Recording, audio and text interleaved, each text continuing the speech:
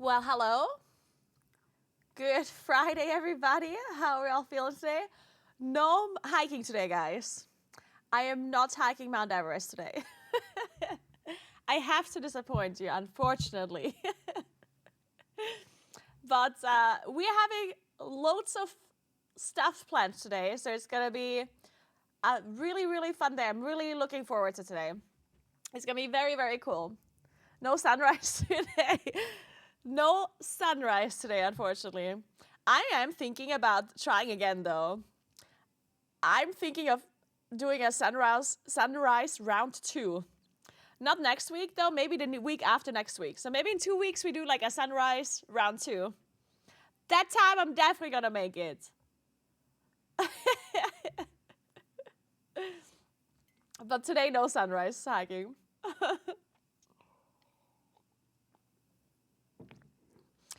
After the stream yesterday, I went to the lady, to Christina, to give her the money for the hot chocolate. She was very nice. I gave her €5, even though the hot chocolate was $2.70, just because she was nice. But yeah, so the plan for today is, I talked to Johnny yesterday, and I had a change of plans.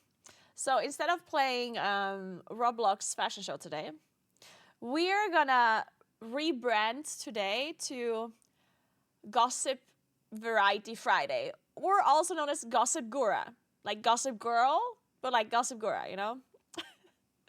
So I was thinking, I still have to do the blind wine tasting challenge, because we unlocked it on Monday.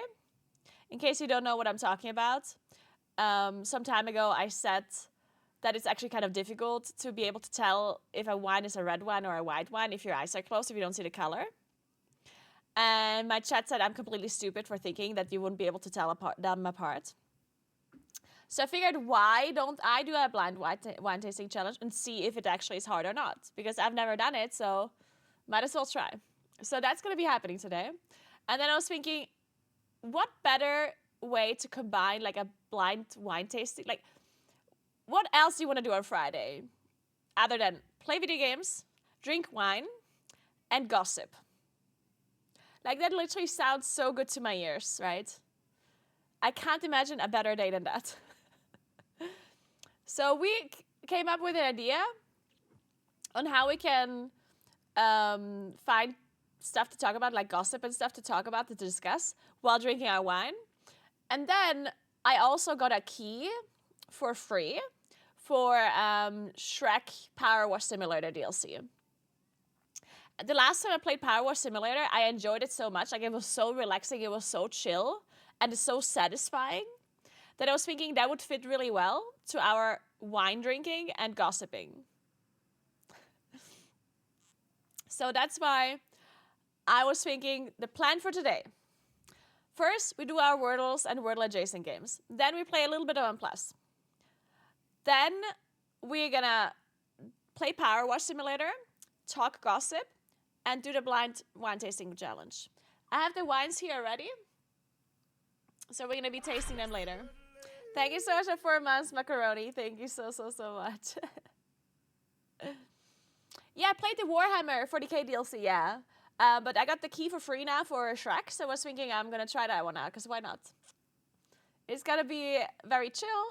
I think it's a very fitting game for Friday and for a gossip day, so I was thinking that's a good idea. So yeah, for the gossip part later, I was thinking we can just discuss Reddit threads. You know, that there's certain Reddit threads where it's like, you know, am I the asshole? And then there's this whole story, right? And they're usually really funny and interesting to talk about. So I was thinking we can go with the Reddit threads. But then at the same time, I was thinking, wouldn't it be really cool to include our community into the talks? So instead of reading gossip stories about completely random people, why not have you guys tell me stories? So if you guys have any kind of story, gossip, or anything, like any like juicy stories that you would want us to give our opinion about later today, then join the Discord. There's a channel that I created. It's called Gossipguura. It's under stream stuff. If you guys want to, tell me whatever gossip it is, of course, you should be, if it's actually a story about people that you know, then make sure, you change the names or whatever. But you can also use this channel to post other stories like Reddit threads or whatever that you thought were interesting, right? So if you went through Reddit recently and you found this like crazy story and you want me to talk about it or you want us to talk about it, then post it in the Gossipguura channel and then we're going to talk about it later while we do the Power Wash Simulator and the wine tasting. Here's my gossip. So there's the streamer. Let's call her Naguura. And by tasting, you mean drink it all? Exactly. Hey, Alma. Hey, Steffix. What's up? So yeah, that's the plan for today. It's going to be a great day. I'm really looking forward to it.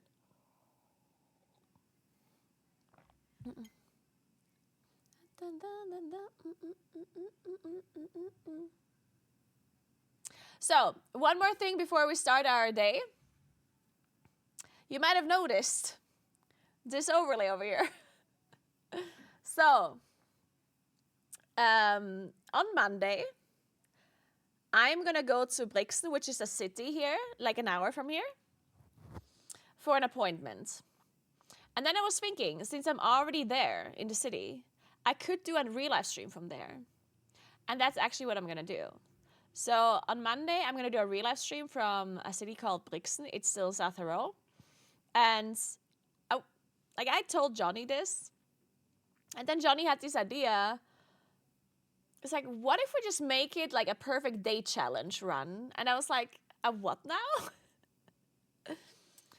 And I don't know why I agreed to this, guys. Like, I must have been drunk or something. I don't know. But Johnny had this like great idea that he's gonna give me certain tasks to do while I am in the city, while I'm doing the real live stream. And I was like, what tasks? And he said, nothing crazy. Like, he like, for example, I don't know, find a shop that sells lederhosen. Or find a bar that sells a specific wine or whatever, right? So it doesn't seem like it's going to be something super crazy. But he didn't tell me what it is. Find a grandma? Yeah, I hope not. But apparently, like, he saw this game or whatever that was about a fly. And you had to find, like, you had to figure out the perfect day for this fly. But the fly only lives 30 seconds. So you have to find a path on how the fly can have, like, a perfect day in 30 seconds or whatever. I don't know. Like, he was, like, super excited about it. And I was like, okay. So it's like, okay, fine. I'm going to do it, I guess. But I was thinking, like, it would be a cool idea if I don't know what it is. So Twitch chat and I will figure out our tasks on what we have to do on Monday. So I thought that was a cool idea for a real live stream, and we will do that on Monday. So if you want to tune in on Monday, it would probably, my appointment is at 11-ish, and it's going to take at least an hour. And then I still have to set up the stream and stuff after. So I think the earliest that I'm going to be streaming is between noon and 1 p.m., okay? So if you guys want to watch that real live stream, and if you want to see a perfect day challenge, whatever it is, then between between noon and 1 p.m. CET on Monday, okay? Hey, Pi, what's up? Maybe you were both drunk, maybe. Like, honestly, yesterday, I mean, I had this one schnapps, right? So, but yeah, excited for that. Excited for today. Excited for this. Let's do it. Oh, I'm also going to go turkey later, which I'm also excited for. Turkey. So I'm going to be drinking a lot of wine today. Loads of wine.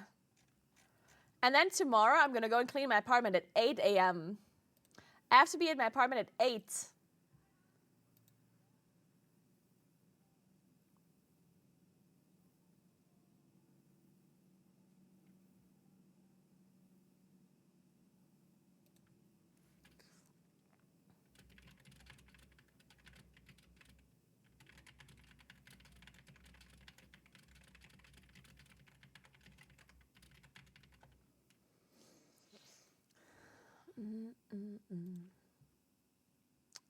now I'm not necessarily going to be drunk.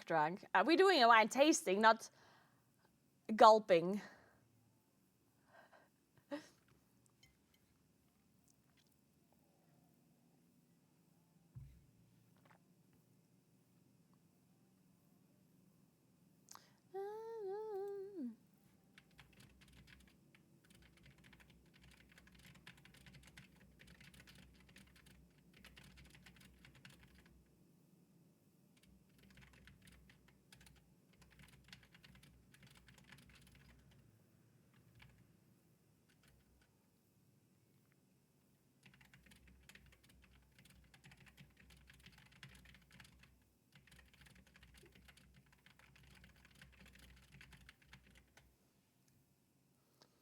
So, where's that stuff from? Good question. You have to level the Moonkin Sucks character. Are you gonna do a proper wine tasting thing and spit it out? Oh no, I will. I'm not spitting out my wine. I have to. Okay, so I have to leave at 5:45. 5:45 is latest. That's when I'm gonna get picked up. So I have to leave it around 5:30-ish. Okay, that's good to know.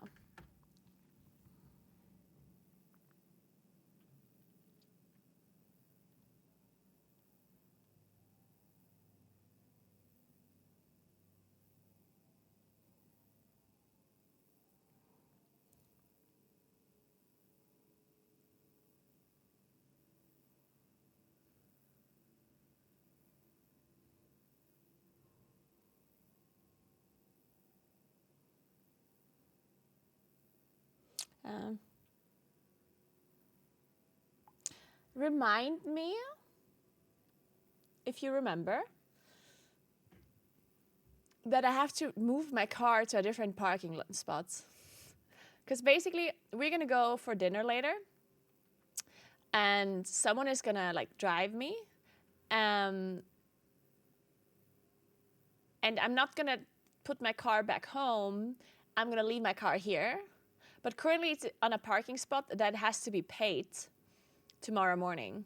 So I need to repark it to another parking spot that is for free. Because otherwise I would have to pay tomorrow. Or I could just pick up my car tomorrow in the morning. I'll think about it later. So, repark it before the wine challenge.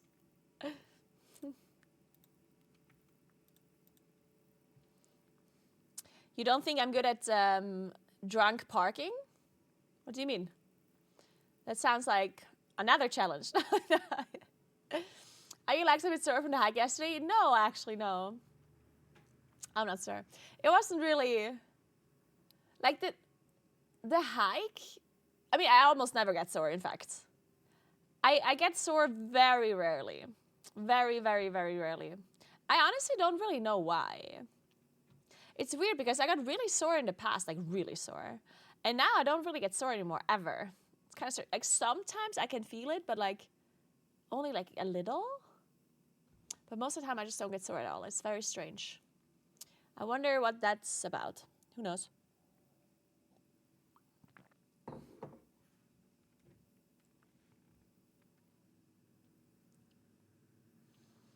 Hey Alma, no, I don't. I think my stuff is from Mage Tower actually. Yeah.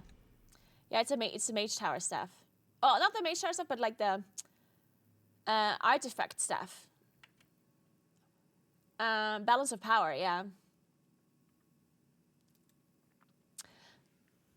Well, the way with soreness, so I was under the impression that soreness happens from muscle breakdown and rebuilding.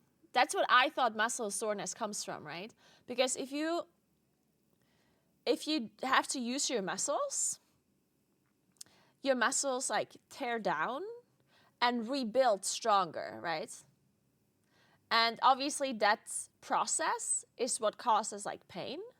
And that's what soreness comes from. And I guess the more you do this, like the more you work out, the more you use your muscles, the more your muscles are going to break down and they're going to rebuild. and the less it's gonna hurt in a sense. But I didn't know that it's like it happens to such an extent that it doesn't hurt at all anymore. I don't know. Who knows?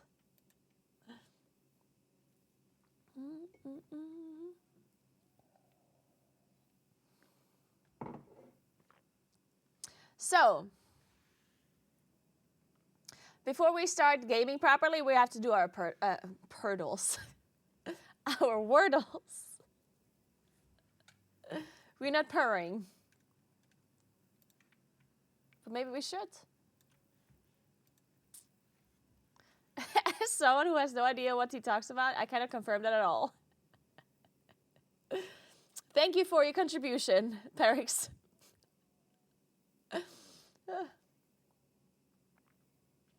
Alright. Today I'm gonna smash these wordles. I just know it.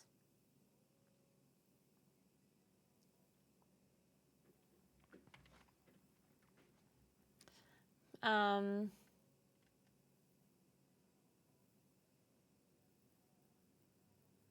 can't even have to say I'm smashing this. Don't even have a word. All right. Shrimp. Shrimp. That's not a word. Ship. Shink. Sink. Stink. Oh my god. Stint? Sting? Stint.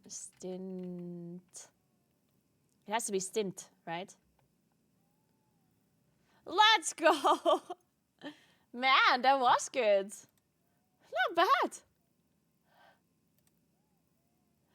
Okay, now we're gonna do some math. Let's find an equation. We don't know which one, so we have to enter a random equation that computes, and then we get information. All right, so there's no 3 in there, no 7, no plus, no 4, no 5. There is a multiplication in there. There's an equal sign, of course, and there's a 2. But they're not on this spot. So that means, since the equal sign is not on this spot, it automatically means that it's either here or here, which means it's either a 3-digit number or a 1-digit number. Let's just randomly assume that it's a 1-digit number so we can try some more signs. So what I'm going to assume is that it's something like this. So like something minus a multiplication. 2 times 6 is 12.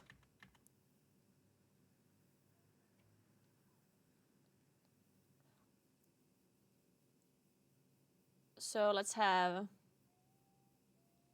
20 minus 12 is 8. Oh. Okay, so now we know that minus 2 times is correct, in the correct spot. It is a 1-digit number. There is not a second 2 in this equation. We do have a 0 somewhere and an 8 somewhere. So the 0 is not going to be here, and it could be the answer in theory, but I doubt it's going to be 2 times 0, right? And the 0 is not going to be here either. Wait, so this actually means that the answer is 0, right? It doesn't, it could also be something else, but like 0 is obviously not at the start. So I guess it's like something minus 2 times 8, maybe like, 2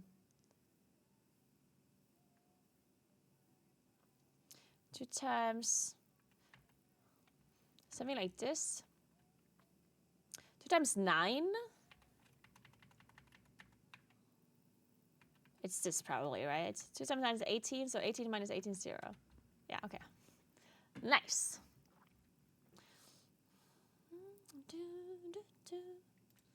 All right. Good job, everybody.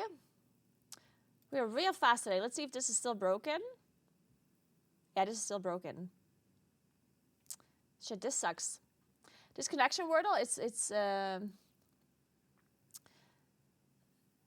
like they somehow broke the algorithm, or there's like a mistake in the algorithm, not the algorithm, but like the program that is writing this has a mistake, because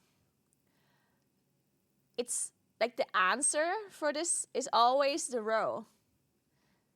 Like every row is the correct group, because you have to create 4 groups of 4, right?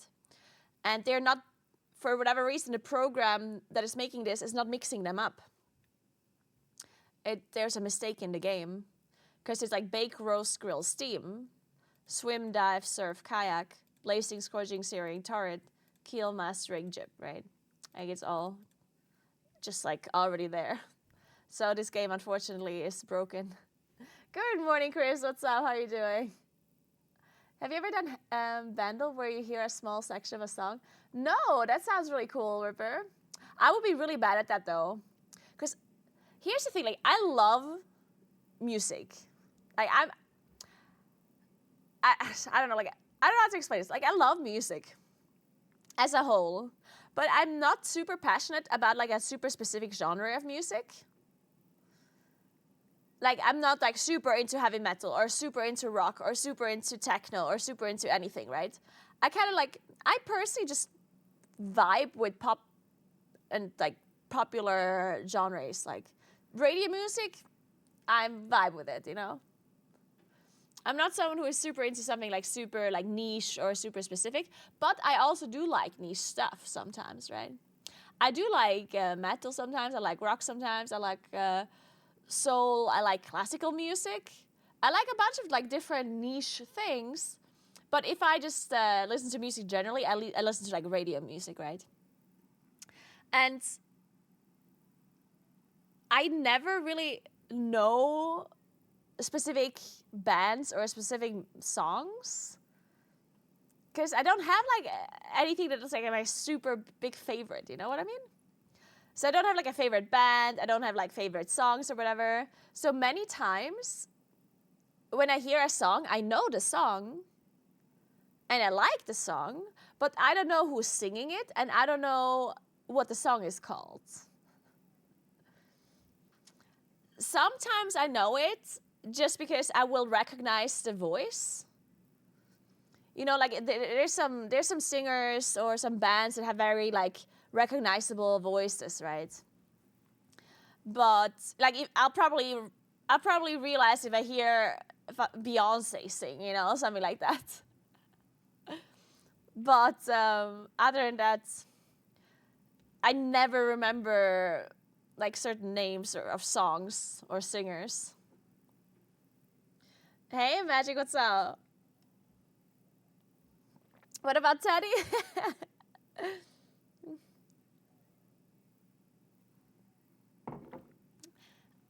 The funny thing is, you would think that I recognize Teddy Swim's voice, but I do recognize his voice, but it sounds very similar to some other people's voices too. Like there's this other singer that I forgot the name of course. And he very much sounds like Teddy Swims to me. Oh my God, what's his name? Steven Rodriguez. Yeah, this guy.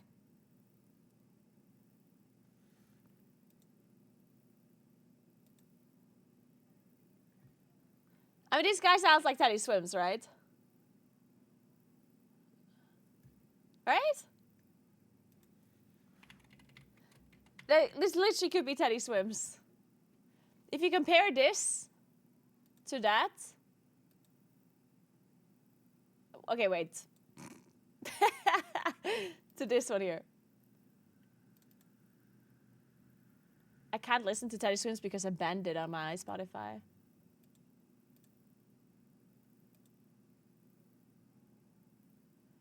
Like, it's pretty similar, right?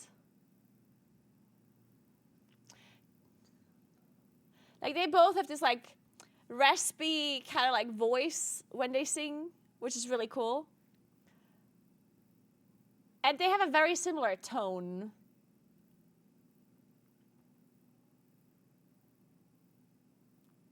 Okay, I actually need to listen to some of Teddy Swims' new songs because I had banned Teddy Swims. Okay, hear me out. I love Teddy Swim's voice, yeah. I think he has an amazing voice. And when I heard Lose Control for the first time, I was like, oh my god, this is so good. So I looked up Teddy Swims like once. I swear, it was like once on like YouTube or something, because I wanted to listen to like a live performance. So I listened to his live performance, and then my Spotify and my YouTube and my algorithm all over my social media was bombarding me with Teddy Swims songs. And the problem was that he's like somewhat new of a singer, so he doesn't have that many songs. And my Spotify just kept repeating like the same songs over and over and over and over. And I couldn't stop it. So at some point I had to ban Teddy Swims. Like I literally banned the whole like singer because I just couldn't listen to it anymore. But I'm gonna unban it now. See if it's still gonna be that bad. Is this a new song? Oh no, this is not new. This seems new. Let's listen to this for now. Okay, anyway. Yeah, right, Saki? It's so strange. Hey, Gundam, what's up?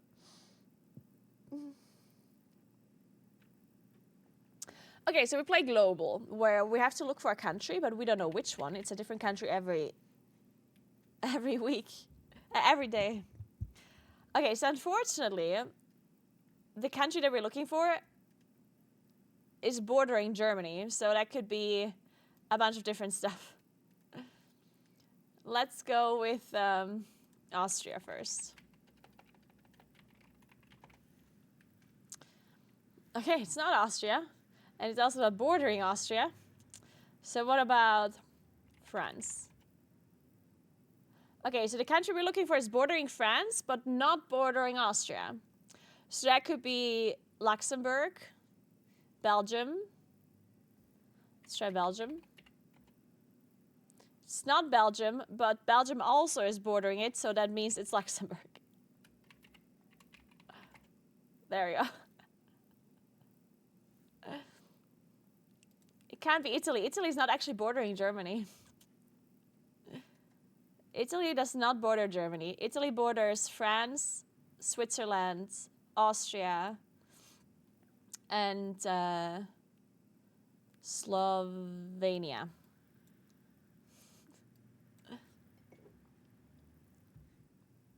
I keep mixing up Slovenia and Slovakia.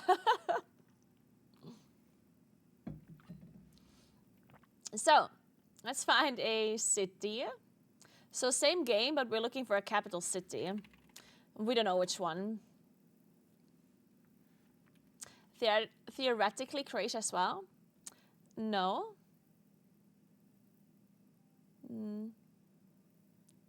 It does not border Croatia?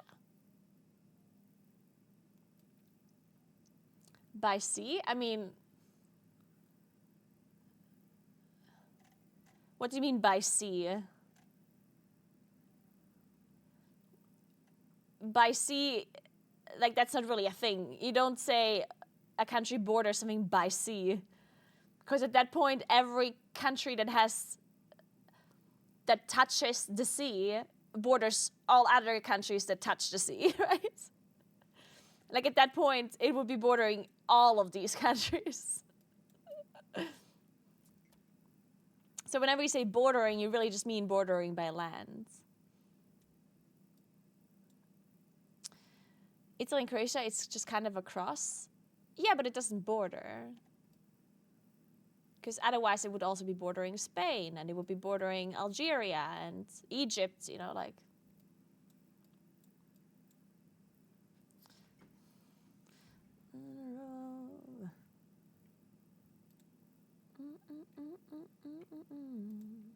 Anyway.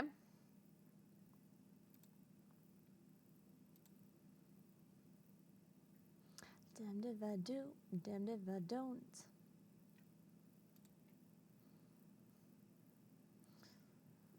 So she's the devil. Wait, why doesn't this? Where am I? Where am I? There you go. Okay. So we're looking for a capital city that is 9,100 kilometers away from Berlin, which equals 5,660 miles. That is a long distance. That could be Tokyo.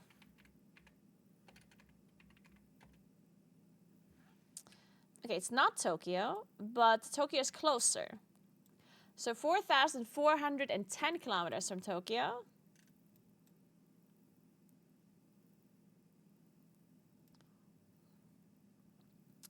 So that could be, it could be like maybe Jakarta or Singapore or Hanoi. Let's try Jakarta. Okay, 1,990 kilometers from Jakarta. So 2,000 kilometers, basically. I think Hanoi is too far up. What's the capital of... Like, I think it's the capital of one of these countries here. Like, either the capital of Malaysia... No. Probably the capital of...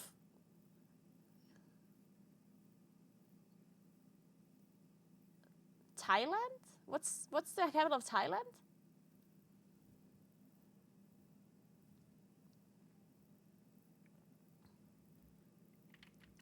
Bangkok. Okay, it's not Bangkok. It's 540 kilometers from Bangkok. 540, that's not that far at all. So that's the capital of Cambodia, maybe? And that is...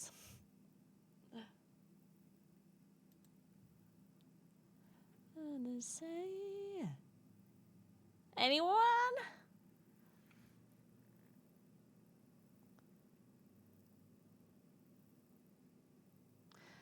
Wait, 3 people said 3 different things.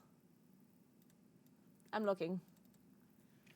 Capital of Cambodia. Oh, there.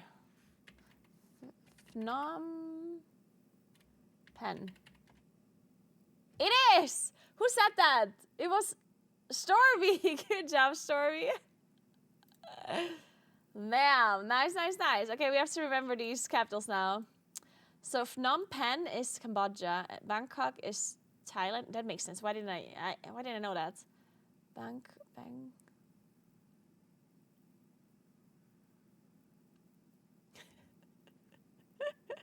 Wait, my camera froze. What happened? Why is it doing that? What's wrong with this camera? That makes no sense. Strange. Weird. So Phnom Penh. How do you pronounce that?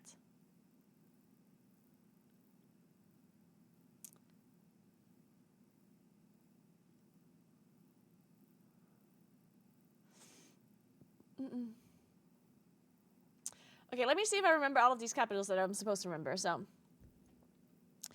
all right, listen to me. I get all the capitals for you. All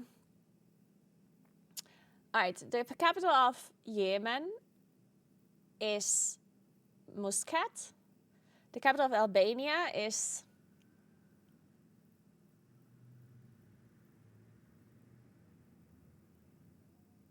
No, wait, what was... So Turkey is Ankara, right? And Albania was... Oh, Tirana. Then the capital of Bosnia was... No, was it Bosnia that was the capital of, or was it Bulgaria? This like women name. Sofia. Is that Bosnia or was that Bulgaria? I don't remember. Bulgaria, okay.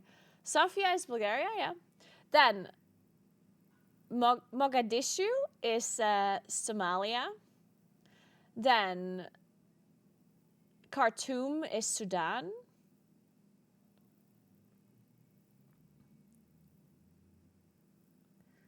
Then Baku is Azerbaijan. Then Tashkent, that one was Uzbekistan, I think. Then Kyrgyzstan was Bishkek. And Tajikistan is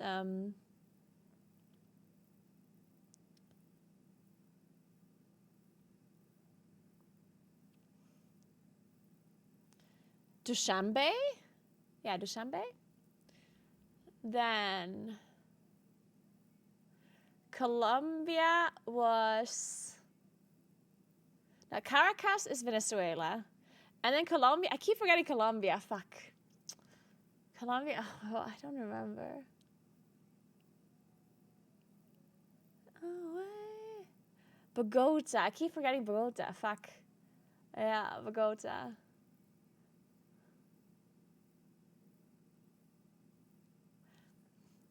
And then Kathmandu is Nepal. Jakarta. What do we have here now? Phnom Penh. Bangkok.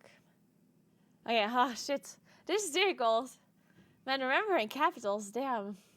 Anyway, let's play some travel. Okay, so the way travel works is that you have to go from one country to another country by naming the countries. They have to border. And you need to make sure that you cross the least amount of countries. So not the fastest way, but crossing the least amount of countries, which usually results in you taking like bigger countries rather than smaller ones. And we only see the country outline. We don't know what they're called. So in this case, we have to go from this country to this country. So I know that this country is Namibia. I'm pretty sure.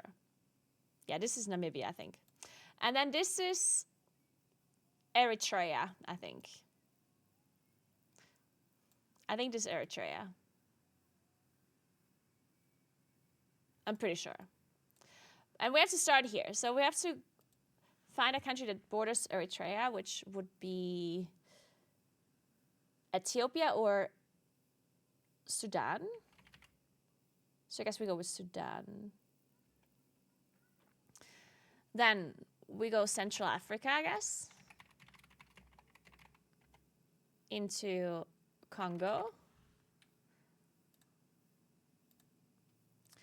Into Angola. How did the camp freeze again? God damn it!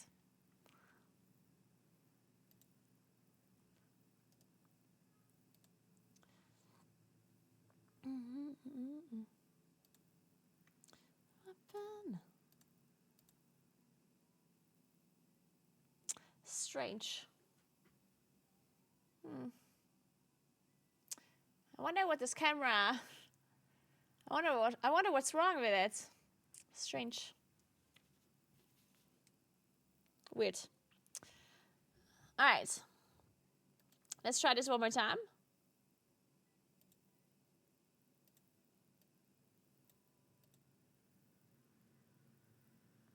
Okay, this is Laos. And this is...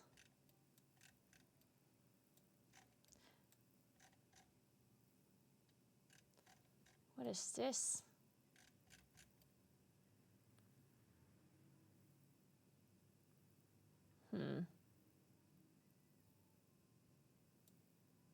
Well, it doesn't matter because we have to go to the left. So, well, I guess it does matter a little bit because we might have to go over Russia, right? Oh, no, sorry. This is not Laos. This is Vietnam. Yeah, sorry. It is Vietnam. It's not Laos.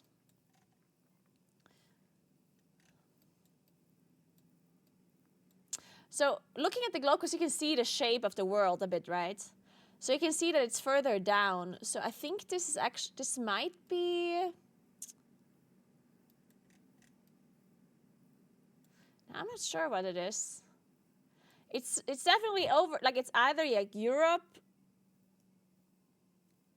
but probably not Europe, probably like... I mean, I don't know. Or, I mean, I don't know what this is.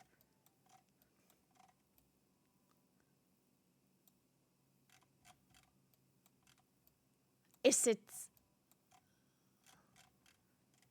I don't know. Do you know what this is, this country? I don't know. Yeah, it's not that big. But it's also not super tiny. No, I don't think it's Kuwait. I think Kuwait would be smaller even. I think Kuwait and Bahrain are too small. I think this has to be a little bit bigger, don't you think? But you know what? Let's just move to the left first. Not through Russia. Let's not go through Russia. Let's just try... Let's go through China. Oh, this is really far away. You know what? This might actually be in Africa.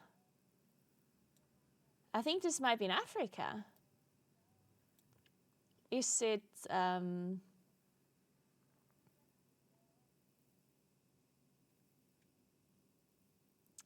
think it's Tunisia. I think it might be Tunisia. I'm not sure, but this is weird. It looks like it's like an island or something here. Fuck, I don't know. Let's just go further to the left for now. So Afghanistan. Like this is so far to the left. This is definitely not like Kuwait or anything like that. Because that Kuwait is here. It's right here. Like this is all the way to the south. You know what it is? It's like, is it Ireland? No, it's way too far down for Ireland. You know what it is? I think it's like a country in Africa on like top left, you know? Like I think it's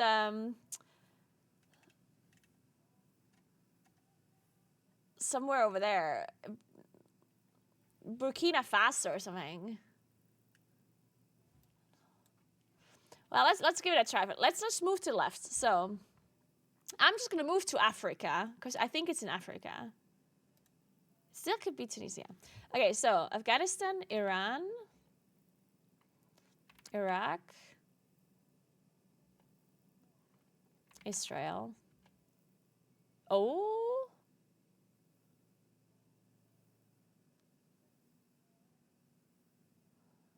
Israel is wrong. Oh my god, what is this?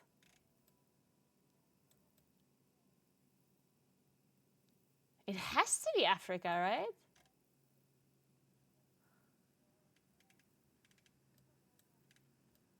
No, it literally can't be Lebanon. Lebanon is right here. Like, this is Israel, yeah? It can't be Ireland. Like, it's way too far down. Like, look where we are in the world.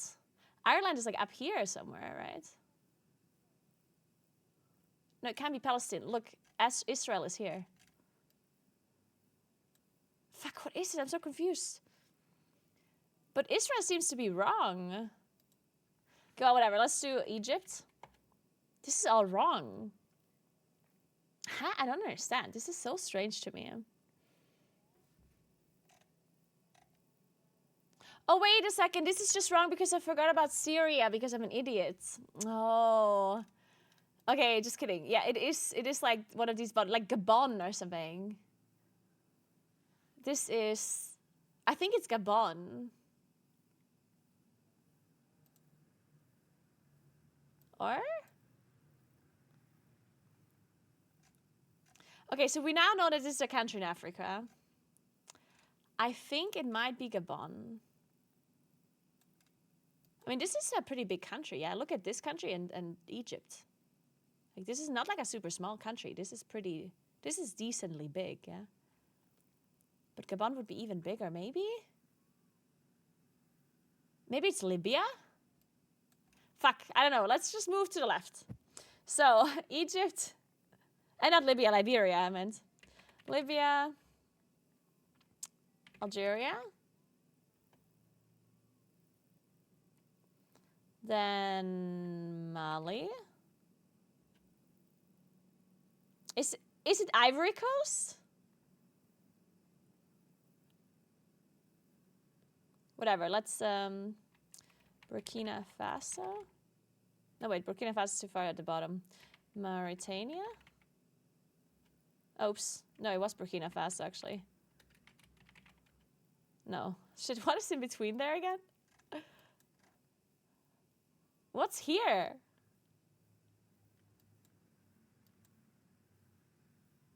Wait, am I stupid?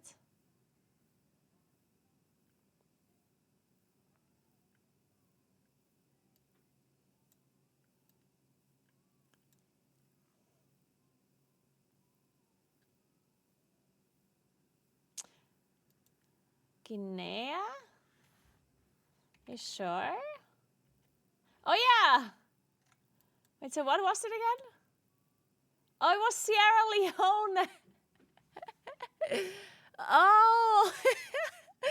Dude, that was so difficult. Are you crazy? We just had to go from fucking Vietnam to Sierra Leone and somehow tell what Sierra Leone looks like. That's crazy. Damn. Well, I'm glad we made it, and we didn't have that many mistakes. I only messed up Mauritania and Burkina Faso. Okay, one more, but holy shit, that's okay, this sucks. Because we don't know what this is.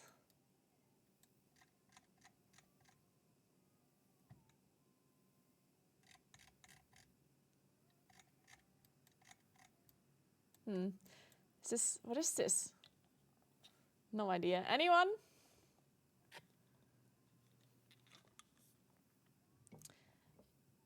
Kosovo. I think it's Kosovo?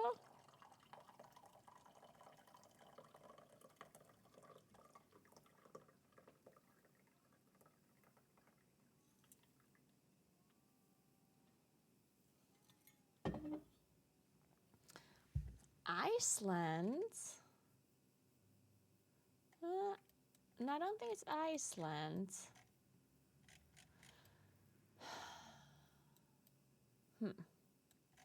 The problem is we have no idea what this is. Like, what the fuck is this supposed to be? Like, come on, how are we supposed to know this? It might be, let's look at the location. Okay, so this could be East Timor. Let's assume this is East Timor. It's Singapore. Okay. Okay, it's Singapore.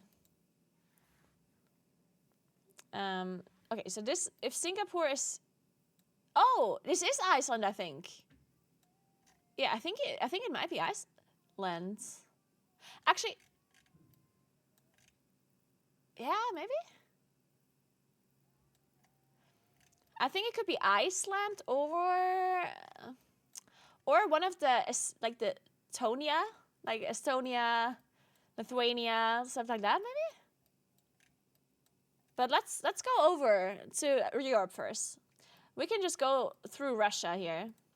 So we go from Malaysia to Thailand, to then Laos, China, Russia. Yeah, okay, it's... No, wait, what is it? Wait a second.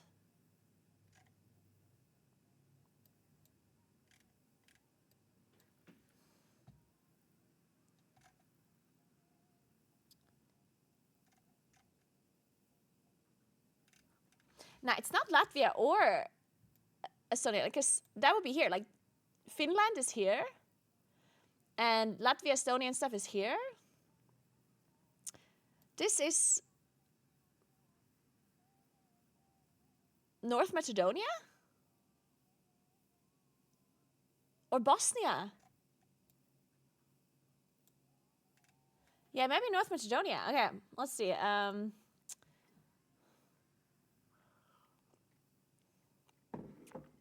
So let's go to, how do we go here? Ukraine? Romania? Bulgaria, right?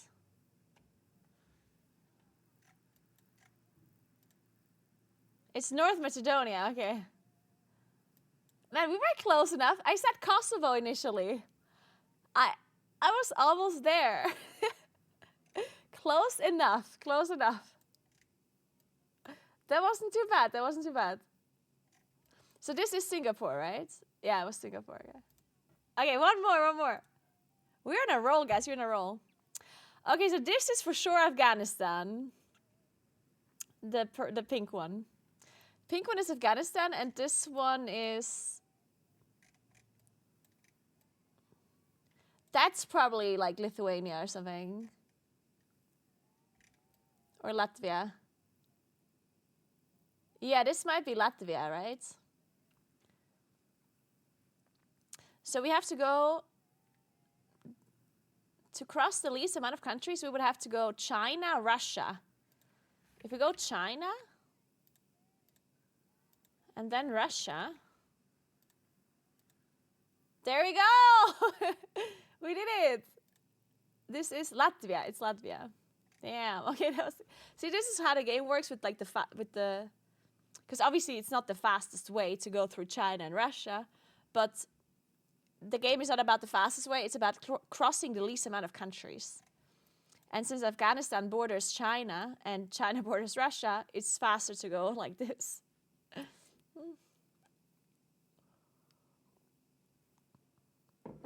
All right, let's move on now. So, let's play Loldo.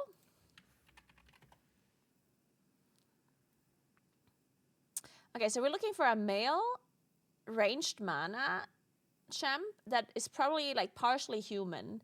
And it's on a newer side. It's not an 80 carry. So, let's think.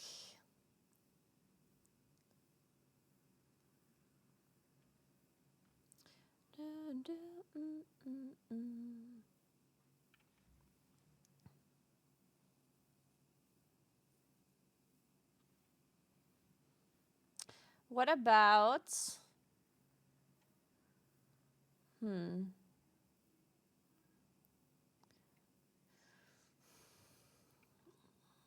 Victor is older, I think, right?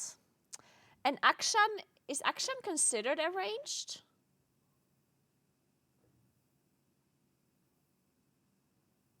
It is, right? Okay, so Akshan, does he have mana as well?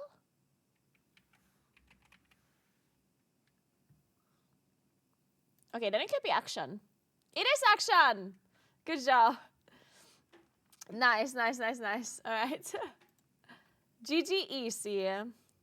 Okay, now let's find a... Ooh, okay, so we're looking for a female vanilla character. This is not Chromie, because Chromie's a mage. Not human, not from Terramore. Female vanilla character. Onyxia. Okay, it's not a dragon.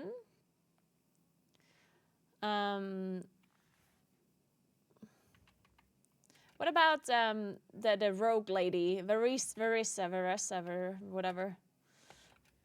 No, what's the rogue lady called? The undead rogue? The undead, what's her name? What's her name again? Lillian Voss, yeah. Oh, she's Kata. She's not, oops. Okay, whatever. Now we know it's not undead, it's not dragon, it's not human. What about the hunter lady? The night elf hunter lady. The one that is in the current expansion as well. Hey, Tiger Virus. Your hiking stream was so much fun yesterday. I'm so glad you enjoyed the hiking stream. We might go for a round 2 in like 2 weeks or so. I'm not going to give up, guys. We're going to see the sunrise, okay? In 2 weeks approximately, when we have good weather forecast, I'm going to try this sunrise hike. It's going to happen. We're going to see the sunrise, guys. The fog witch is not going to prevent us from seeing the sunrise twice. Valeria. Okay, apparently that's not a thing. Who's Valeria Sanguinar? Who's her?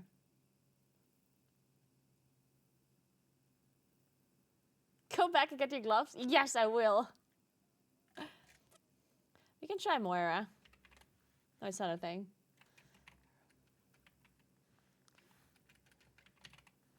Illyria. Oops. Just kidding.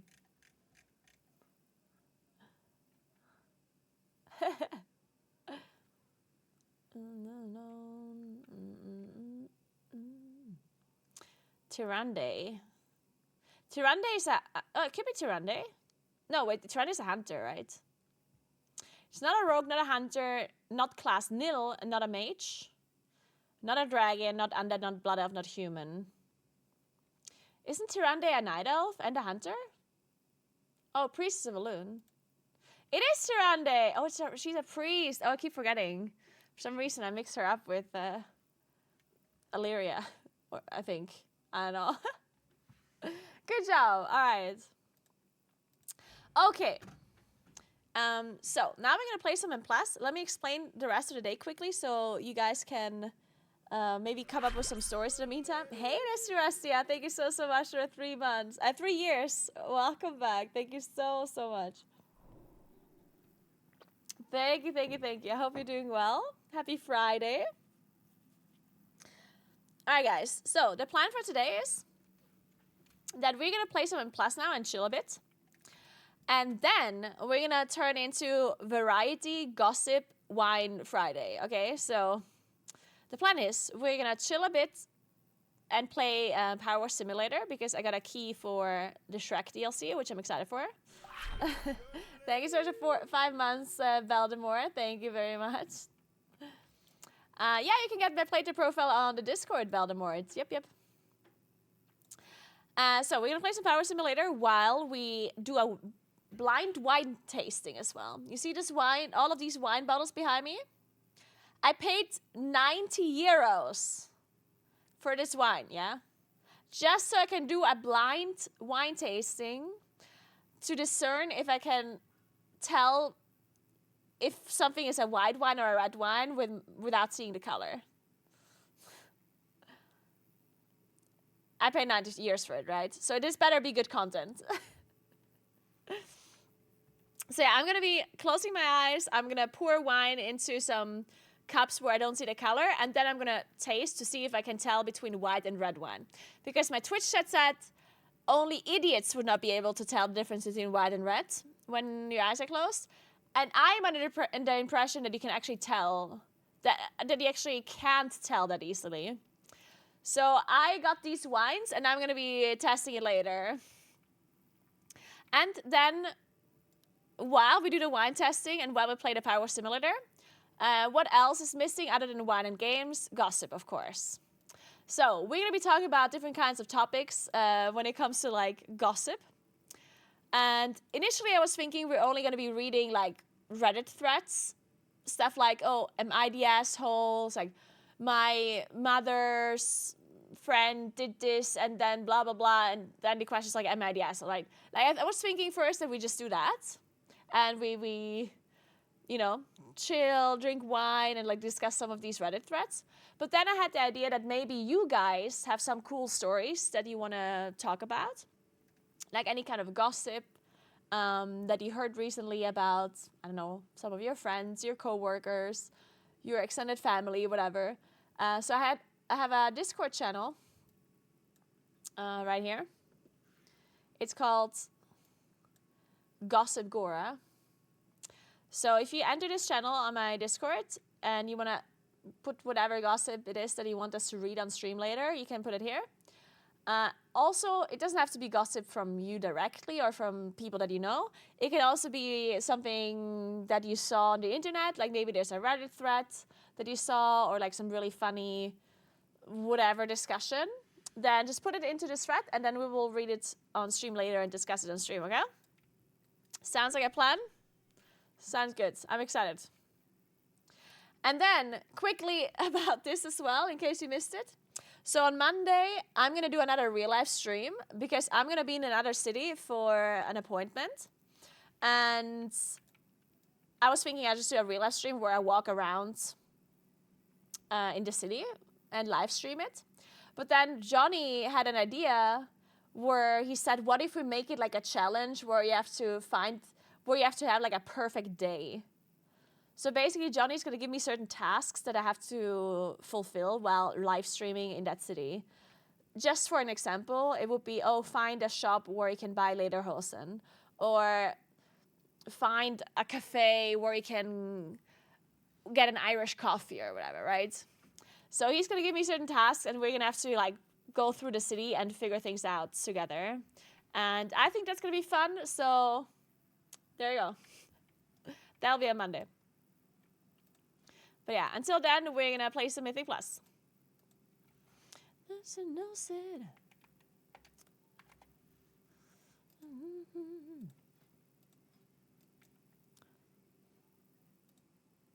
This is the guy that sounds like Teddy Swims. No, I don't have a laptop. I'm just streaming from my PC simply together. I just have a normal PC setup.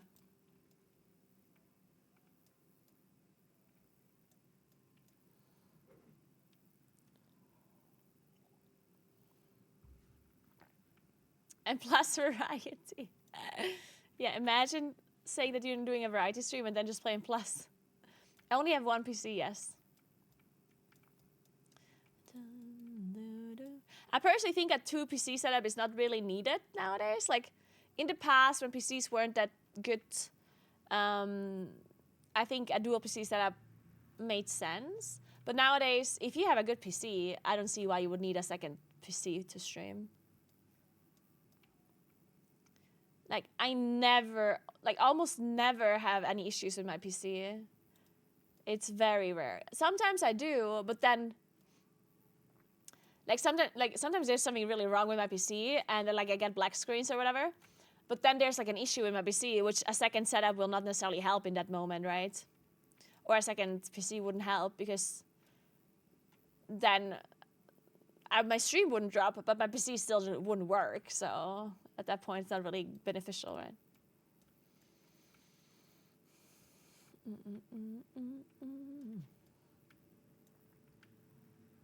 So,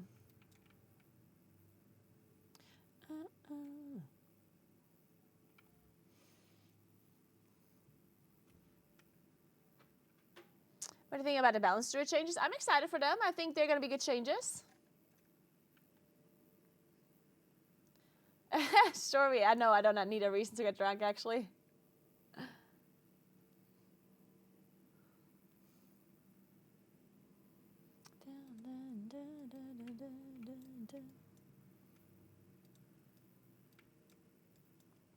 So we need Valor stones.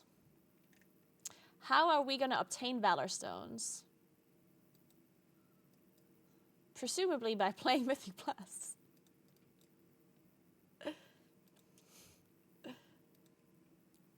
But which dungeons do we want to do?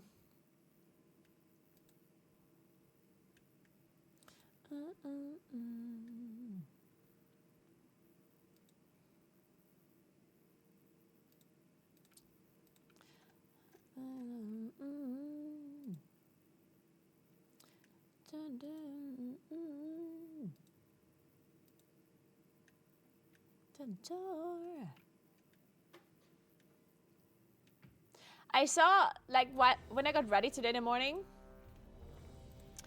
I looked at the Dorky Now group and how they were practicing some of their time trial runs. I actually wanted to take a look at the time trial runs real quick anyway. Wait, we were doing mists, right?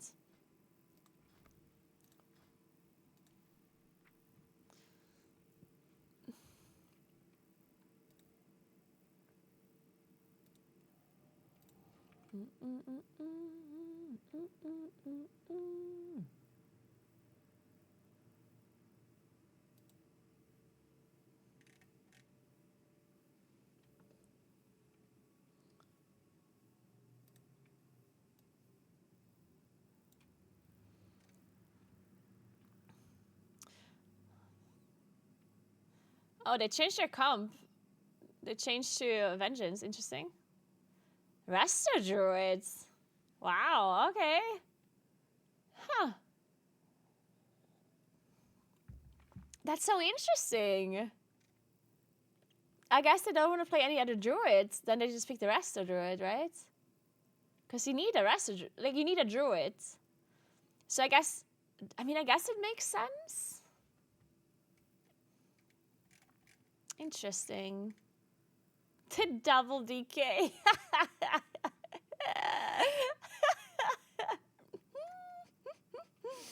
Oh, that's hilarious. I was predicting the double DK, honestly. Like, I was thinking that will happen.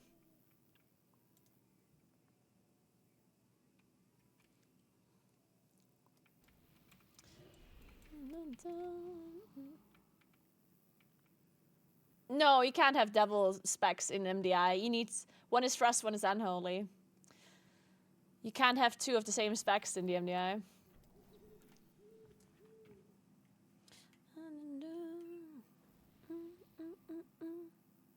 So I think I'm actually gonna... Because there's MDI not next weekend, but the weekend after. And that will be the week where I do the hike. The round 2 sunset hike. But I'll just do it at some like random day during the week.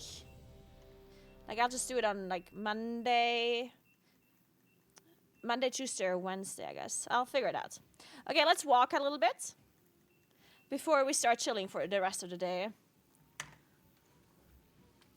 I wanted to go to the gym today, but then I just didn't.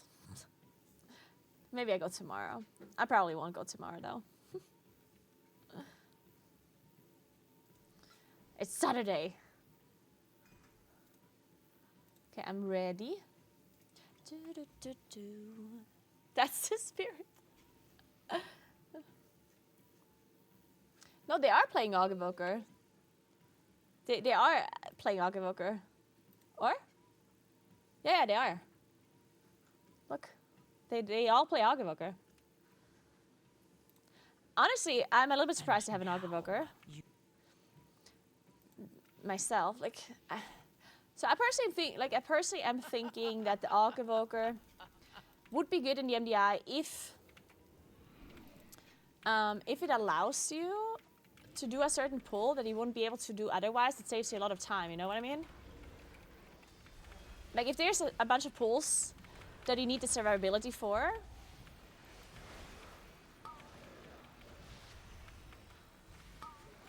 One sec.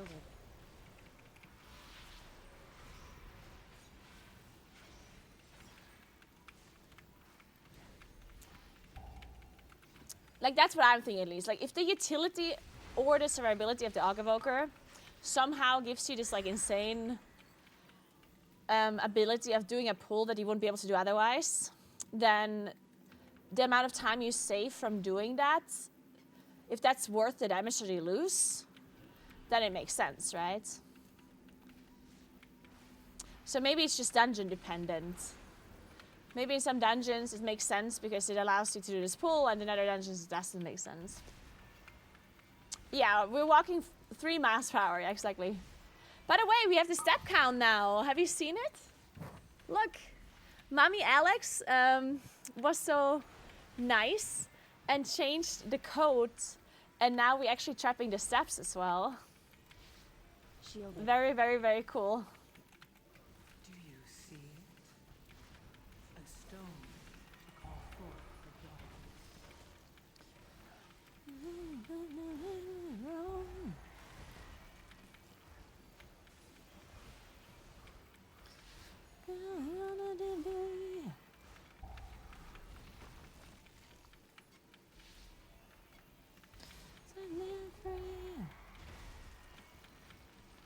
What's a kilometer per hour?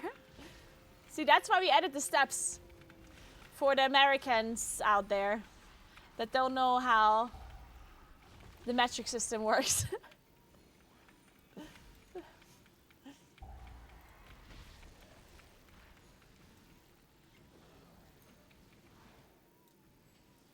I got you guys, don't worry.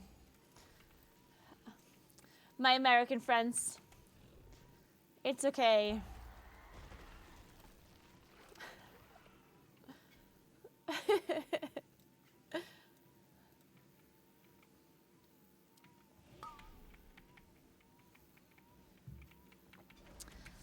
What do I do here? I guess I use trees, but nothing else.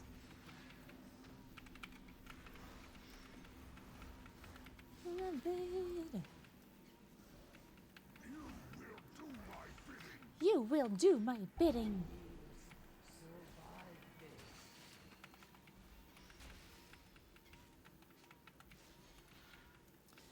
This buff is so long actually now. Jesus. It's crazy.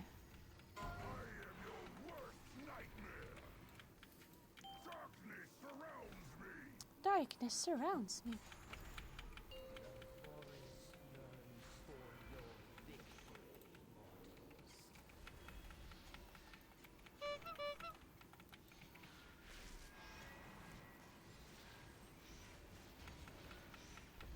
Shielded. I will break you into splinters!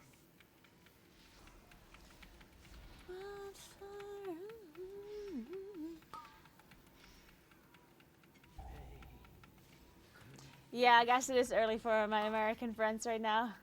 Usually usually most Americans come or join my stream at around like 4 or 5 p.m. I guess, my time. That's when they start waking up.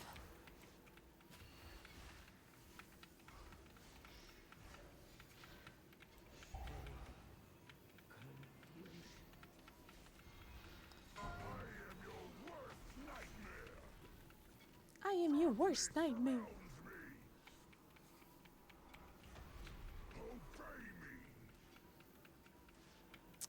I don't have a lot of damage.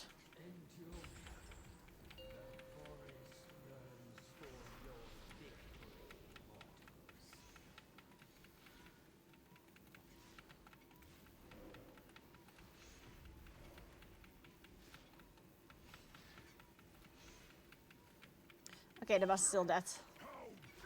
Shielded. Very good, very good. Oh, we haven't lost it. Yeah. I don't know, like... Wait, we should last now? Wait! Peter! Peter!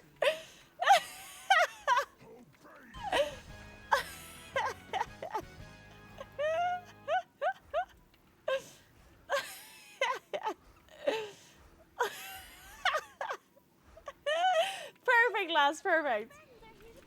Good job. It's okay. Honestly, it looks cool. Look how big we are right now. It's great.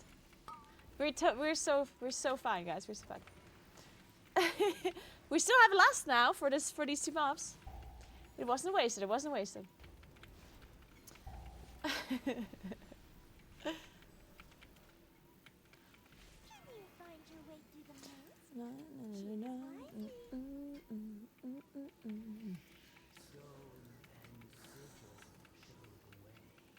I'll see you.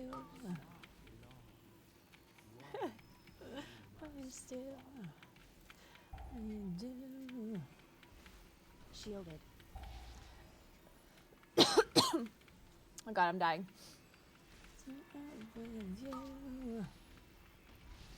Dude, yesterday I almost choked on my salad.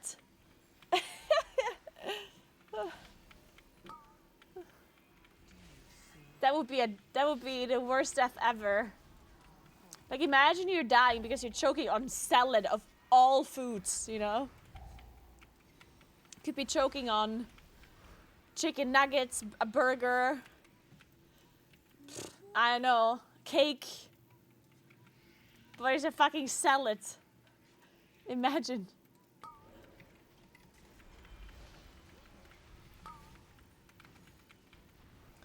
It's funny how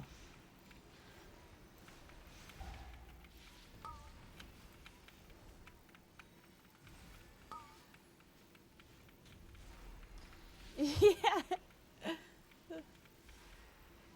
Okay, I love you, but Shielded. No fooling you.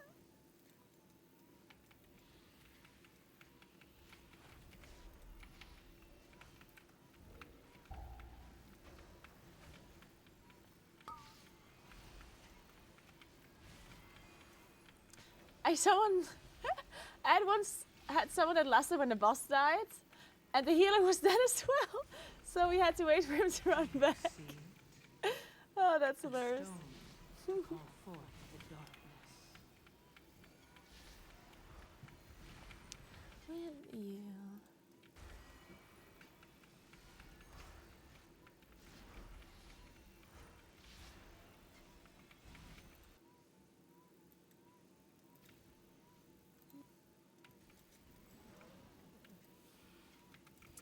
Alright, Gorge Gullet.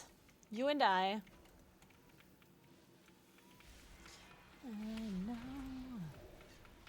Are people not pulling through the walls anymore, by the way, in this maze? Like, is that just not worth it anymore? Or is it just, like, something that people do in higher keys and not in, like, pack keys?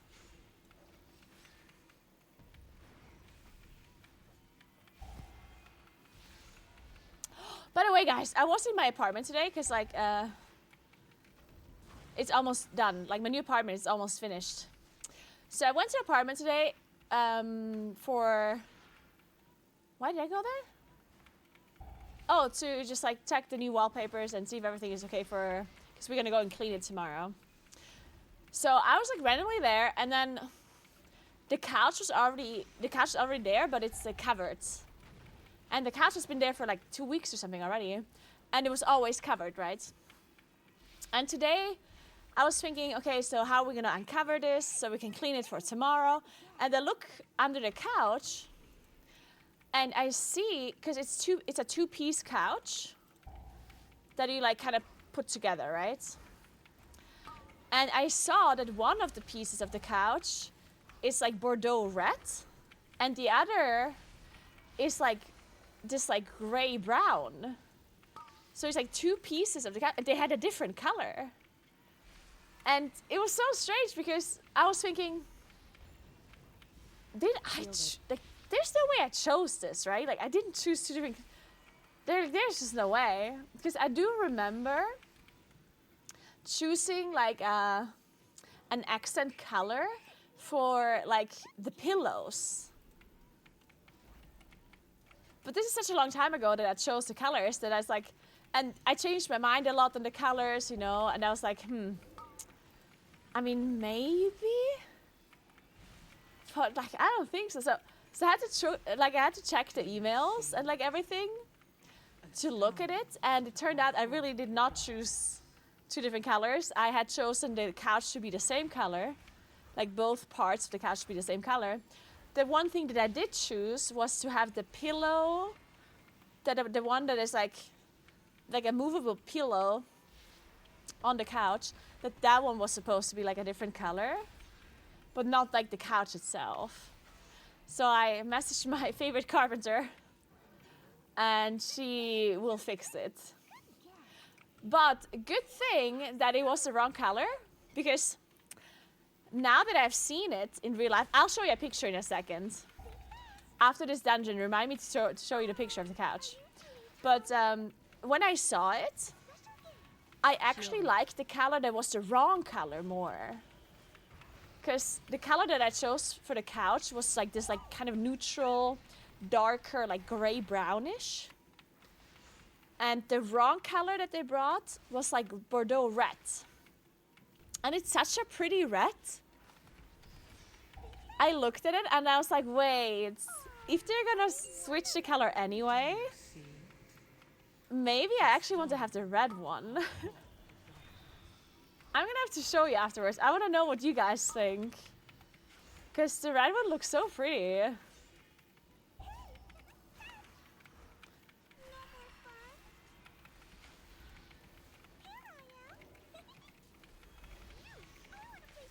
Love me.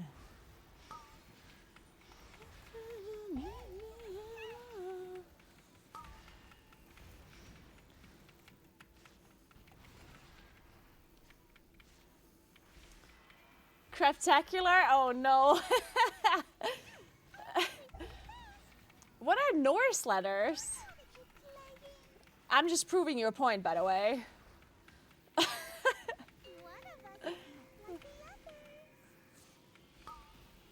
So I don't actually know what we're gonna be playing with the talent changes. I don't actually know. It's possible that we don't play Keeper anyway. I think we still are playing Keeper, but I think it's not like guaranteed. I haven't really... I haven't looked at the theory crafting behind it yet. I'm pretty sure the theory crafters did the math. Shielded.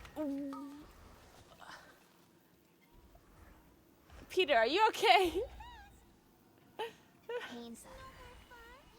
Nice paint sub, my friend.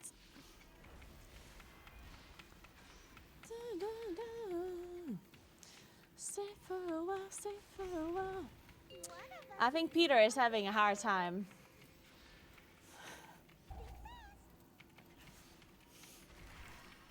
Honestly, like, there's two possibilities.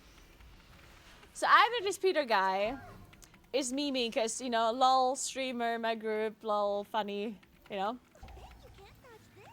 Or this Peter guy is just like really drunk.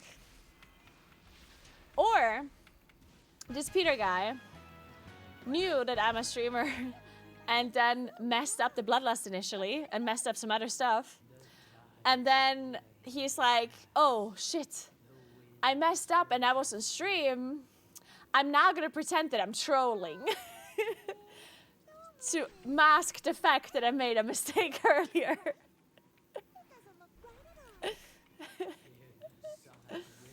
So one of those things is happening at least.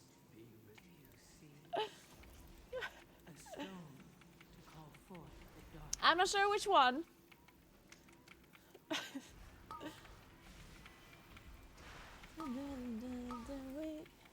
Shielded.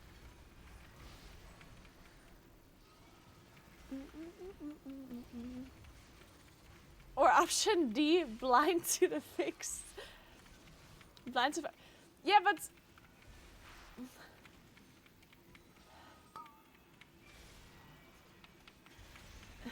But, like, the rescue was on purpose, yeah? I'm pretty sure. Because why rescue me? Like, let's just say they didn't see the fox, the Vulpin. But why rescue me at all? Like, there was nothing to rescue me for. Right?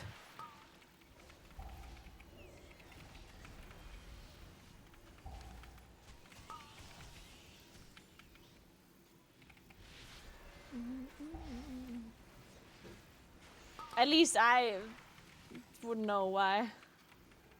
I mean, maybe there was a reason, I don't know.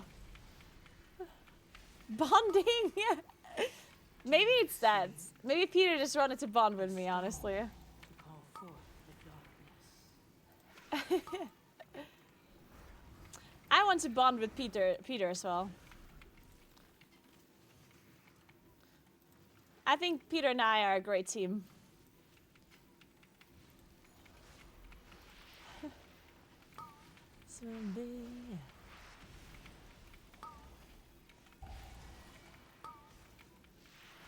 Biology.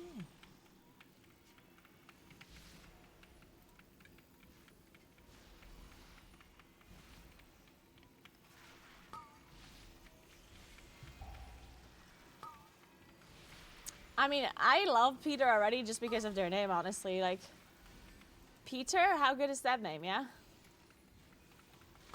No matter what it is they're doing, I'm supporting them. Peter and I were like this.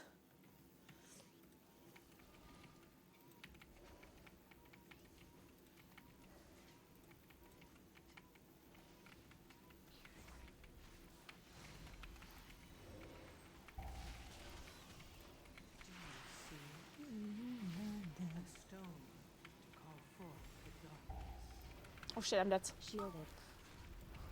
Okay, I'm alive. Whew. Me up.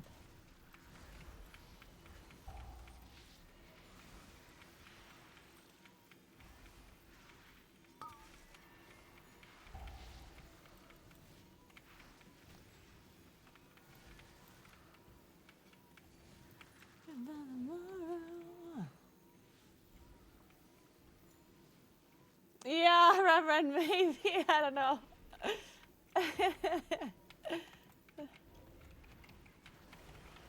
Nice, nice, nice. Let me convoke.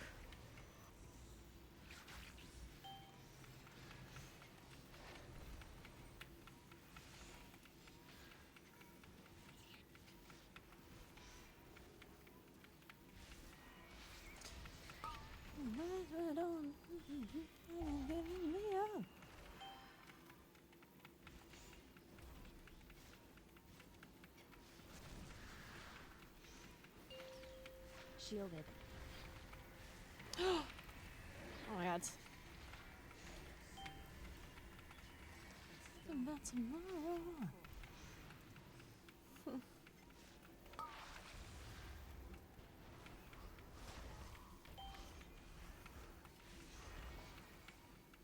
So what else is happening for the new anniversary patch next week? Like, we got the balance rework, of course, and some class changes, but what else are we getting?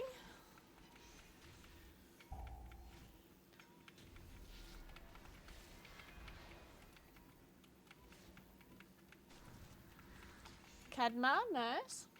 Yes, next week already, I know, right? It's crazy. Also, I guess the MDI is being played on a new patch, right? Wait, true, I didn't think about this. Wait, huh. Oh yeah, and we're getting the raid as well. Like, what raid was it again? Oh yeah, true. Blackrock. True.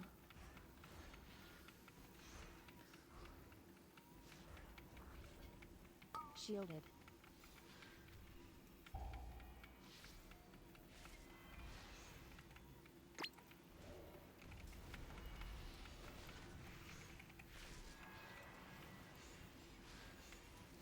Yeah, it's not gonna be very difficult, right? It's just gonna be heroic difficulty though. But still might be interesting.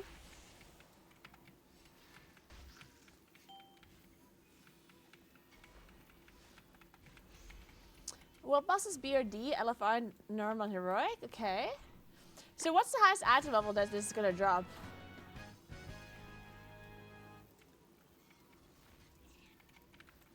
This raid.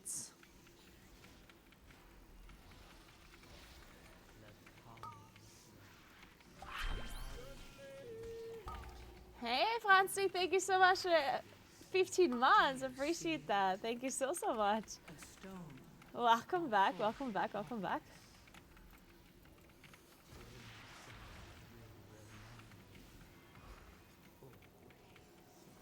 Oh, it's just current heroic as well? Okay, yeah, that would make sense, I guess. Yeah, that makes sense. Shielded. I told you that you destined for Oh. great things. Rejoice. Okay, nice. Yeah, that's not too bad. I mean, that'd be kind of good item level for me, because I don't have that much access to mythic gear, I guess.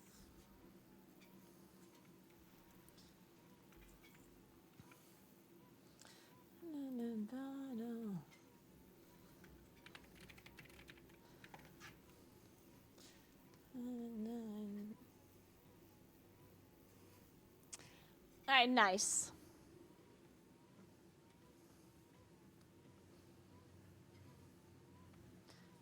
Okay, let me show you the different colored couch.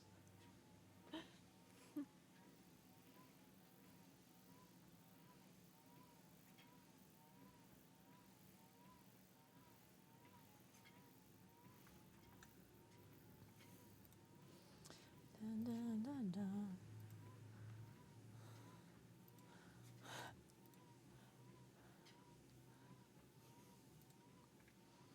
Yeah, here. Like, look at this.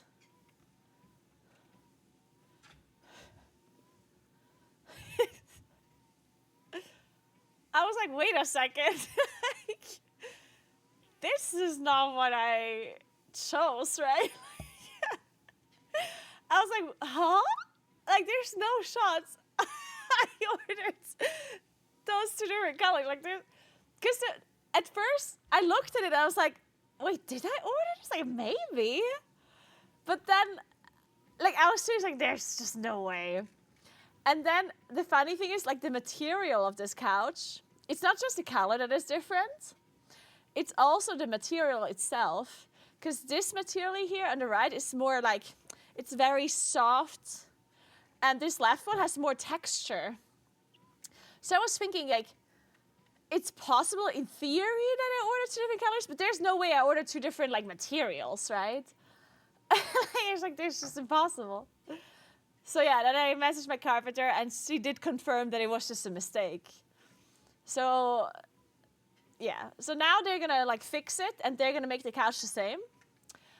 But what do you think now looking at it? Like the red is just so cool, isn't it, right? What do you think? Like, so technically the correct color that I chose is supposed to be this right one. So this left one is supposed to look like the right one. But now that I see the wrong color is actually so pretty. Right? I don't know, right? It looks so pretty. I know, I feel like I want to go with the red. It looks like a giant glass of wine. Yeah, perfect.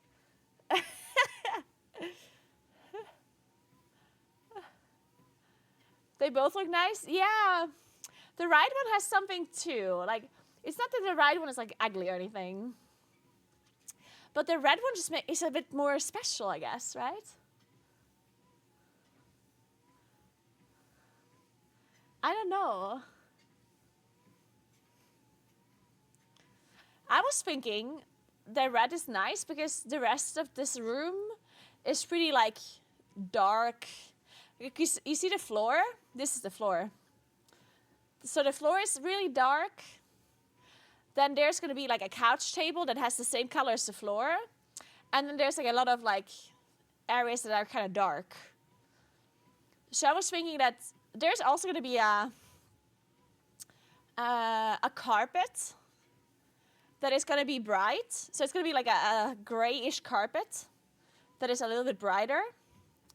So that would be a nice contrast between this couch and the carpet as well. But I still kind of think the red just gives it some color maybe. So technically if I take this color, right? If I take this color, then I would have this couch on like a bright carpet and then the dark floor. And then you can take like a blanket and pillows that have color. Right? So that's the only reason why maybe I don't want to go with the red. Is because if I go with the red couch, then I'm kind of like locked in with the color scheme. So if I want to like I have to take very particular pillows and stuff for this red couch. If I take this neutral color, then I can change the pillows around and the colors around the way I kind of want to. Right? If I ever want to put like blue pillows or like a blue whatever, right? Then I could do that with this one. But if I take the red one, then it's going to be a little bit difficult to change the colors around. Like at that point, it's just red, right? But I like the red. So I'm still leaning towards the red one. It's just that I'm going to be a little bit more locked in with the rest of the decoration, you know?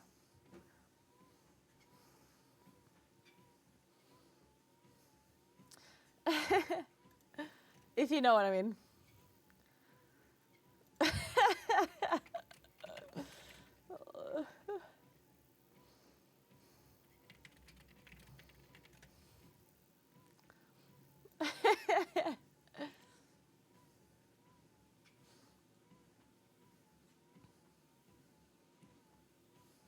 No, they are changing it for me because this was wrong.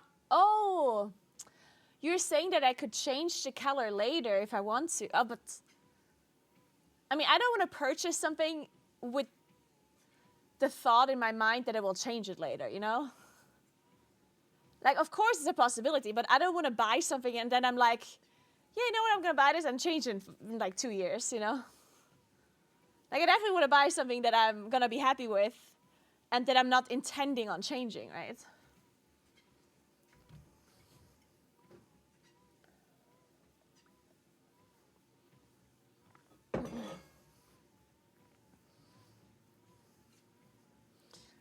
But yeah, they're obviously changing it now. Like, obviously it's not going to stay like this.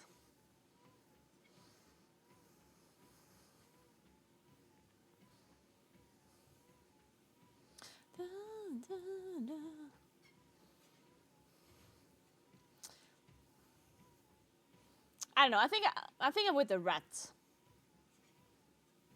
I am uncivil, yeah. It's a mini walking pet. It's very nice. Dun, dun, dun. Hey Artemis, what's up? What's up?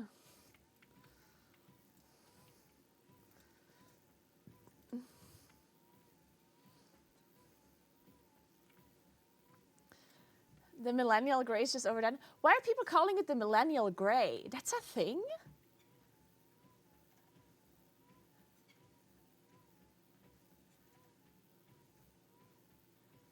Like, is that actually a thing? Millennial gray? It's the first time I hear about that. Really? Like, I've never heard about that. Millennial gray. Huh.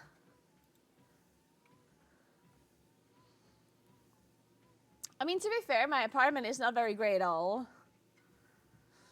So, I mean, I don't even know if this is gray. I think it's more brownish. Like, I don't actually think this is gray. And it's hard to tell. It's more. I feel like it's more brown.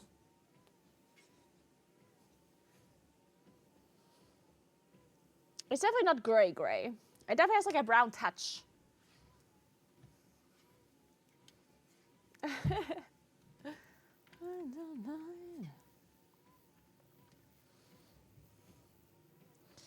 Fire. Yeah, I don't know. I'm with the red, I think. But she said, like the lady that, the carpenter, she said, because she's going to arrive on Thursday, because I'm cleaning the apartment tomorrow. And then she's going to come on Thursday and she's going to like decorate it the way she thinks like looks good or whatever. And then we can take a look at the colors again and see, okay, this looks better, this looks better. So it's going to be fun. I'm just going to reassess this whenever the rest of the apartment is done. Because they're going to have to redo it anyway, so.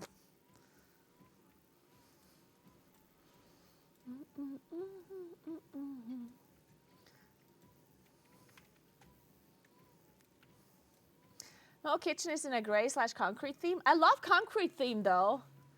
Knowing that my taste has become a meme makes me feel old. No, but I love concrete theme. That's still good though, right? Like maybe a gray color. Yeah, I mean maybe the gray itself. But it's not that he can't have anything gray. That would be bad, right? I personally like the concrete kind of look. I think it's cool.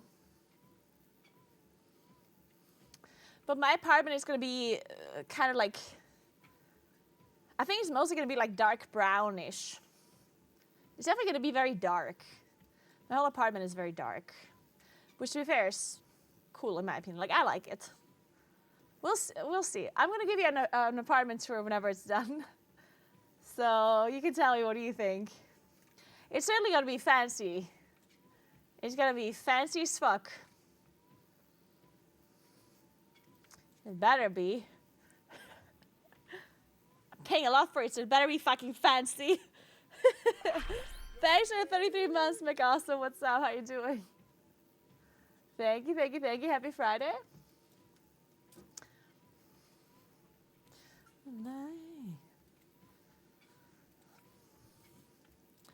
They also put the wallpaper in it now, and the wallpaper looks so cool. I'll show you the wallpaper. I love it. It's just so nice. Place inside the heart. Look how cute it is. I mean, it's hard to tell in this picture because it's a bit. Yeah, the picture is kind of.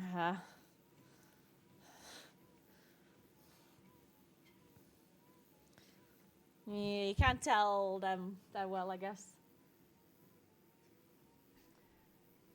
This is like the staircase. I guess you can see it here. A little. It's very cute.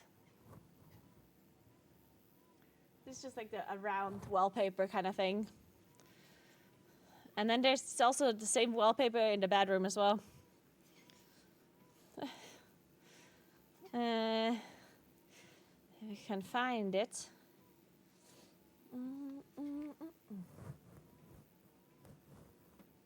It's cute, right?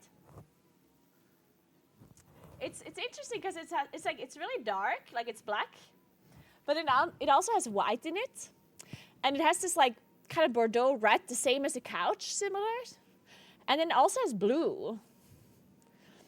You would think that wouldn't really make sense, but it just kind of works. I don't know why, but it kind of works. And this is what it looks like in the bedroom, like behind the bed. It's cute, right? I'm a fan. If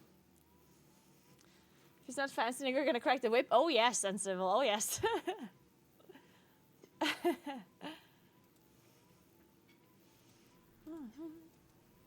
Okay, I feel like doing a necrotic wake.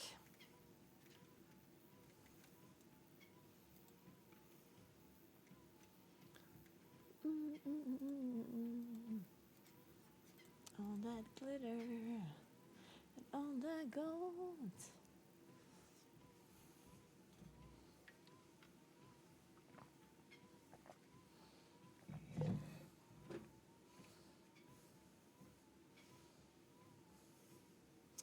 A maisonette apartment? What does that mean, Dusty?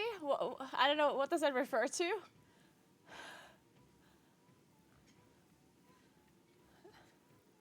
Oh, 2 floors. Oh, yeah, I do have 2 floors. Well, actually, it's funny because I wouldn't have chosen 2 floors. Like, if you give me the option between 1 floor and 2, I would have chosen 1. This apartment, it just came with 2, and then it's not that I absolutely hate it, but I would prefer just 1 floor. I don't know. Like, the 2 floor thing is, I feel like I don't necessarily think there's many upsides to having 2 floors.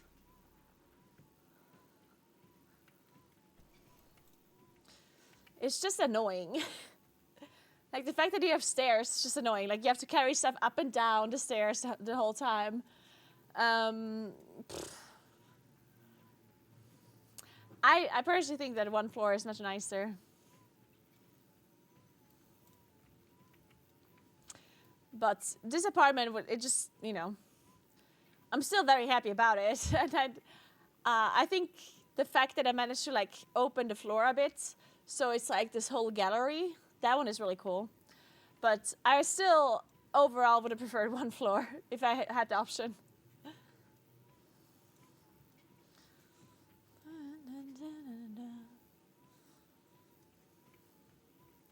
So I think we're going to necrotic wake. There we go.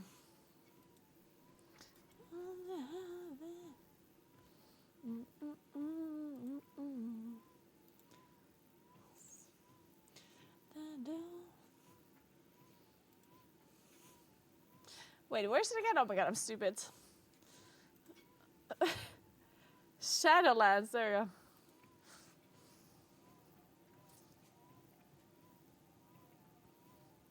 Here's a comparison to a classic house with a garden and 2 floors that our generation will never be able to afford.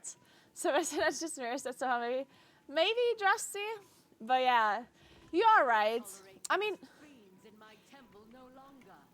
See that they are dealt with. obviously, having like a standalone house somewhere is something that would be, like, I would love that. Like, of course. I feel like everyone, like, having your own property with your own house in it, like, I mean, that's obviously pretty insane. But yeah, you're right. That's not something that anyone could ever afford. At least not here where I live. Like, that's just, like, you'd have to somehow, like, inherit the property. There's just no shot anyone can afford that. Like, that's just insane.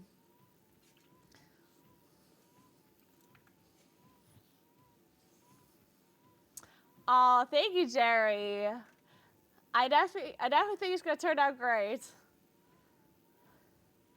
Only your own homes for rich people and molecules. Yes, Takasi, that's so true.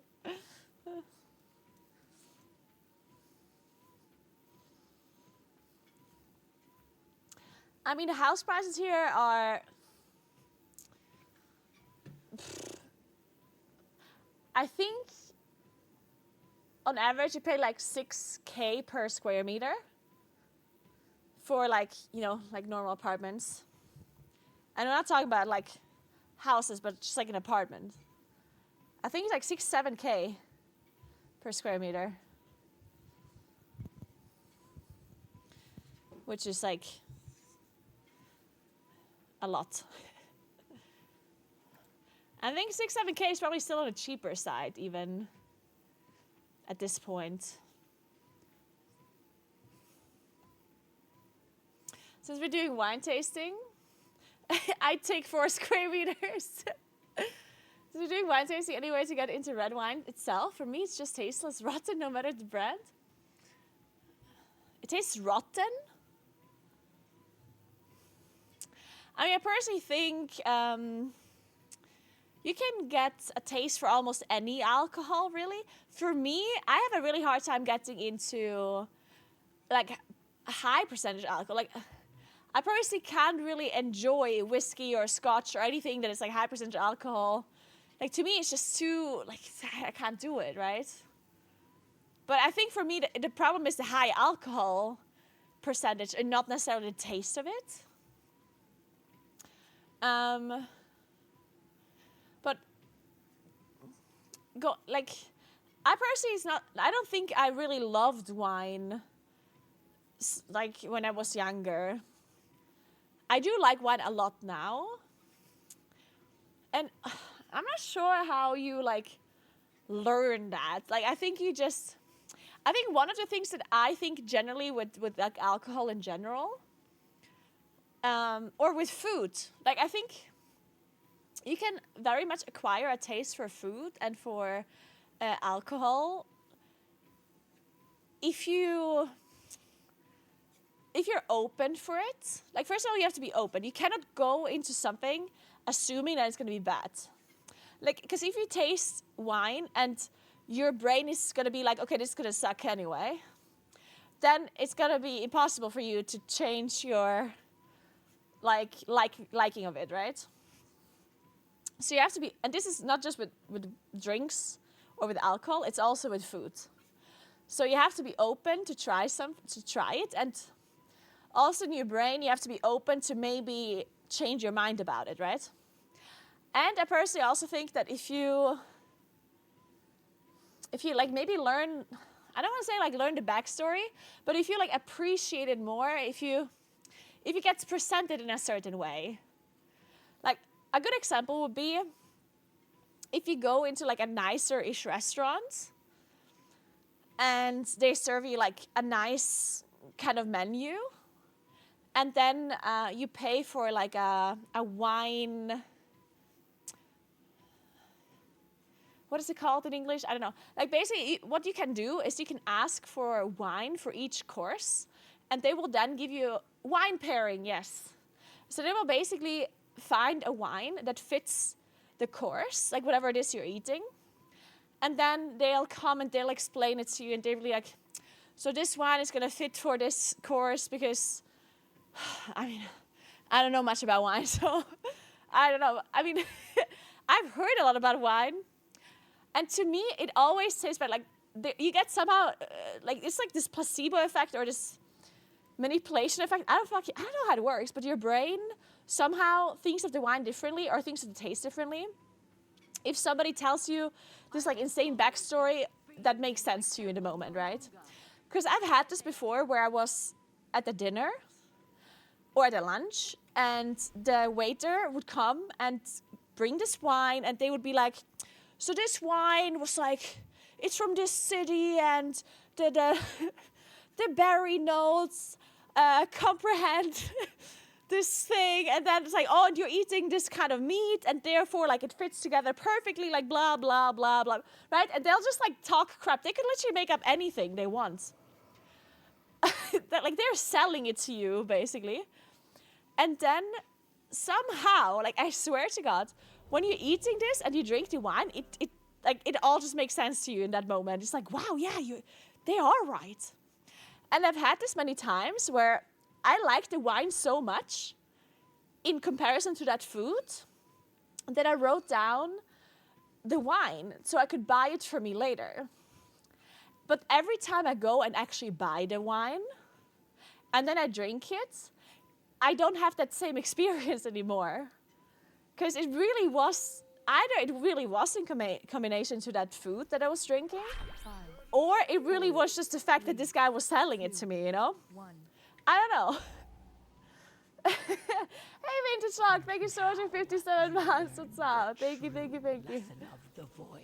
But yeah, I mean, that happened to me many times where I was just like, oh my God, this is the best one I've ever had in my life, you know? And then I buy it, and it's like, well, I mean, it's good, but like... Slaughtered as well.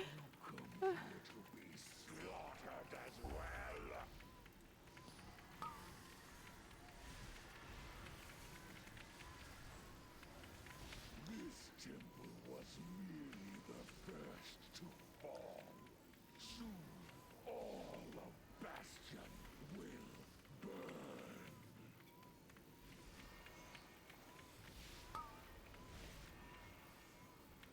And this doesn't always work. Like, there's definitely also have been cases where I went to a restaurant and I asked them to pair the wine to my food, and then they just kind of didn't like it. That happens too. It's not that every wine that they try to sell me, I also like think is the best wine ever. It doesn't always work this way. But I definitely had it sometimes where I was like, whoa, that fits perfectly somehow.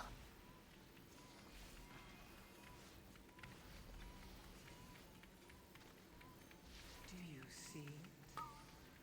A stone to call forth the darkness.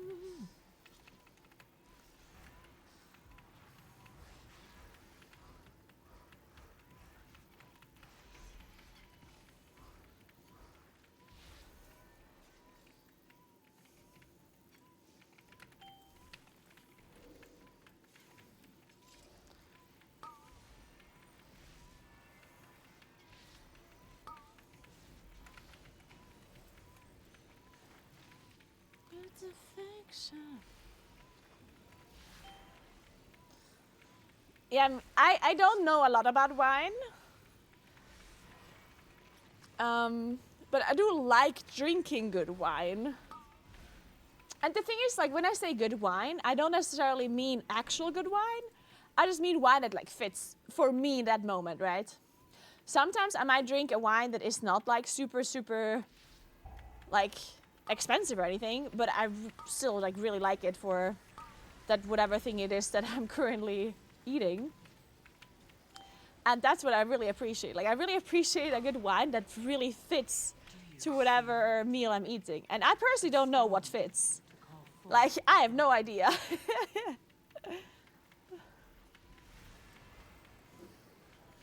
But I really like it when people know what the fuck they're talking about.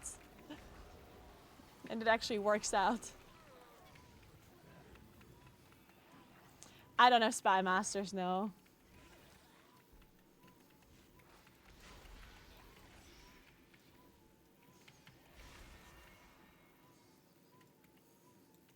Yeah, I also have to say I don't like dessert wines. Dessert wines, I've tried them before, because whenever you go with these like wine pairings, they also give you a dessert wine usually. And I feel like there was like one time where I kind of liked the dessert wine, but most of the time they're just not for me. Most of the time I'm not really a fan.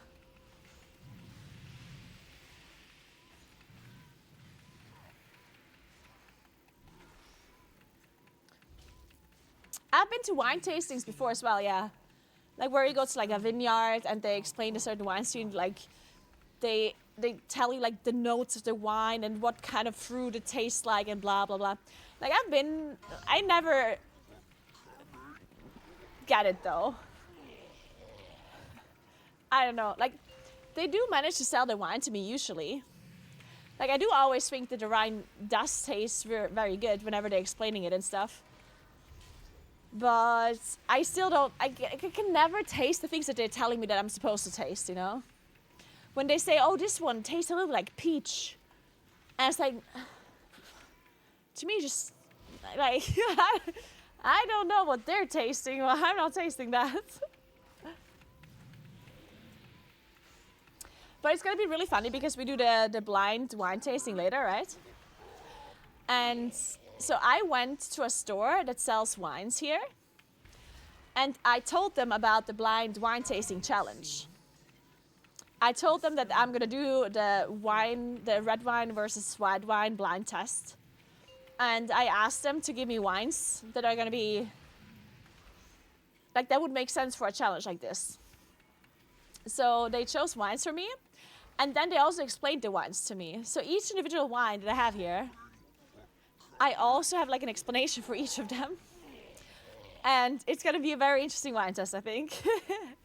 I'm looking forward to it for sure.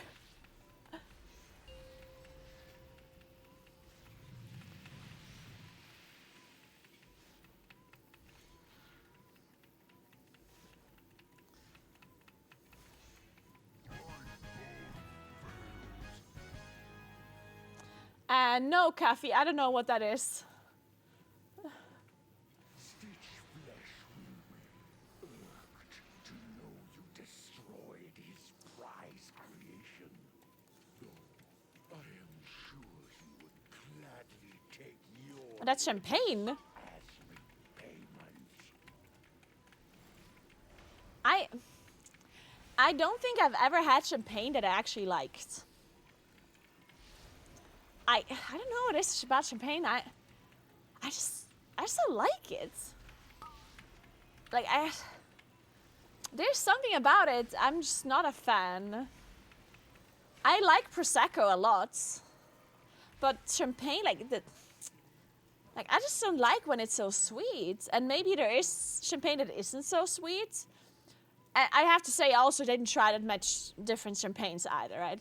Like, I'm not a champagne connoisseur or anything, yeah? But every time I did try champagne, I'm like... Literally, the first thing I was thinking was like, okay, this is too sweet, and why couldn't this just be Prosecco instead? Every time I drink champagne, I'm like, man, I wish this was Prosecco instead, you know? Every time.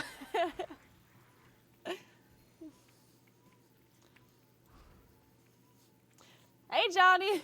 I got us champagne for New Year's Eve. Good to know that you... Wait, but I told you. You bought champagne and I literally told you that we don't like drinking that and that you should buy Prosecco instead. And then you bought champagne anyway. So you can't blame me now. I told you.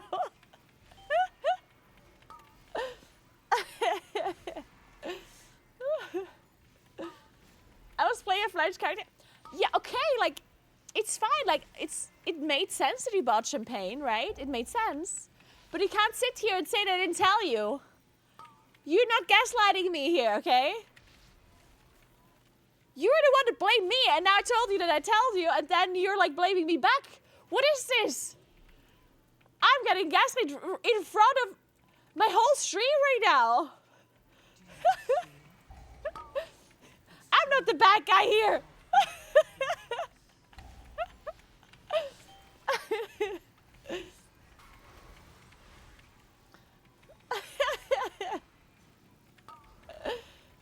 Gaslighting isn't real. I keep telling you this.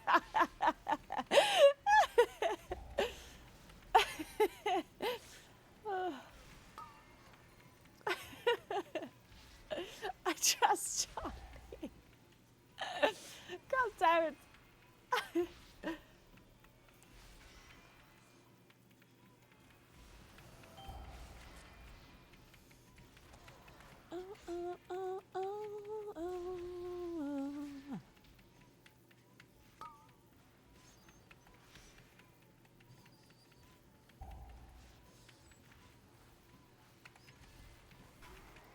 Naguura. Do you see it? A stone to call forth the darkness.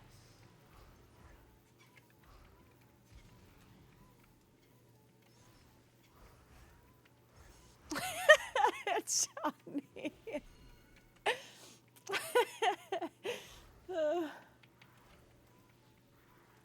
Face me, necromancer. Thanatos avenged. Are you so eager to share your underling's fate? Your vaunted courage will you do? Your temple lies in ruin. Your brethren are butchered. You have already lost. Vile monster.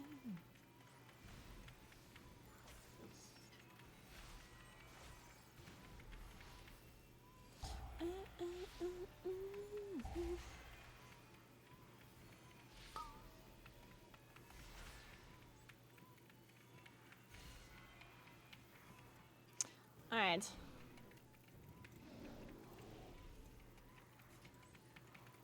Do you see it?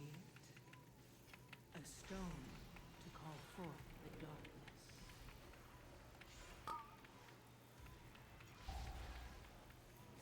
darkness. Why are some of the orbs not moving sometimes?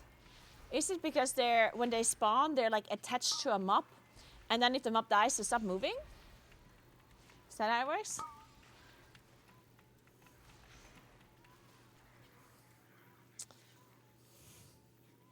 Yeah, okay. That makes sense, I guess.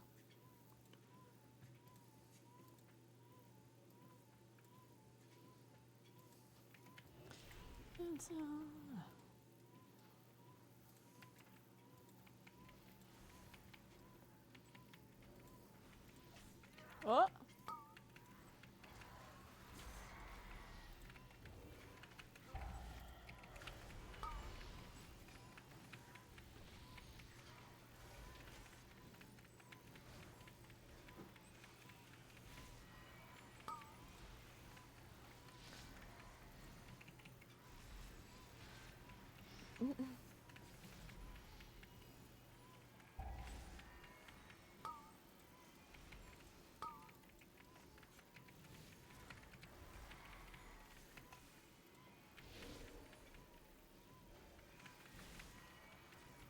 So interesting that Starfire is also triggering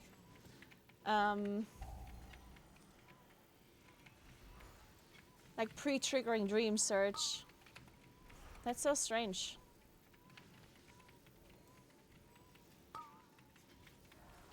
Because I mean, it does have a travel time. Fuck. It does have a travel time, but it's such a short one.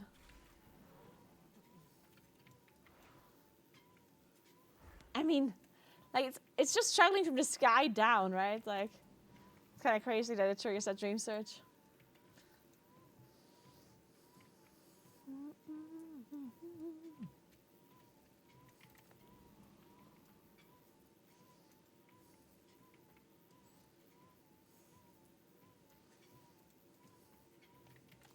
And on.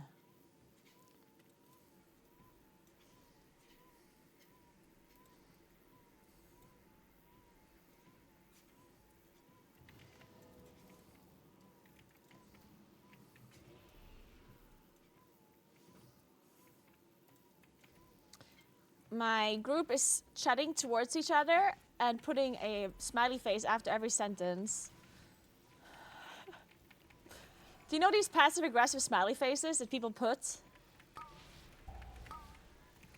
You know what I mean? They're like, why are you doing this, smiley face? Because, smiley face. No, they're not being toxic. They're just, you know, they're just being nice. They put a smiley face. If you put a smiley face, you're nice. That's how it works. Oh!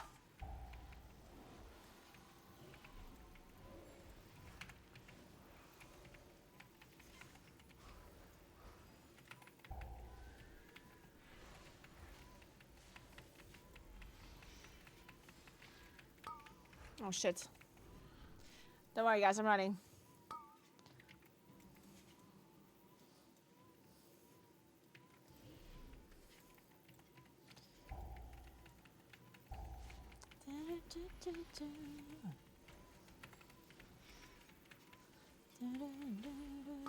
Oh, someone left. Man, we had 13 minutes left. Come on, team. Will I be leaving plus 11 keys? People are so strange. Stop leaving plus 11 keys. What are you gonna do this for a score or what? You throw me 11 keys for a plus score or what? Oh man. My Valor Stones.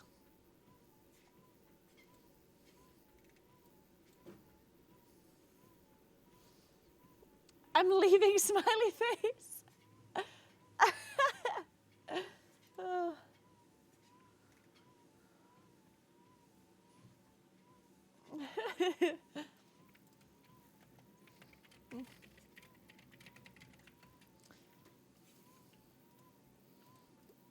God damn it. Alright, bear back 1 second. I'm leaving smiley face. Bear back.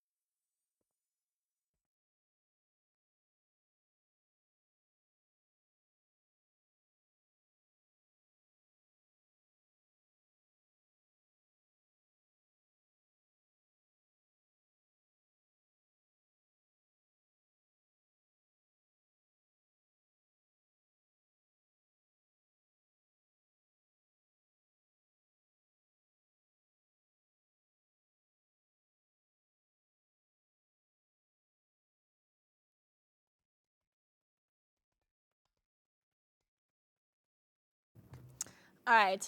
Oh shit! I didn't want to skip. Whatever. Okay. What's the time? It's 2:30. I have to leave around 5:30. Okay, so I guess we play like one more plus, and then we switch to our gossip and power wash and wine tasting session. Let's do that. Let's find a key that we can time, and no one's gonna leave. Let's try a stone vault. That's an interesting group here.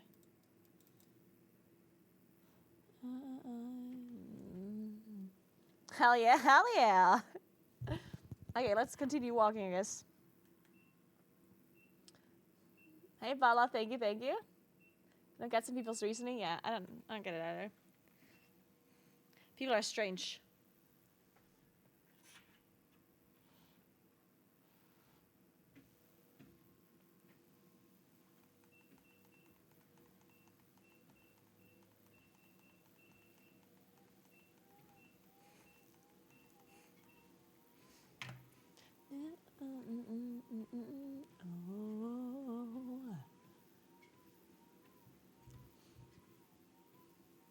Hey Anders, thank you so much for 19 months. What's up? Welcome back.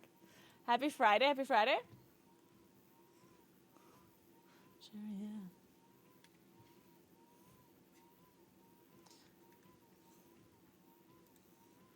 yeah. We could try. Hey, Slavenhausen, thanks you so much for 29 months. What's up? Excited for movie changes? Yeah. Yeah, it's gonna be nice.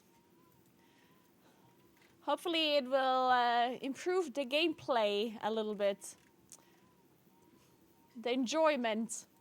It's lacking a little right now. No, we didn't do wine tasting yet. It's gonna happen in like an hour or so. It's gonna be great.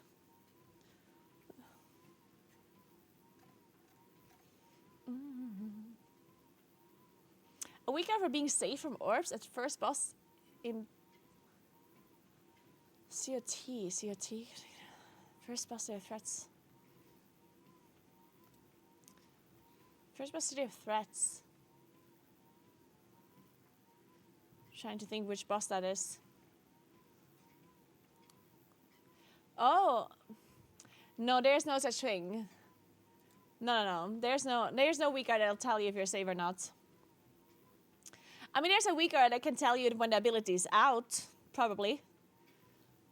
Like, there's a weak card that will tell you, you know, watch out for orbs.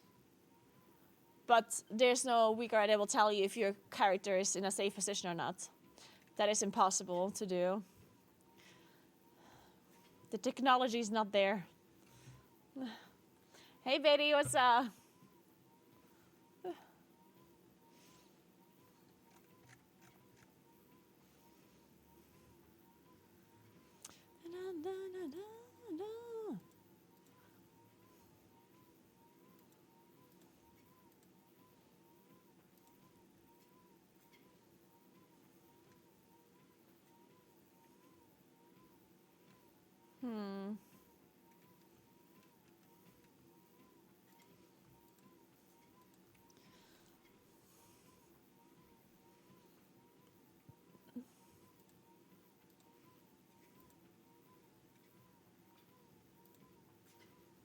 I don't want to do mist again.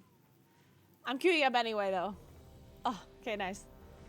We got invited, guys. We're doing it. Ah, shit, I don't have a port. What was this again? This key, I forgot. Oh, some vault?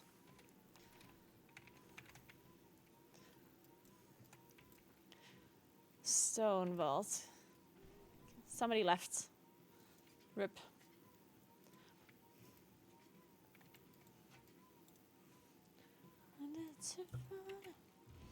Okay, how do we get there?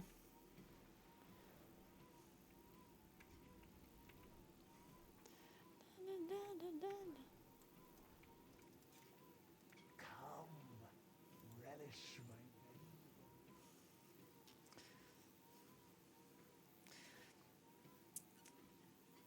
Hey, into movies are looking fine. What do you mean how they're looking? Do you think like damage-wise overall? That's something we don't really know because it depends on what the other classes are doing, right? The changes look good though. Like the video is still accurate, the 11.0.5 video that I made. But yeah, when it comes to how much like damage Munkin is going to do compared to other classes, that's something that we don't really know because it depends on how much damage the other classes do, right? But we'll see. I mean, it's nice to get reworks, and hopefully it's gonna address some of the issues that we have right now, gameplay-wise. Moonwalk, yeah, I am currently teaching myself how to moonwalk. It's definitely a little bit difficult, but I feel like I'm doing a pretty decent job at it. I'm definitely improving.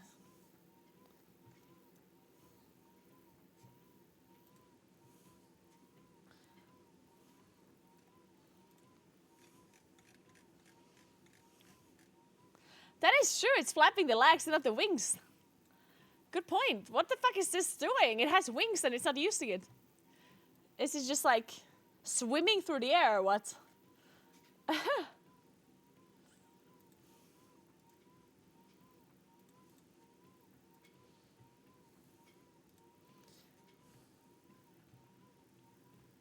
And what is this?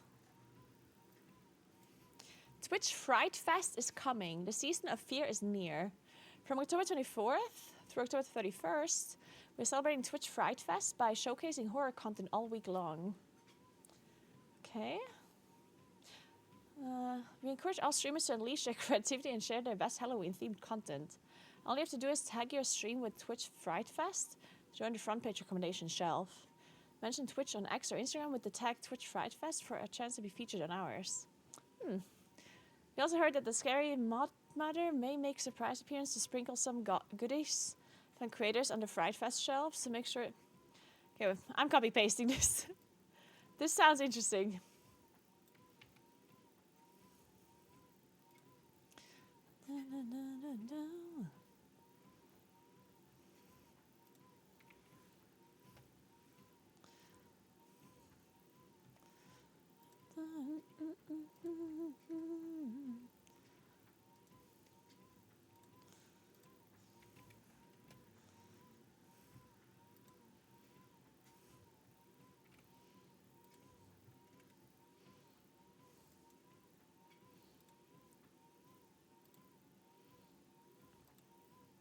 What is this? I'm not sure what this is.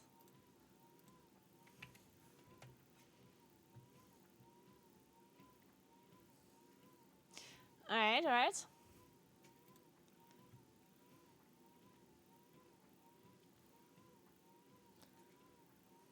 From October 17th to October 31st, your community can receive 3 months of Discord Nitro with any new sub or gift sub. Okay. So. Okay. That's nice, I guess. So I guess you don't have to do anything special, it just happens.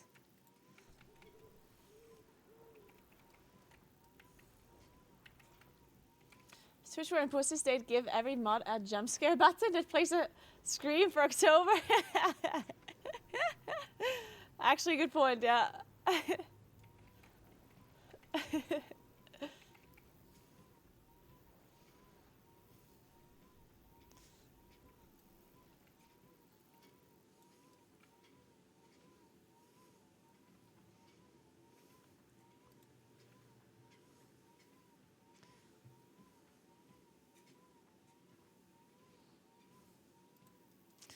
Alright, let's do this.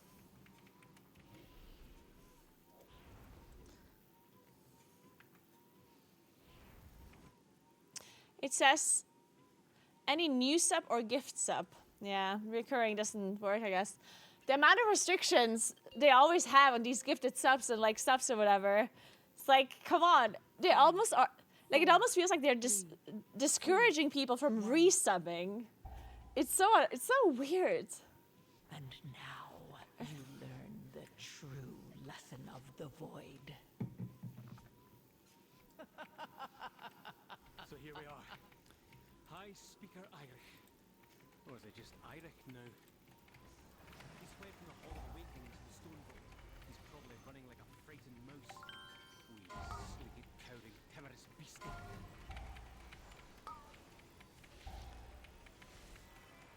Shielded. Hey Sirius, thank you so much for gifting us out. Welcome to Canly V. Thank you, thank you. Man, frosty case, huh?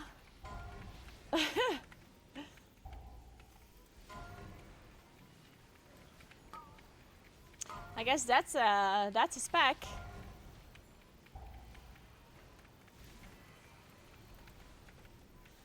Wasn't my dear.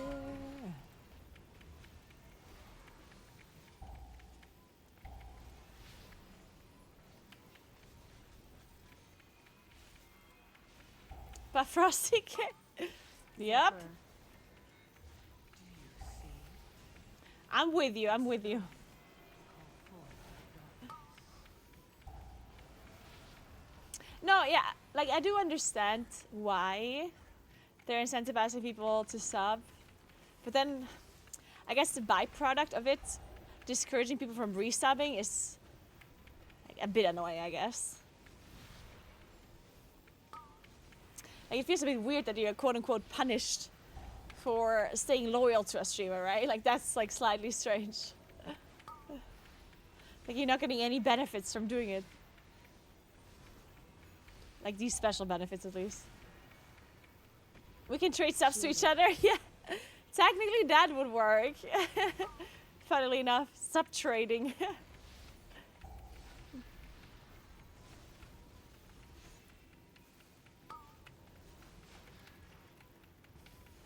What's this?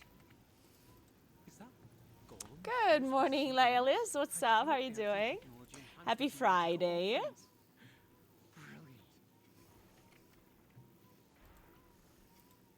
Activating defense protocols. Seismic protocol activated.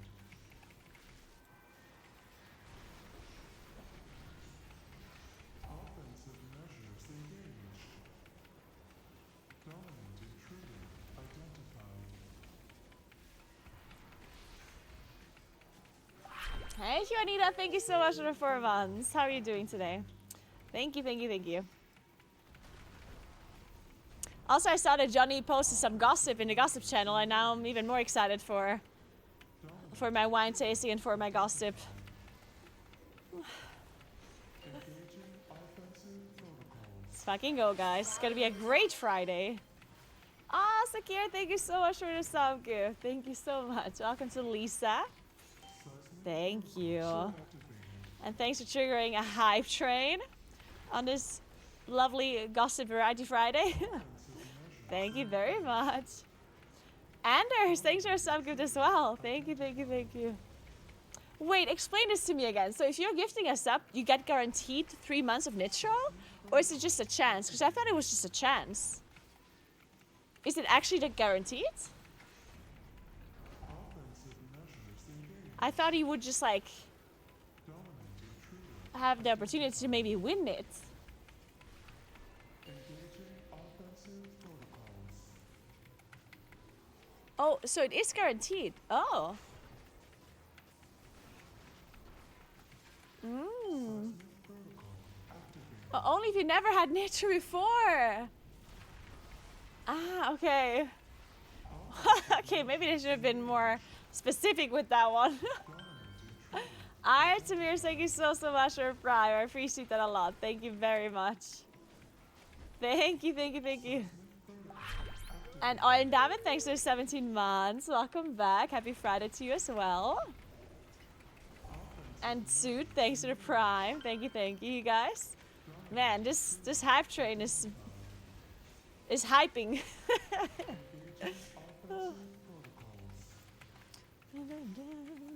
Thank you so much. Happy Friday to all of you. So if you've never had Nitro before, Shielded. and I assume you also need to have your Discord connected to Twitch, presumably, right? Offensive measures engaged. And then you sub to a streamer that you've never subbed before, or you're gifting a sub to a streamer, then you're getting it. Shut up, Johnny. I Yeah, I wrote down these sentences beforehand, okay? I've worked a long time for this. Can't believe you're talking down my creativity here. I do not appreciate that.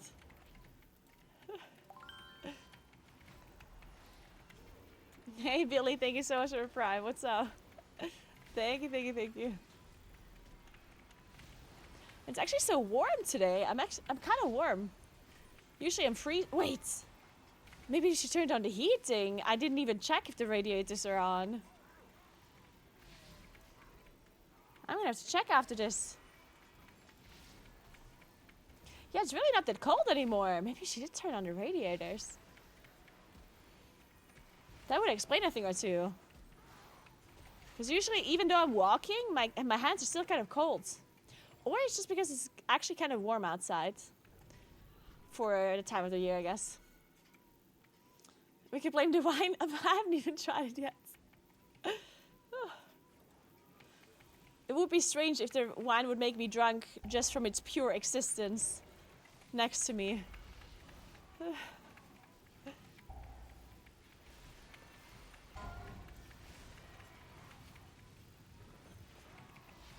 Shielded. Do you see it? A stone to call forth the darkness. We can only dream. Oh.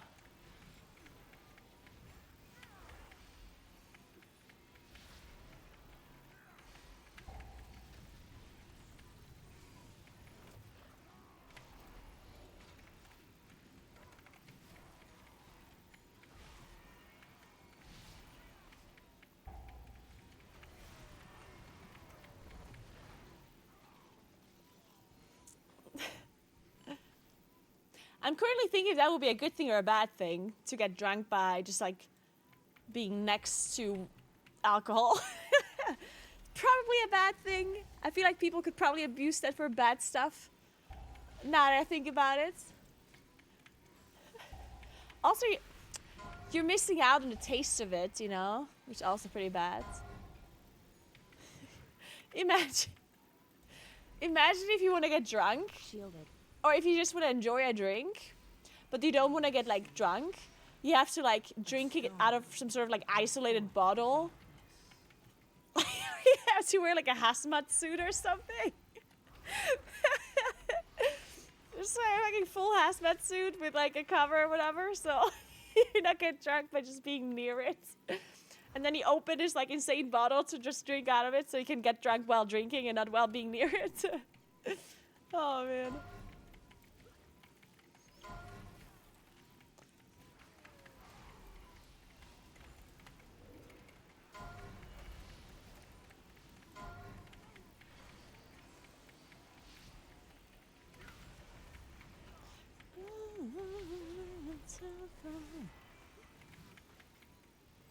There are clouds of alcohol in space. Man, space sounds like a nice place. If only the vacuum wouldn't kill me. Or the lack of oxygen.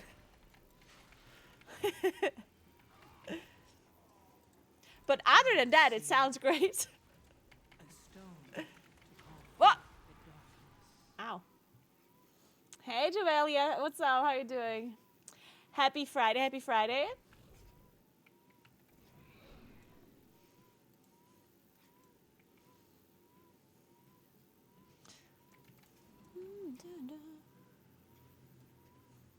You've collected all the level 2 emotes. Wow. Great. So I got nothing. Thank you, Twitch chat. Thanks for nothing. Sorry, I misspoke. I didn't mean thanks, Twitch chat. Thanks for nothing. I meant thanks, Twitch. Sorry, I would never blame you for this. This is Twitch's fault, not yours. Sorry, I did not mean that. I'm usually toxic towards you, but this time I didn't actually mean it. I want to make sure that I'm intentionally toxic towards you and not an accident.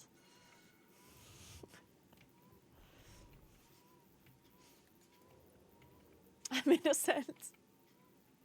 Having a happy Friday because friends sent me original dress and so nice. Yeah, enjoy. Man, Kuro sent me some stuff as well, and Kuro sent me these like really nice. They're not really cookies, but kind of. Ah, they're so delicious. I forgot what they're called again, but they're so good. A stone Whew.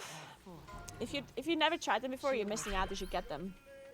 Hey, Lisa, thank you so much for 2 months. What's up? How are you doing? Happy Friday.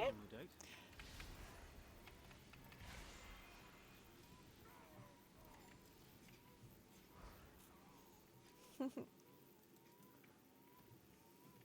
Intruders detected. Defense protocols activated.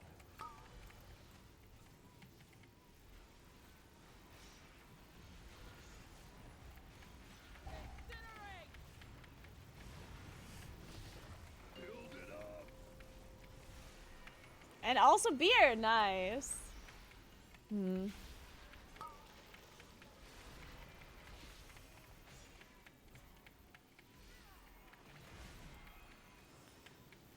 Oh, you had to open it right away. Oh, that sucks a little, I guess. But I'm glad you still enjoyed it. Rallying Do trap. you see it? Shielded. A stone to call forth. I went to a restaurant once for like, and I had like a menu Zephyr. with like different courses, and they actually offered like a wine. They offered a beer pairing with the foods. Countermeasures on. And I mean, usually I've had wine pairings before, and I like them, but never had beer pairing before, so I figured might as well give it a try. And it was actually really nice. They had all kinds of different beer. I'm not the biggest fan of. I mean, I like beer obviously, but I'm not the biggest fan of super fancy beer though. Usually, like for example, I'm not the biggest fan of like IPAs. I do like darker beer and I like lager and stuff, but IPAs, I don't know. Not my thing generally. You don't like beer at all, Chris, really? Huh. I do like beer usually. Look for another main card. Depends though. We might as well use it. Sometimes I do prefer other stuff. Also, I'm not the biggest. I mean, it depends what I eat. But usually I don't like beer to food. Because I like wine with certain types of food. But then I guess you're not gulping wine. Like you're not drinking wine as like a liquid to, like if you're thirsty, you know what I mean? But I feel like beer, you kind of drink a lot of it. And that's what I think that's what I don't like about drinking beer with food. Because when I drink wine with food, I also drink water, right? Like you have like a glass of water for like the actual like thirst. And then you drink the wine for the taste. But beer, like you're not just gonna sip on like a beer throughout your dinner, right? And it's also kind of strange to drink water at the same time when you're drinking beer already. I mean, you can do it, but it's like, then you're just drinking so much liquid. So yeah, maybe that's why I don't necessarily like the beer with Shielded. my meals. But sometimes I do like beer with my meals, depending on what it is. Like if I eat a burger, then I kind of like the beer with it. Or if I eat white sausage with pretzels or something, then I like it as well. Just kind of depends.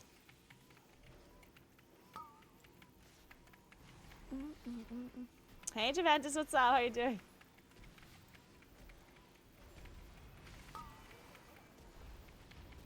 I used to like fancy beer, but lately I've been drinking Van Stefan.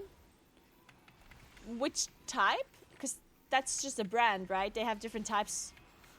Do you mean their Weizen beer? Their wheat beer? Because I'm pretty sure they make different kinds of beer, right?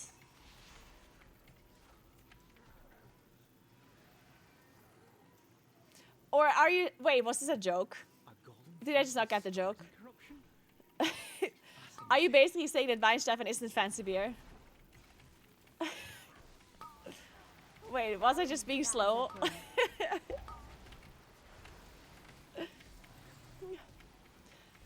good. I'm good.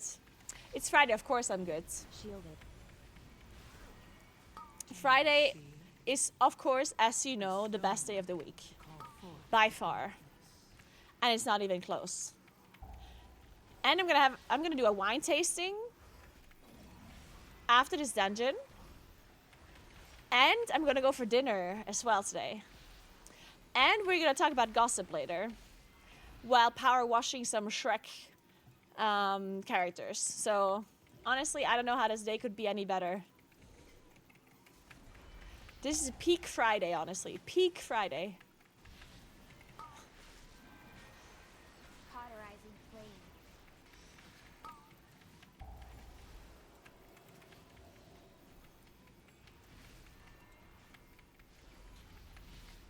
Shrek washing? Yeah, we're gonna wash Shrek.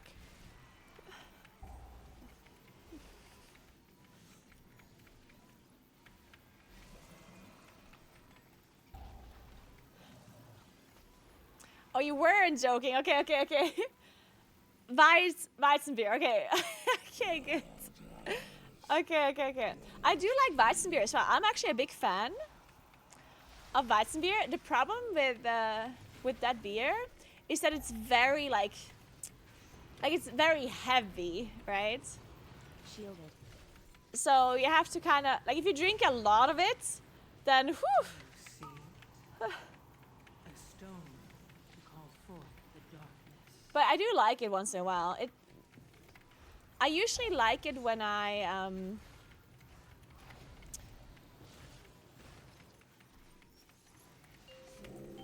when you go früh shoppen, like when it's like the morning and you're in the morning, yeah, but it's like earlier in the day and you're having some kind of like brunch type thing, like Bavarian brunch. Then I like Hefeweizen. I also like Hefeweizen for like when in the winter, when you go skiing. I like it. Also, I like Hefeweizen mixed with lemonades. That's very, very refreshing. I drink it sometimes in the summer when I go hiking. When I like get to a cottage, like on top of the mountain, drinking a Weizenbier with lemonades. Very good. Should give it a try if you've never had it before. It's very refreshing.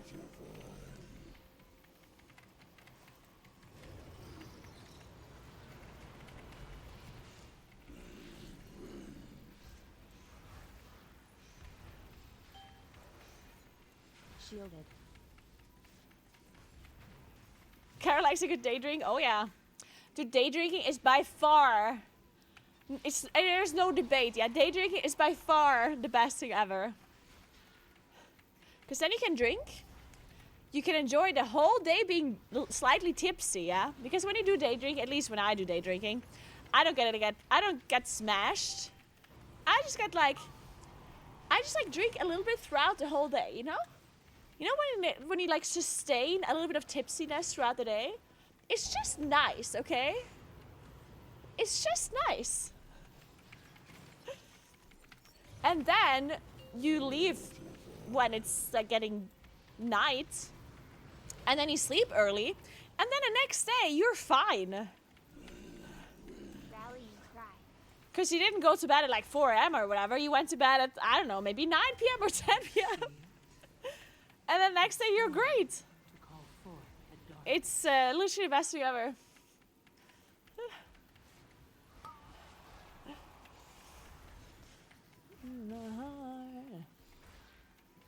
What does this have to do with being an alcoholic? People always say that. People are always like, oh, that's alcoholic. I'm not saying that I'm doing this every day. I'm just saying, like, do you tell people they're alcoholics when they drink in the evening? No, right? Like, I'm not saying that I would drink more often. I'm just saying instead of drinking in the evening, I would like drinking throughout the day. Like, there's no difference, yeah? Like, I'm not saying I'm consuming more or more often or anything. Beyond saving. That seems like poetic But somehow, justice, but drinking during the day is considered alcoholic, while drinking during the night is not. Even though, Like, it's the fucking same thing.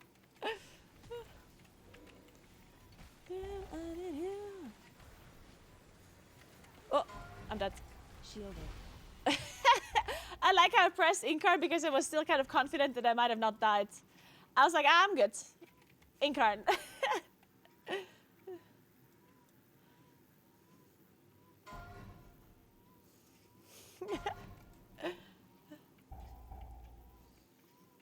If I start drinking alone, I've gone too far. I mean,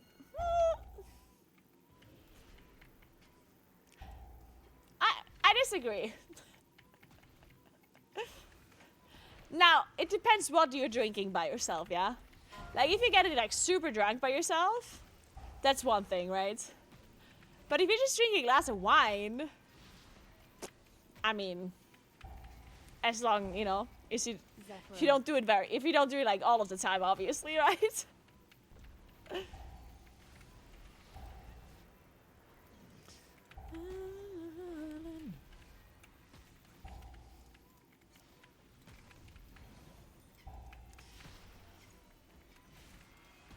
You know how to have a nice day, right? Thank you, what's it swag? Thank you. I just got here and you're already calling me out.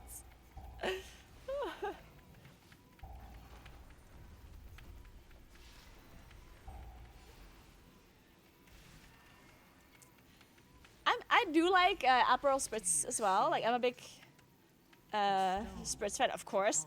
But I usually prefer Hugo over Spritz, unless it's too sweet. Because the problem with Hugo is it's a bit sweet, and I can't drink that many sweet drinks. Like, it's a bit much after a while. But I do like Hugo a lot. And recently, I switched to, instead of Aperol Spritz, I am now drinking Prosecco with white. Oh my god, what is it called in English? Oh my god, what is it called in English? It's basically, it's like a drink. Oh my god, I'm googling it. Sanbitter. Does it have a name? Sunbitter, but like the white one. They have it in red and white. Do you know of that? It's like a non-alcoholic drink. A stone to call forth the darkness.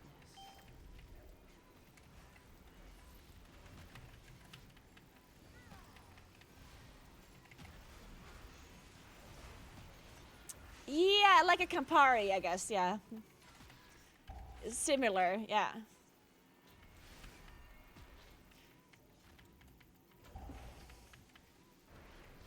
It's very good. And there's less alcohol in it compared to like an Aperol Spritz. So you can, like, you know, you can drink more of it, and it's not as sweet as a Hugo is. So it's kind of nice. Very refreshing.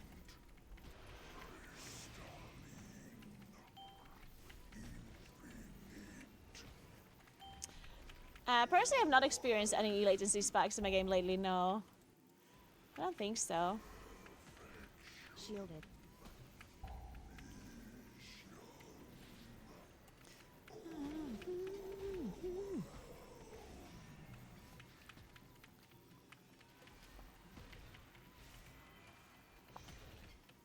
Hey, Vikatoru. She's gone. Hey, Rigatoni, thank you so much for Prime. What's up? Thank you, thank you. Man, rigatoni, I do love... Rigatoni is my favorite type of pasta. How did you know?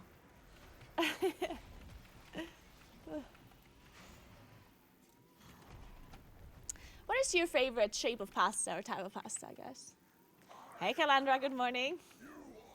Oshibot yesterday was so fun, I loved it. Oh my god, that is so good to hear. Thank you so much, Calandra. I will maybe go for round 2 in like 2 weeks or so. The fog witch is not gonna prevent me from seeing that sunrise.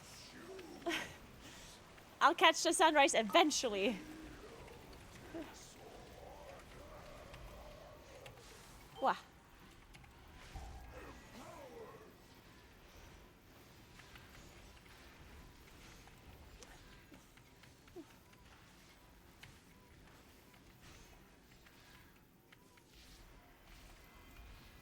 The tank in your group is my favorite tank.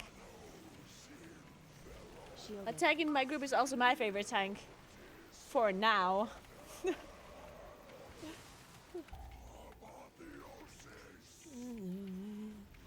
Wait, oh shit. I'm dead. Ah! Oh, she's gone.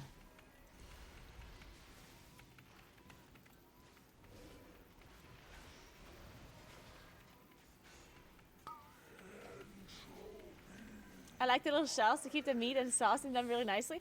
I actually do like them a lot too, but I almost never buy them. Every time I have them, I feel like, oh, they're kind of nice. But then, I don't know, like it's... I never buy them. They're not super common either here. I mean, you can definitely buy them, but...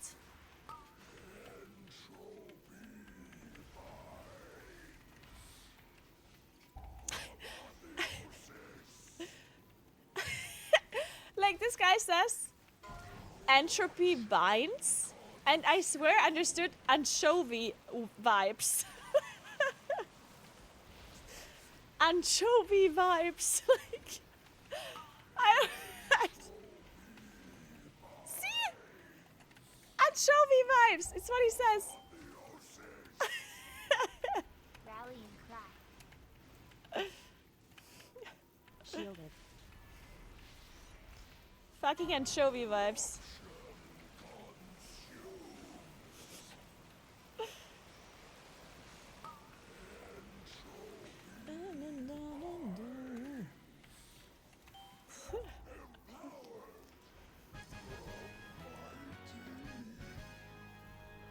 Anchovy vibes is a mood. All my favorite colors. Alright, nice. Good job, everybody.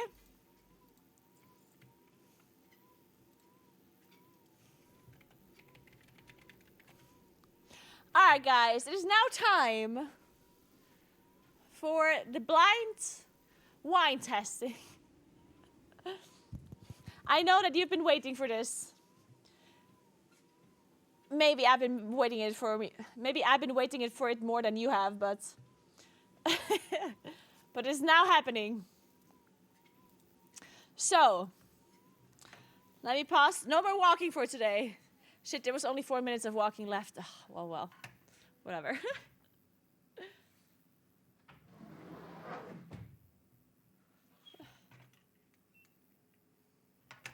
Okay, let's lower this table.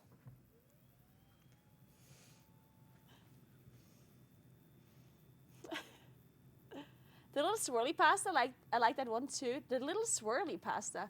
You mean fusilli? Like the ones that's...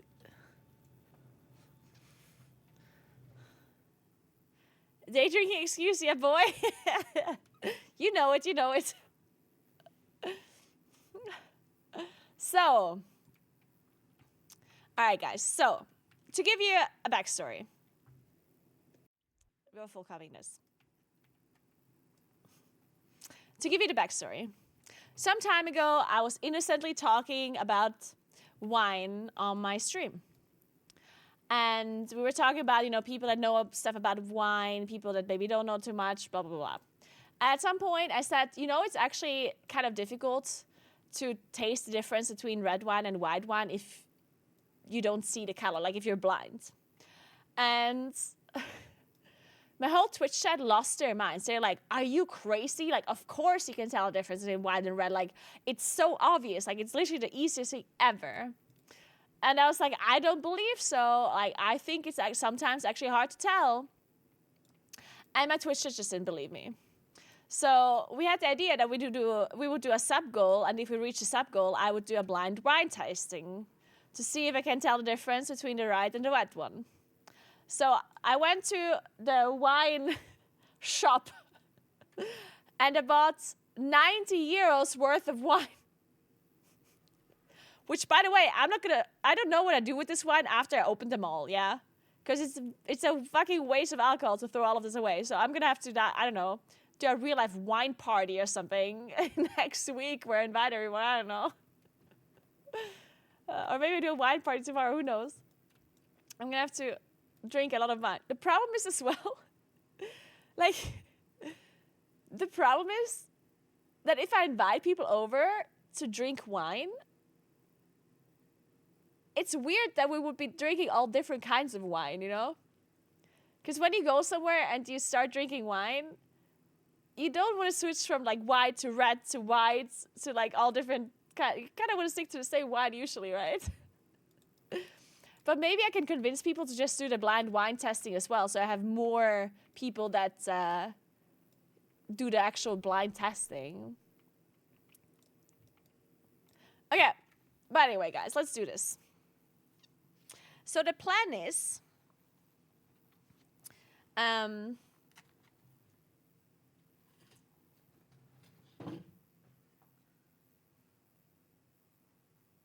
how do we do this?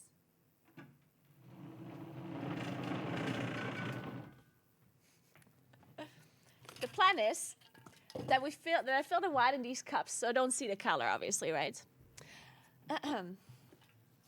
But I want you guys to know what the wine is. Hey, Arrows, thank you so much for 15 months. What's up?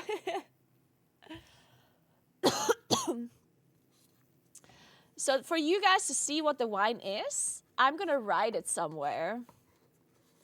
So I'm going to fill the wine. I'm going to write what it is so you guys can see it.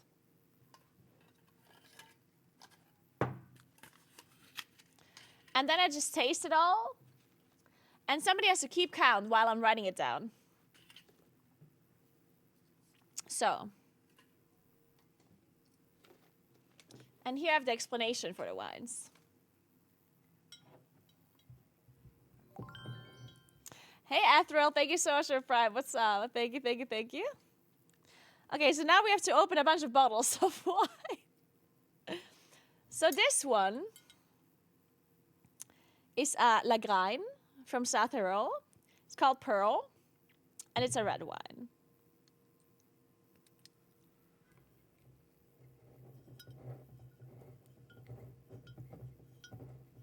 Lagrein is really common here in South Tyrol. It's a very common red wine.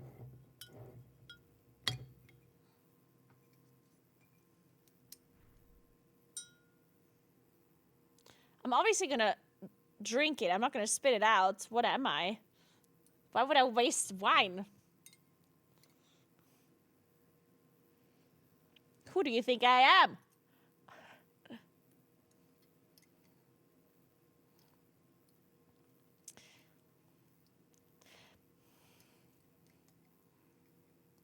Okay, let me tell you something about this Lagrein here, yeah?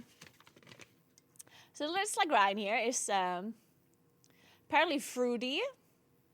It tastes like dark berries, apparently. And it's supposed to taste a little bit like... Actually, I'm not going to read through this anymore because I completely forgot what I wrote down.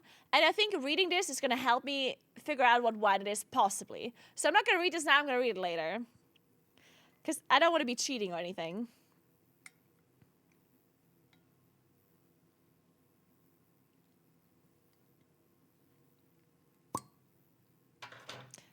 Okay. I'm not going to be smelling it either. I'm just going to pour it in.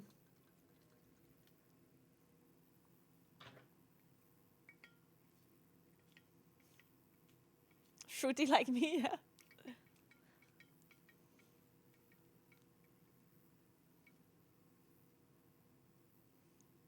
Just swallow. Okay. Okay, then we're going to open this white wine here. It's a Gewürztraminer, also from South Tyrol.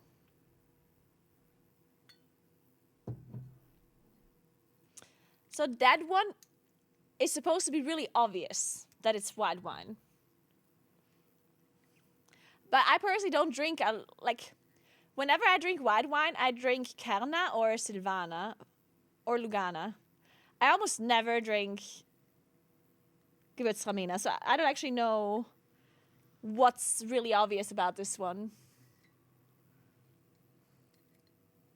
Maybe it's just very acidic or something, but I don't know.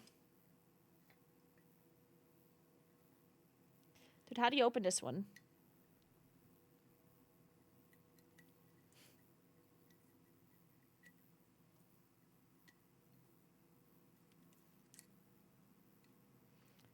Under my skin.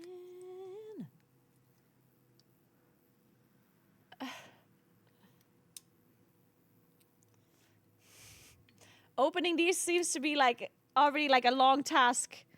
I'm gonna be opening wines for an hour.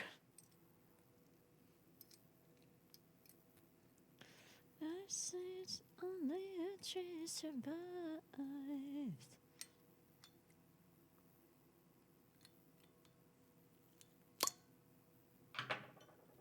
Wait, I have to write this down before I forget.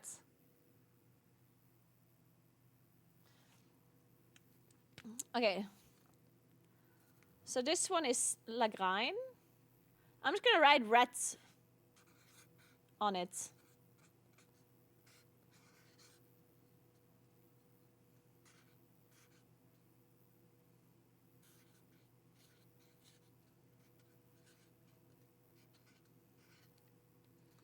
Okay. And then this one is gonna be white.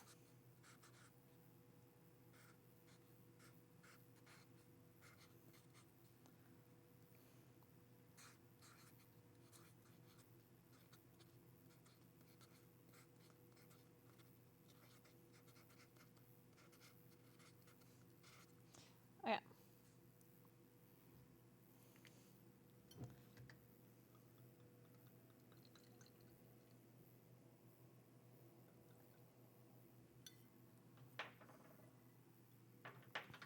Drunk stream ink, yeah.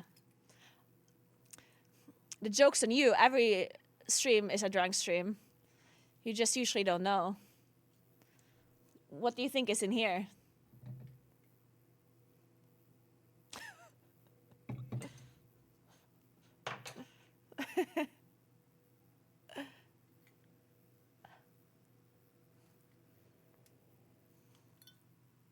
So, okay, the next one that we have here is a Bardolino.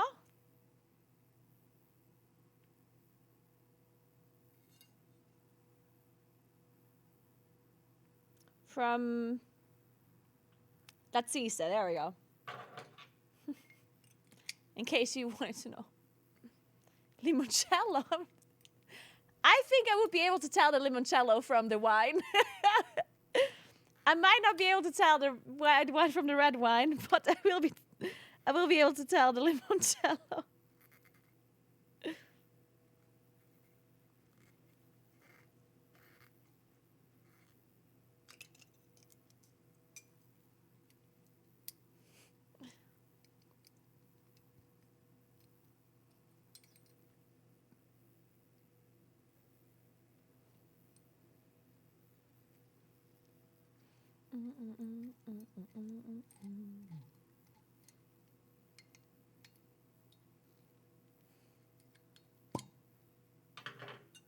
So,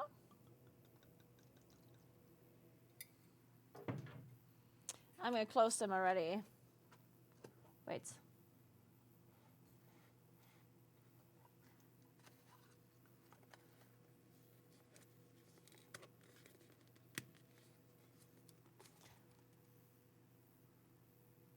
The camera is over here, so what if I do it like this? No.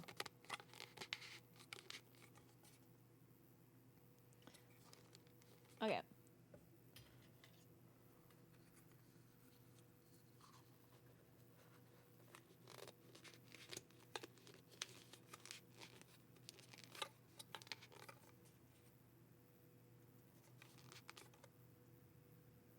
Perfect. So the way this is gonna work is that, because I'm gonna have my eyes closed later, right? But I put this stuff on where I'm drinking out of. I can feel where I'm drinking out of. And then you'll be able to see what it is from here. From the side, I guess. What? I thought this through, guys.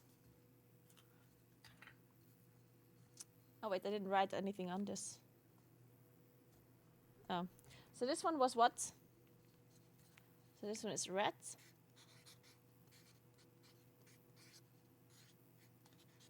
Berdolino. Okay.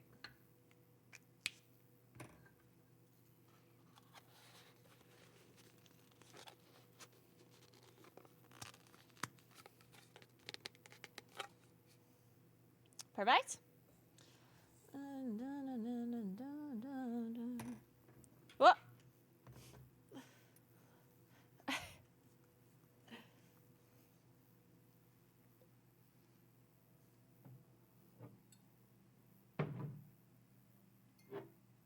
Okay, here I have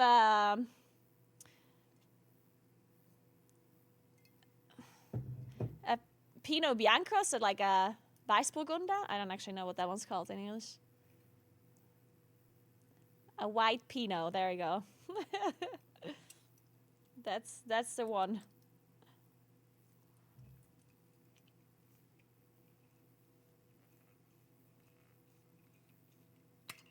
It's from South Tyrol as well. From Berg, whatever that means.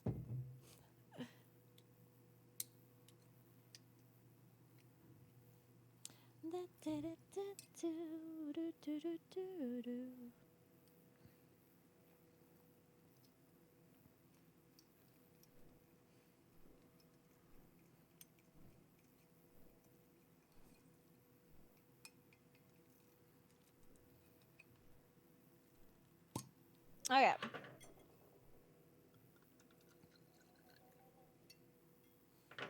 But I'm actually so interested if I can tell or not. Maybe this is very easy. I don't know. I'm now very interested in this. I'm very invested. So this one was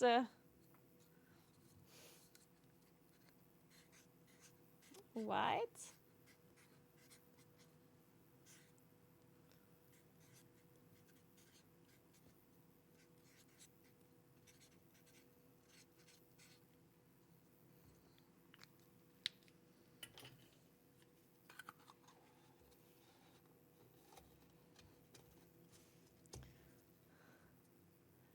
If you can't tell the difference, you might need to get a refund on your taste buds. It's not that easy as you think, guys. It's really not. Okay, this one is a Blauburgunder, which is like Pinot Nero, right? Like that one is like a black Pinot, basically. In Germany, we call it blue for some reason. I think in French and Italian, it's black. And in German, it's blue.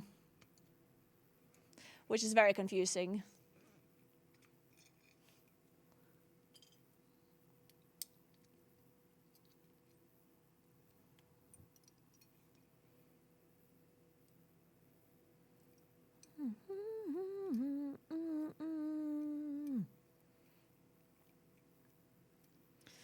So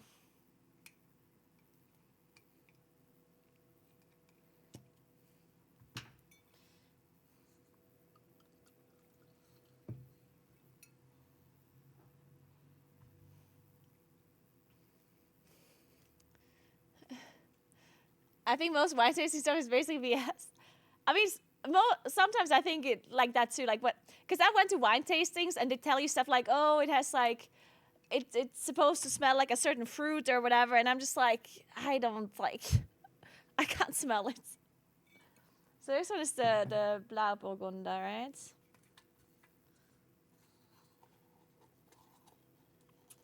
Okay, so this one is also red.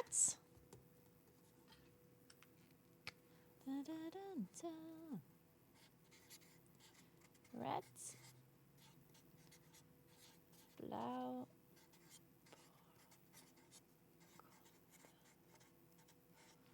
Okay.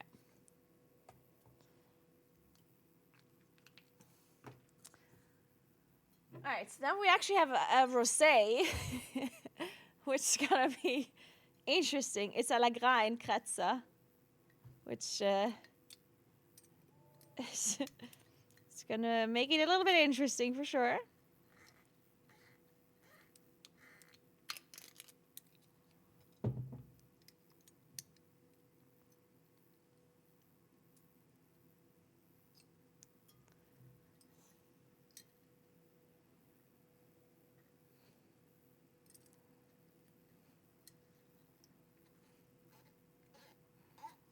Yeah, I think like the peanut, like the gray one, I think we call it differently in German. Because in German we do have the white Pinot, like the Pinot like Bianco, we do have that one, Weißburgunder. But I don't think we have the gray one. I think we say something different to that.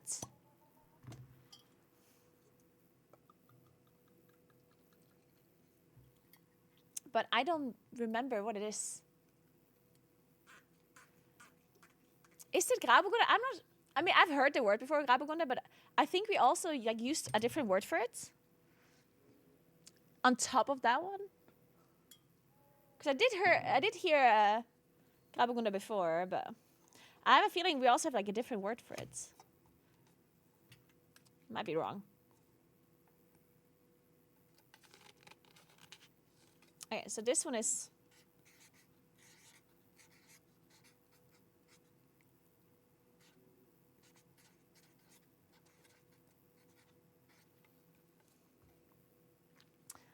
So, then the last one is Lugana. So it's a white wine. It would be so embarrassing if I can't tell the Lugana part, because that's one of my favorite white wines.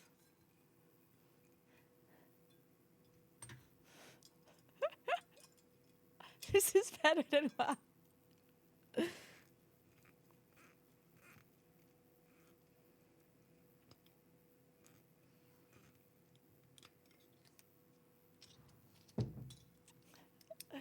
Hey Monster, what's up? How you doing?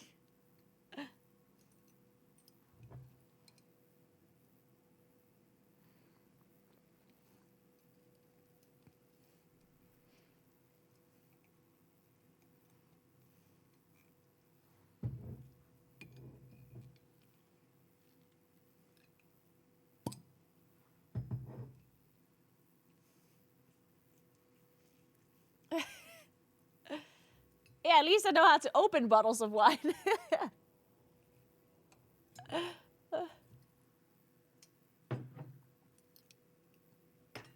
Wait, did I just close it without pouring it out? I think I might have to pour it first.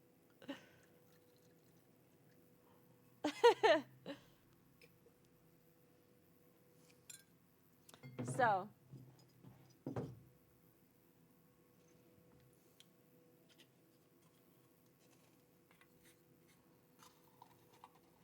I'm already drunk.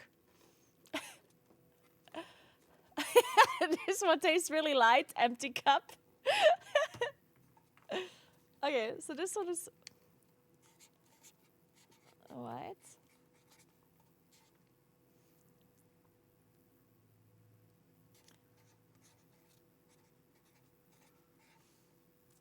Okay, so the reason I put them in these cups is because I have to, like, obviously I'm gonna drink them while having like a blindfold on, but I have to, because I poured in the wine, right? Now imagine if I would have used wine glasses, then I pour in the wine, and then I have to somehow mix them up without seeing, which, like, without a second person here, I can't really do that without it, like, being on the floor, right? These ones here, these cups, I can totally measure mix them up without looking, right? So it's gonna be fun. And obviously not drinking them out of a wine glass is gonna make it taste different already, so. But yeah, I'm just gonna I'm gonna mix them a little. I honestly don't even know I didn't even know where they were initially, so I don't know what's going on anymore at this point. Okay, I'm now ready. Where did I put the, okay. Okay, this is happening now. I'm gonna cover my eyes and then I'm gonna mix them some more.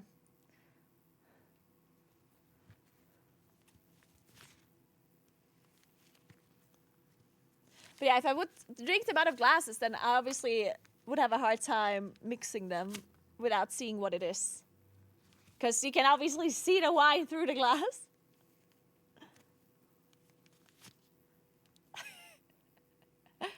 Maybe I should put this underneath my glasses. Okay.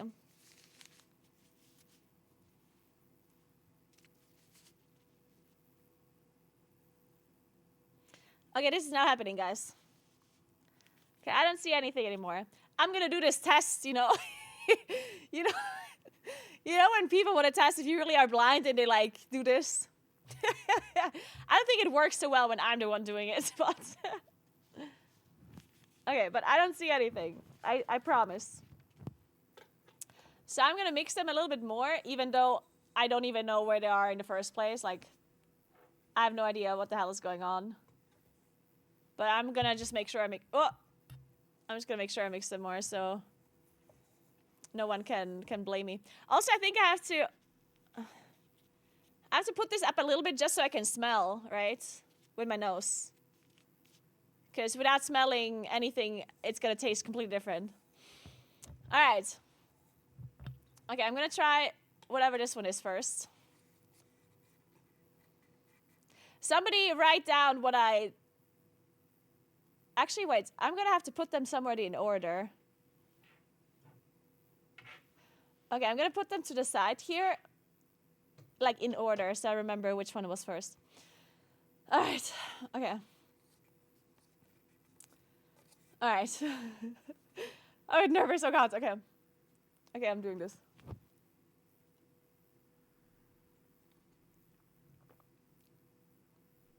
Oh god. Oh god. Oh no. Wait. Okay, wait. This has to be red wine. This is for sure red wine. I think. This is red wine, right? Wait.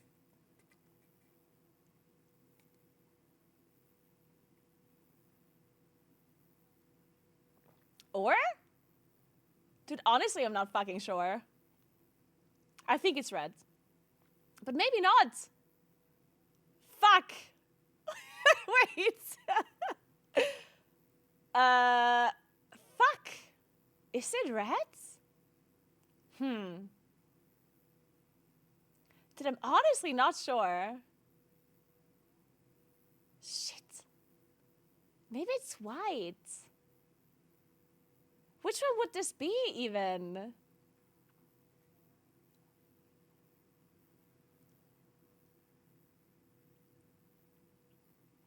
No, this is white wine. This is white. No, this is white wine. This is white wine. This is, fuck, it's white. I think it's white. I think this is, fuck,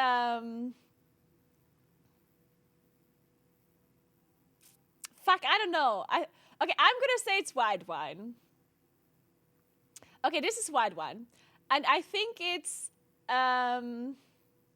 wait, what did we have? We had Weissburgunder, Lugana, and what else? Weissburgunder, Lugana, and what was the other one? I don't remember. Oh, Gewürztraminer. So I think this is Weissburgunder, is what I'm gonna say. So Pinot Bianco is, I don't fucking know. I don't know. I think, can I like revisit this later?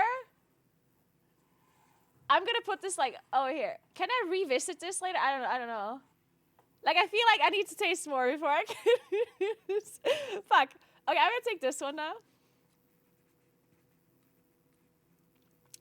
Wait, I should have... Where's my water?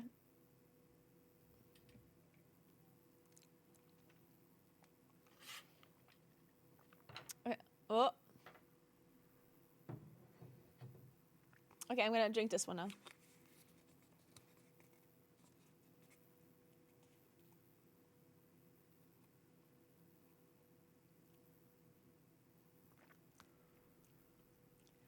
Fuck! Dude, are you kidding me? This has to be... I don't know. Dude, what is this? This is very light, I think. Like, very, like... Fuck, is this... I think this is white wine, too. I think this is also white wine. Or it's rosé. Oh, probably white.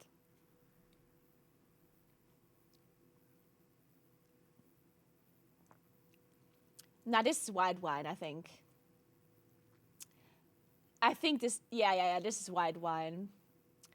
This is,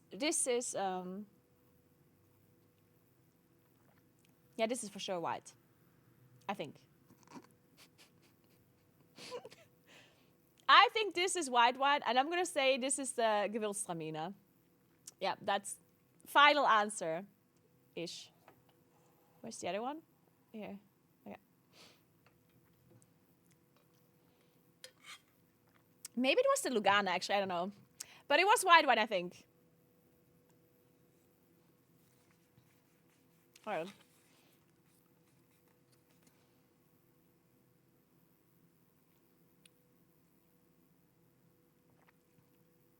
Okay, this is 100% red wine. This is the Lagrein, I think. I think this is Lagrein. No, I think this is Lagrein. Yeah, I think so.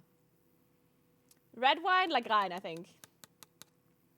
It could also be the Blauburgunder, which is like, why are you laughing? Fuck! Why are you laughing? Fuck! Is it not Lagrein?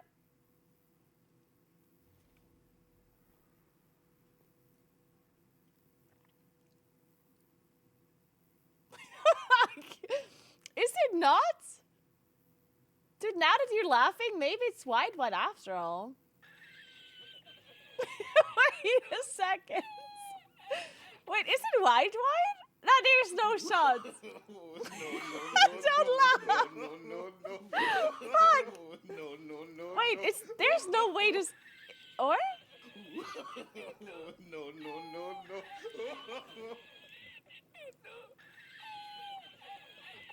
Why are you laughing?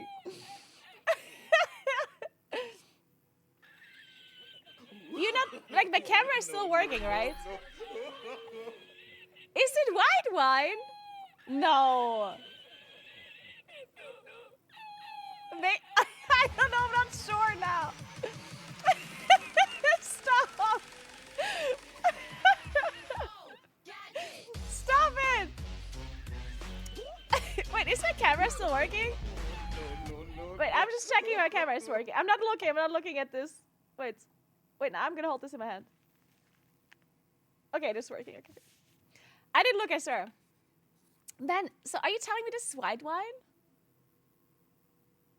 Fuck. I mean, now that you were laughing and I think of white wine, maybe it's... I don't know, maybe it is white wine.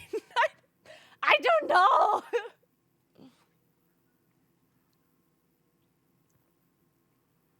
No.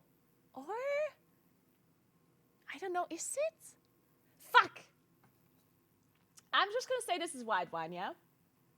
No, wait. I said this is Lagrein. No. I mean, I'm just not sure. You know what? No, you're confusing me. I'm gonna go with Lagrein, okay? So I said Weißburgunder, then Gewürztraminer, and then I said Lagrein, right? Fuck you guys. You're not gonna confuse me. Alright, next. No. Stop laughing.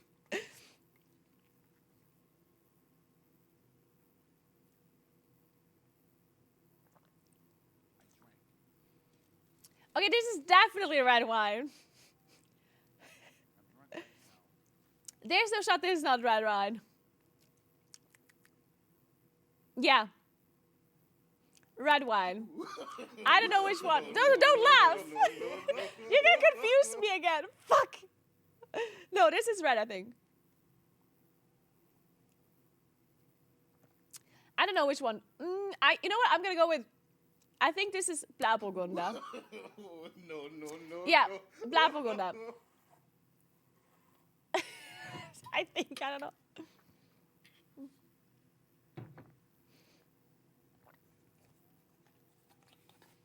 All right. Next.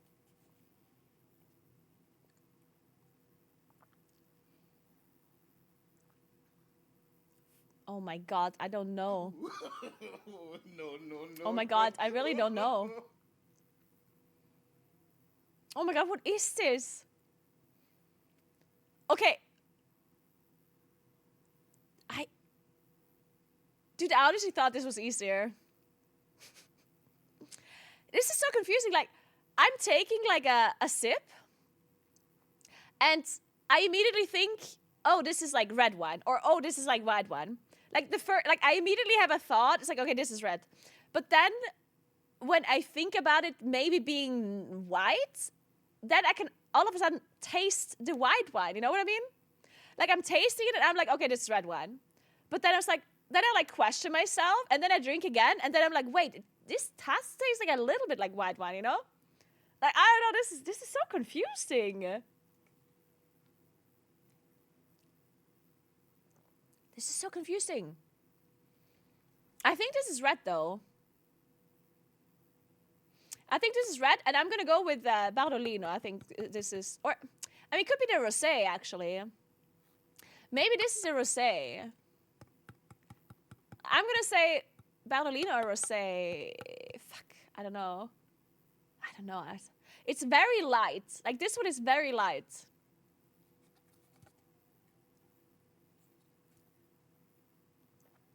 I think. I don't know. Fuck, I don't know. I'm gonna go with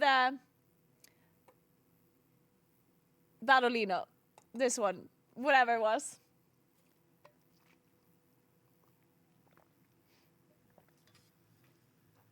Okay. Next.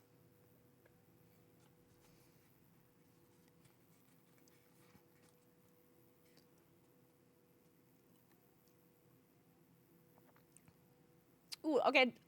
Okay, this is 100% red. And it's, I think this is the Blauburgunder. I think so. Yeah, I think this is Blauburgunder. The one I said earlier must be the Legrand then. No, did I say Legrand? I don't remember. Fuck! Am I wrong again? Is there more? Oh my god. Dude, I spilled one. Almost. Fuck, I actually spilled it. Oh, shit. Fuck, I actually spilled one. Okay, wait. Okay, so this one is Blauburgunder. I'm saying it. Blauburgunder, that's this one. Okay. Man, I'm full of wine now. Okay, so I hope there's some left in this one because I spilled it.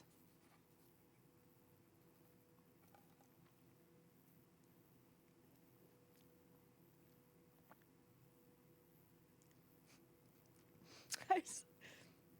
Okay, this tastes like white wine, I think.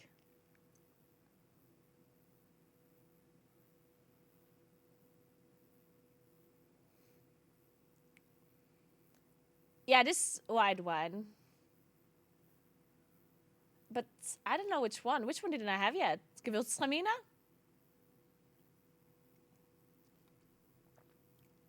Okay, I'm going to say this one is white wine. And I'm going to say it's Gewürztraminer. Just like Satherol in one. Okay. What? Okay. Okay, how wrong was I? I'm crying. I got them all? No, really? Wait, actually, like the brands of it too? Really? Okay, wait. So the first one I said was white. Oh, shit. Okay, the first one was the Gewürztraminer, and I said Weißburg. I said Pinot Bianco is what I said, I think. And then for the second one, what did I say? I said it was white. Oh, that one was Lugana. For that one, I actually said some... Okay, whatever. I don't know what I said for this one. Oh, this one was the rosé. I didn't say rosé for the third one, did I? What did I say? I think I said white wine for this. Oh, I said red.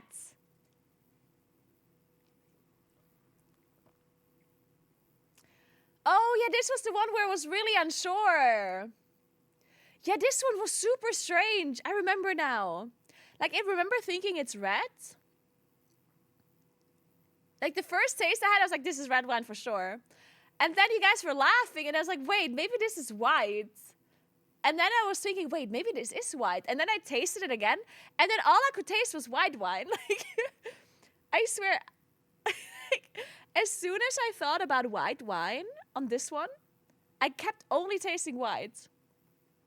I couldn't taste the red anymore, even though I had tasted red initially. That's so funny. This one tastes so strange. Oh, and then this one is Blauburgunder. This one. Oh, I think I actually got the Bardolino correct, I think. And this one was the Lagrein. Oh, for this one I said Blauburgunder. I guess I mixed up the Lagrein and the Blauburgunder.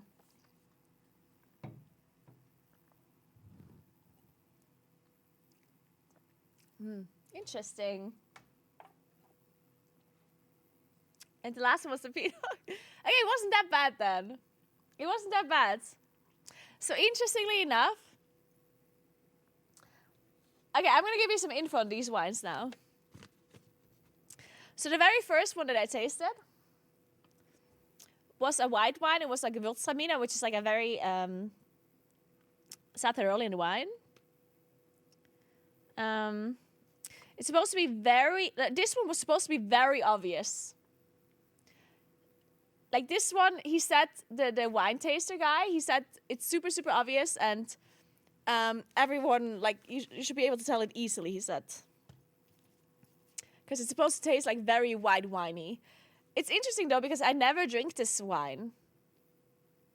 So I didn't know it, and it, like, I don't know, I definitely tasted the white, but I wasn't 100% sure. So this one is supposed to be fruity, aromatic. It's supposed to be like acidic, like fresh acidity. Acidicity. I don't know if that's a word. And it's supposed to be like full. I don't know. I'm having a hard time translating these words because they don't make any sense in German. So I don't know if they make sense in English either. But yeah, so that one was this one, the first one I tasted. And then the second one was the Lugana. I got this one wrong. Like, I did say white, but I said Weissburgunder. I said Pinot Bianco. So apparently, what the guy said, acidity, there you go. What the guy said that sold me, like, these wines, he said that this one here, the Pinot Bianco, that one you could maybe mix up with the Pinot Nero, with this one, because they have similar, like, grapes that they're being made from. So basically, he said that this one here, like the red wine, the Pinot Nero, should be somewhat similar to this one. So this is the white one, and this is the red one, and he said they're similar. I'm actually going to put them next to each other now and see if I can taste it being similar or not.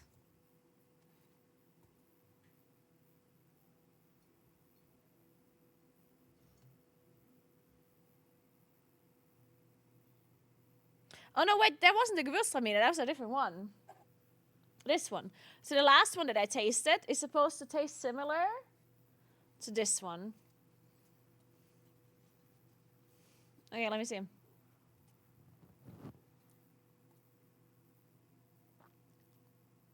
I mean, this one does very white winey to me, though. I mean, obviously, I know that it's a white wine now, so it's different, but...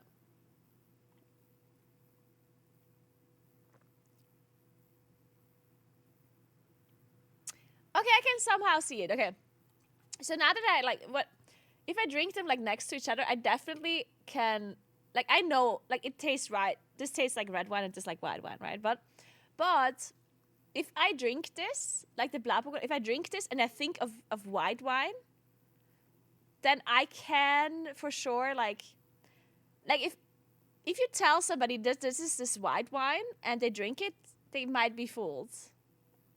Like, I can totally see how somebody would think this is white wine. Mainly, like, the aftertaste of this one is, like, kind of white winey. So it's supposed to taste like raspberries and strawberries. And it's supposed to be like, see, this one is like Blauburgunder. It's supposed to have like acidity and like a fruity like aftertaste, which makes it kind of similar to like a white wine. Interesting. The one thing that surprised me the most was this rosé, actually. Because this rosé is from Lagrein, so it's the same grapes. So apparently the difference is, wait. So this rosé here,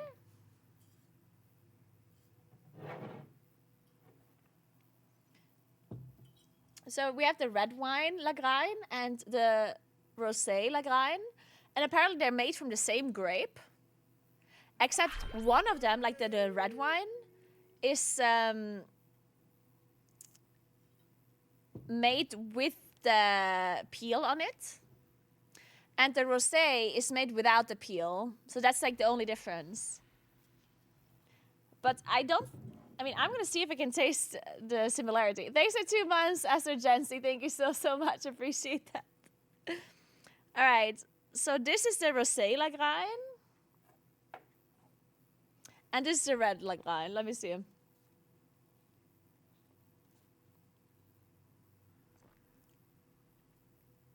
I mean, this very much tastes like red wine. I mean, it's so funny because now that I know what it is when I'm drinking it, it's so obvious to me. Like, I'm drinking this knowing it's red. I was like, yeah, this is obviously red. How could I ever not know that this is red?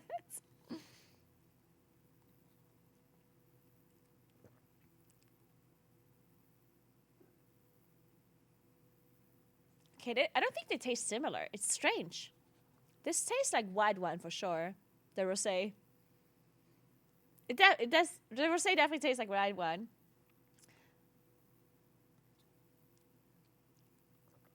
This is so strange. Oh my god. I can recommend doing this though. This is actually really funny. It's so funny how you can confuse your brain. You should try this. This is actually really, really cool. Because I swear, like, the first sip you take, you have, like, an idea. And then afterwards, you question yourself. And then all of a sudden, it's, like, a different wine. I don't know. Which one was the one where I was really unsure? Like, I said it was red for sure, and then it was not red. Was that the rosé? This would be a fun thing to do for friends with a dinner party. Yeah. Since I have all of these wines open now, maybe I actually do a blind wine tasting dinner party. Maybe I invite some people to do this tasting. This is for sure. This is super interesting. Okay, so I got them all. Yeah, I got the white wine and the red wine. So you are able to tell the difference, right? Like I don't know, like this is hard to tell. Honestly, I expected to get one wrong, I think. Like before, like, because I kind of knew that this might not be super easy. But the one thing that I'm the most surprised by is like my change of opinion as I was tasting it. Because I was thinking initially that I'm just gonna taste it and think it's red when it's wine or when it's white or the other way around. But the one thing that was like the weirdest thing was that I'm tasting it and I'm like, oh, this is red. And then afterwards I'm like, wait, maybe it's white, you know? Like that was the funniest thing about it. It's so confusing.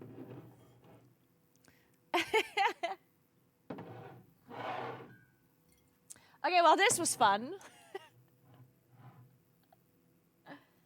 Now I'm gonna have to drink one of them, though. Which one am I gonna drink? I'm gonna drink one of the white ones. I just don't know which one. Which of the white ones did I like the most? I mean, technically, I like Lugana, but that one...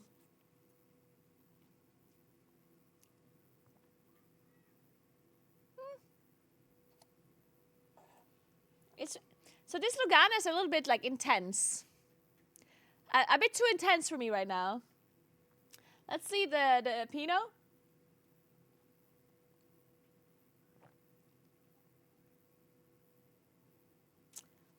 Okay. I'm with the Lugana still. Let's see, Gewürztraminer, maybe that one.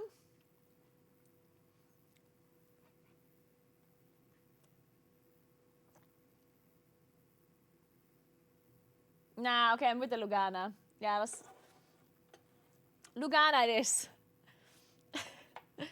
Okay, let me get a glass of wine, and then we're gonna start our... we're gonna start our Gossipguura Power Wash Simulator session. It's gonna be great. Let me just get a glass first.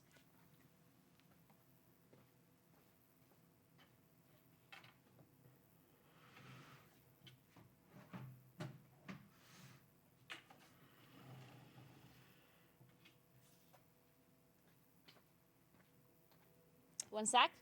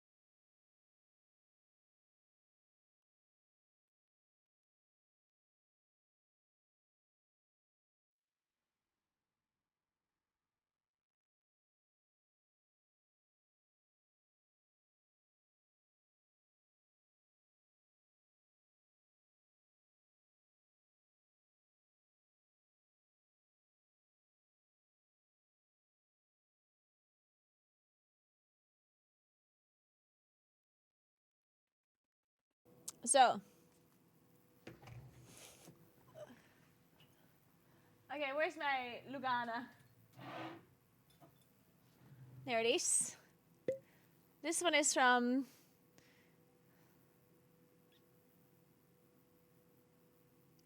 Oh, this one is from Sirmione. It's an Italian Lugana. And when I say Italian, I mean not South Tyrolean, because obviously South Tyrole's still Italy, but...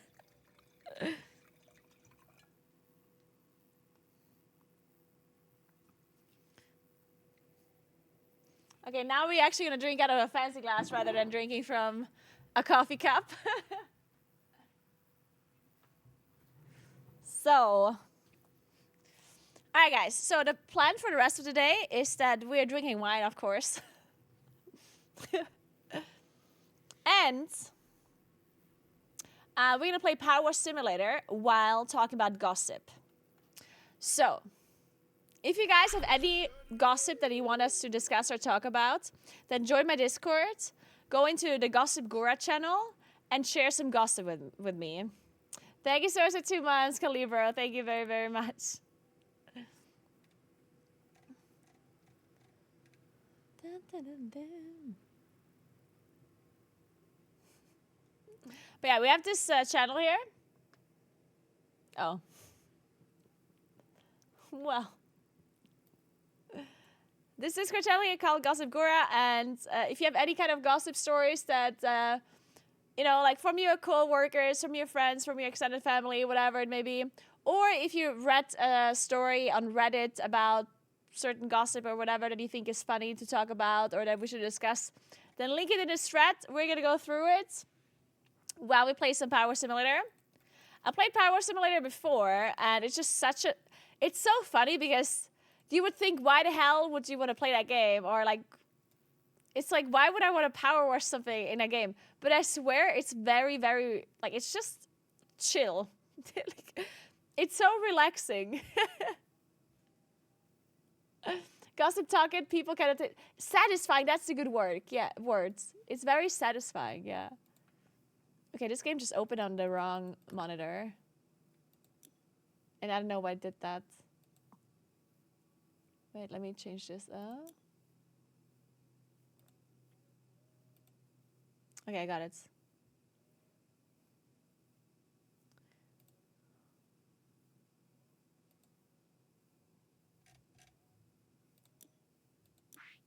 Okay, wait.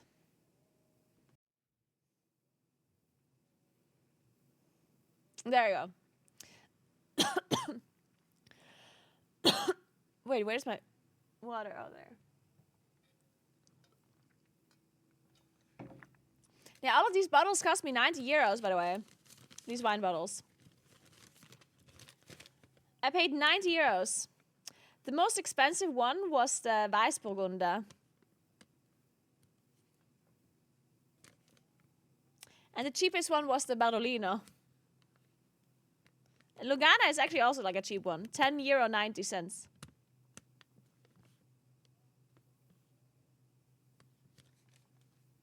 Okay, not really cheap. He didn't give me like a super cheap one. I'm sad about that. Because I told him that maybe 2 of the wines should be like really cheap. Like, you know, like actually like, maybe not like the cheapest one, but like on the cheaper side. But he didn't end up giving me any of those. Oh well, anyway. This was fun though.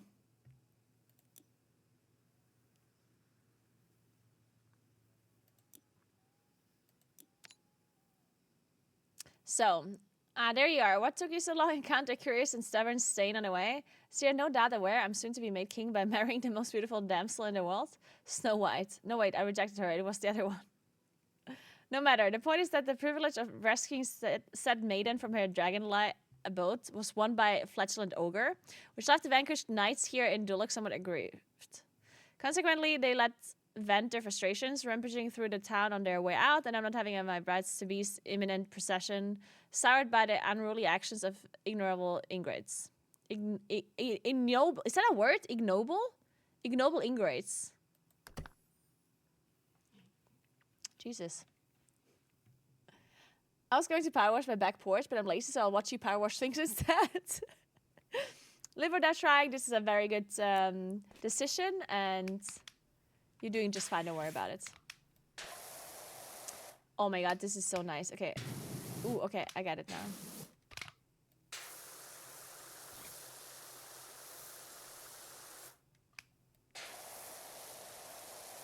Okay, this is very nice. Wait, I have to clean the floor too? Everything? There's so much. Oh my god.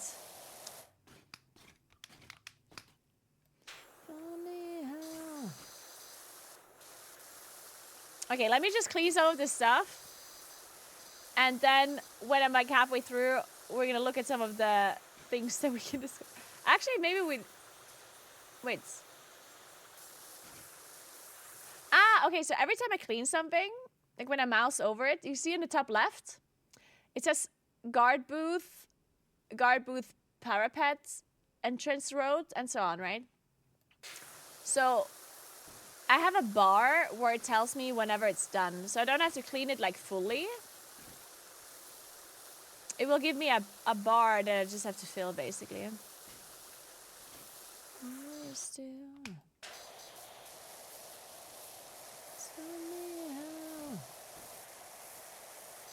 Okay, but while we are cleaning this,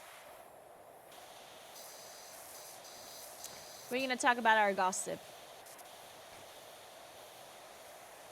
So let's take a quick look at our gossip channel. Also, cheers.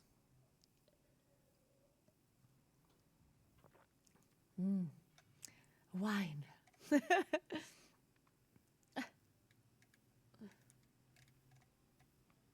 All right, so Johnny posted a Reddit thread. What's a dirty little secret in your industry? Thread lots of little ones. Ah, okay. Okay, actually, I want to read like a whole thing so we can discuss it properly, not like a little one. A simple cheating one, but discuss what would you do if you found out. What's the best? Ah, okay, okay. Let's read this one. Okay, so this is under truth on my chest. I found out that my boyfriend of 2 years is married and has kids. I'm showing myself to his family tomorrow at his church. What the fuck?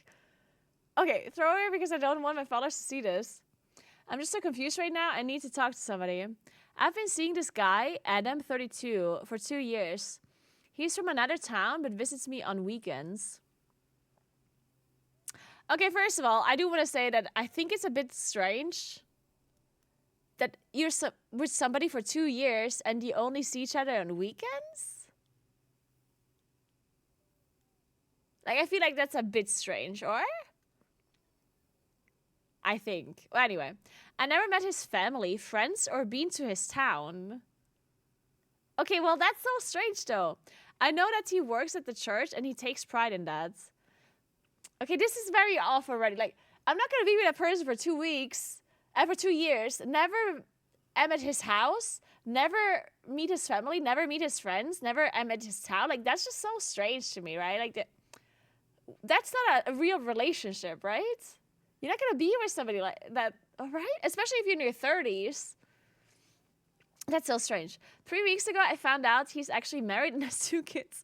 I was devastated and in a state of disbelief, but most of all, I was mad, especially after I confirmed this via his wife's social media account. We're still talking and I haven't broken up with him yet. I planned and decided to show myself to his family on Sunday at his church and let them know what he used me and took advantage. I plan on ending it right there and then. I'm currently in his town, staying in a hotel. I'm doing this tomorrow and no one knows except myself. He still texts me lies, thinking that I'm stupid or ignorant. I feel terrible, but something's pushing me to do this.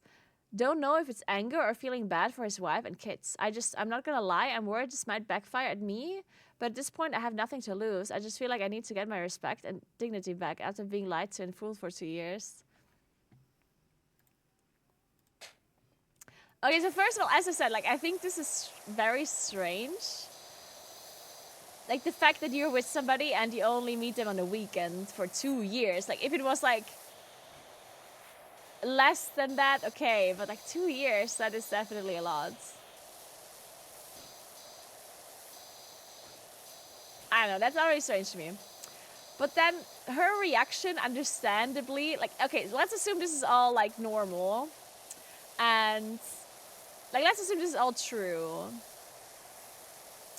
So she wants to, like, go to his church and, like, approach them in public. So I personally think, I'm not sure if this is Hey Alex, it's Power Wash Simulator. It's the best game ever. You should give it a try, it's very nice. But anyway, what am I watching? Power Wash Simulator. Is it too loud, by the way? Should make it. Is it too loud?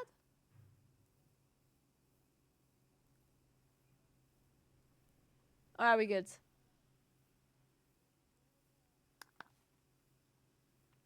Oh, okay. Okay, anyway. So I personally think, I know what you think, but like, I do think that he's like, I think she should definitely speak to the wife. But I don't think exposing him publicly is a good idea. Because then you're fucking up. Like, you're gonna cause a scene. Like, okay, causing a scene is whatever. Like, he deserves a scene, right? Is it very loud? I can try and make it quieter.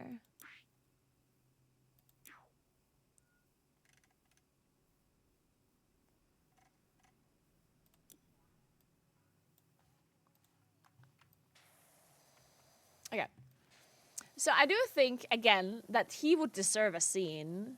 But I don't think that, like, the wife or the children, like, they don't have anything to do with this, right? So by doing this publicly, the kids, maybe they like they could literally be traumatized by this, you know?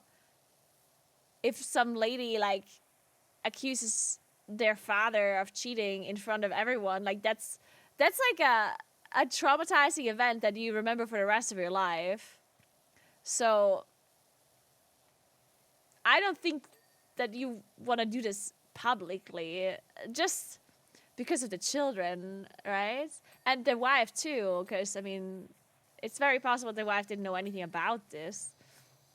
So what I probably would do, if I would be able to think rationally, which I assume is difficult in her situation, but I would message the wife somehow, or approach the wife somehow, and ask if they could speak in private, and then explain it to her.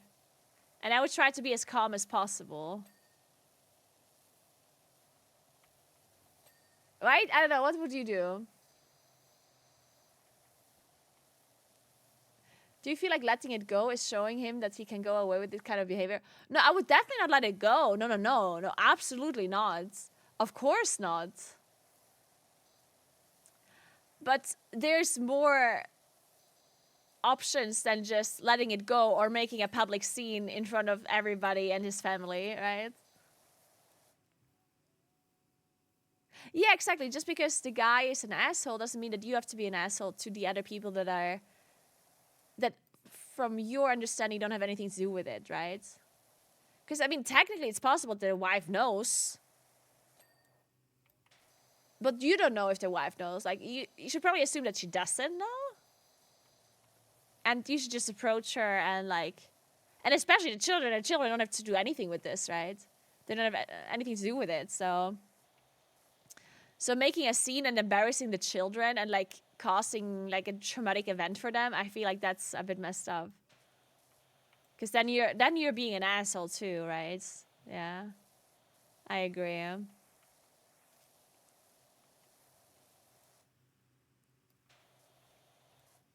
I feel like his church should really know what kind of man he is, though.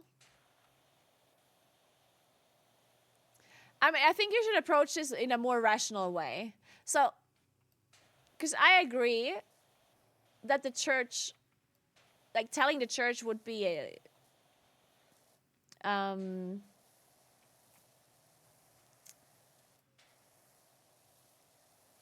don't know, I feel like that would be understand why you would want to tell the church.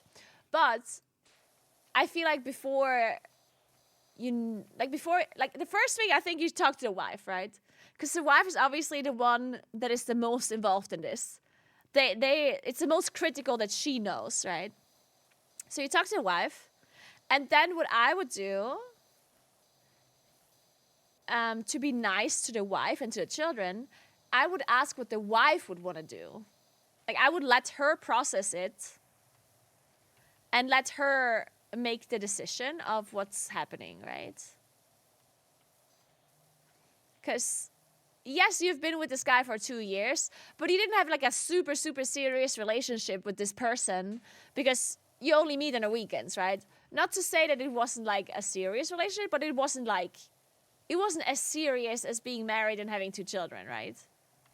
So, yes, you have been with this man, but it's all, like, it definitely feels like you had another life as well outside of this. Like, it definitely seemed like it wasn't, like, the most serious relationship, right?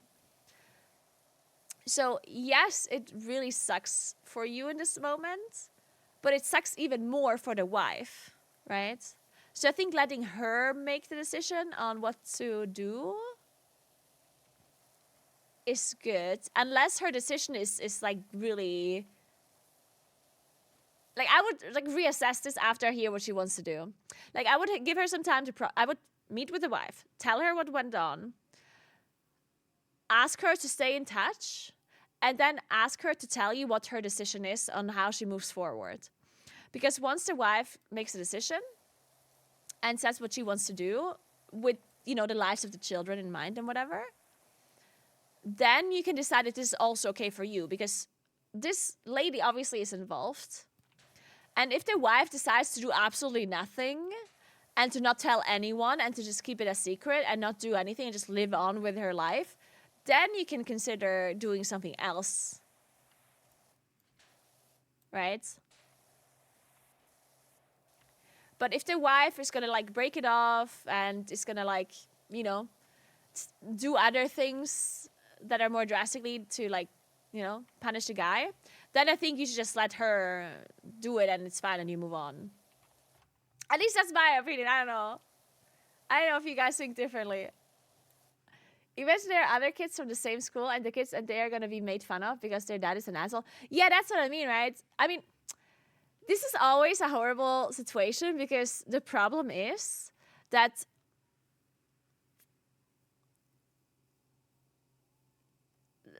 like it's not your fault like what the dad did, right? Like the dad was being an asshole and the dad did this. So if the kids figure out what happened and if the rest of town figures out what happened and the kids are being made fun of, then it's not your fault. Like it's not this lady's fault. Like obviously you should be making a scene. Like I think that's going too far. But if the kids are being made fun of at school, like that's something that's, it obviously really, really sucks for the children, of course, and they're the victims in the situation, but like just not saying anything and just keep moving on with your life is not the solution either, right? Like in this case, the children suffer, but because of the dad, because of what the dad did, right? So making a scene in front of the children, I disagree with. Because, of course, at that point, you are the one that creates the scene, right? So I think the lady should not be making a public scene by any means, because then you really are creating like a situation that can be traumatic for the kids in that moment, right? That could be a situation they remember forever, right? In a bad way. But you cannot avoid the fact that the children might suffer. You cannot protect the children completely because the dad did what he did, right? So the kids are going to feel bad and they are going to be upset and they might be made fun of at school and they might, you know. But that's not something you can avoid completely, I guess. That's the dad's fault though, right?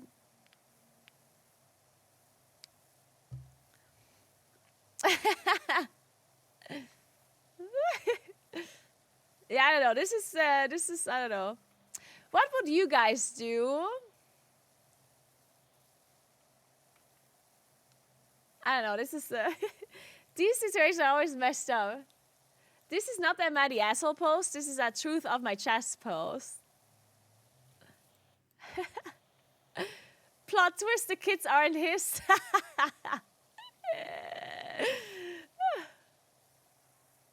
Just torched their shirt. Leave the kids out of it. I'm divorced and me and my ex always put our daughter first during and after divorce. Yeah, that of course, it's always the best thing, of course, to do, yeah.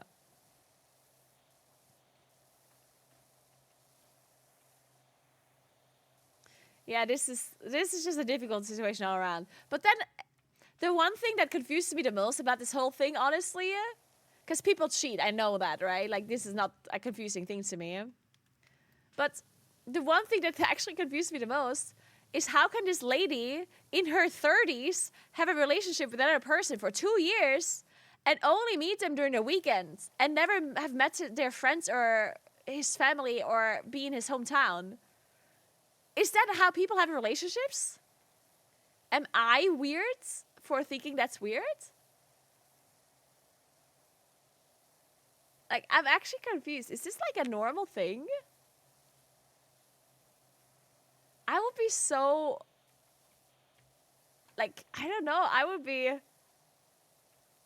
If there's a guy that only wants to meet me on a weekend, and they don't want me to meet their friends and whatever, like, I wouldn't be staying with them for 2 years, right? I think. Unless I'm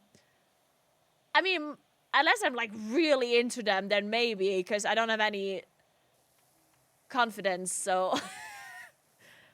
or sense of self-worth, so... maybe I would do it, I don't know. I don't know.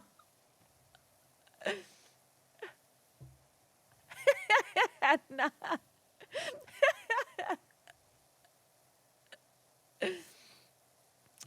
I don't know. This is definitely strange.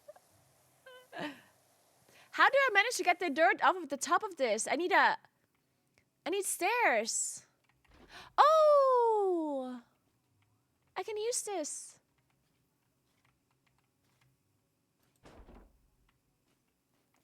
Nice. I can go even further up. Nice.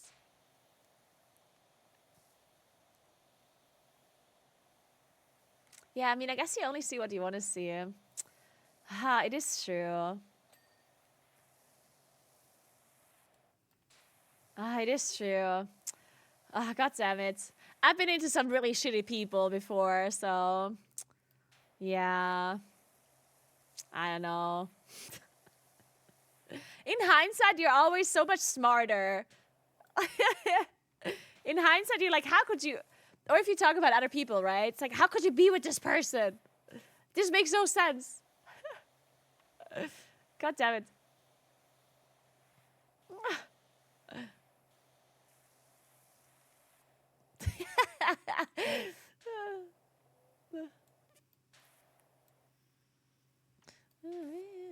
I'm too far away for this one here.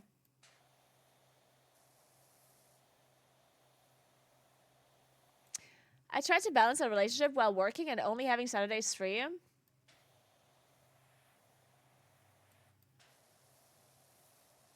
Yeah, I mean, I do think that, especially like the start of a relationship is very difficult if you're like in your 30s or so, because I mean, you have a proper life with like lots of things to do. Like, people are busy, right?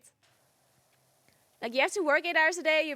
I don't know, you have other commitments outside of working as well. So the amount of free time you have during the week as like in your 30s is very, like, it's not a lot, right? So to somehow fit in time to meet like a person that you want to have a relationship with, it is difficult for sure. But at some point you would figure it out though, right? Like, if you really... Because initially it's a different story. Because if you're just dating, meeting them once a week on a weekend or every other week or whatever, that's acceptable, of course, right? But if you actually are into them a little bit more, you would at some point make more room or more time for this person, right? Because, yeah, even though you are working, you'd be able to find some more time than just once a week, right? Even if it's just like meet at someone's, like, go to their place for dinner after work and then go back home or whatever, or sleep there and then go to work the next day, like stuff like that, right? Like, it wouldn't be impossible to find a little bit more time than just on a weekend, right? I don't know. Like, obviously everyone's life is different. It's hard to tell.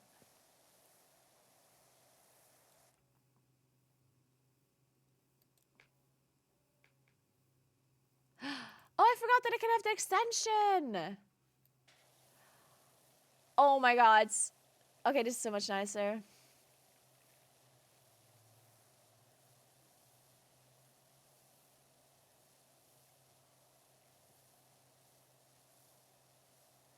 Guys, this wall is so dirty. How am I supposed to clean this, all of it?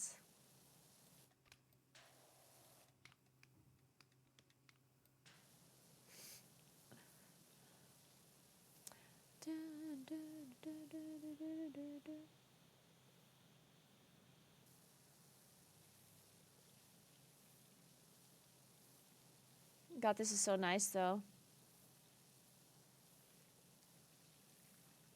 The part doesn't make sense. Something sus in there. Yeah, I never feel like there's something sus.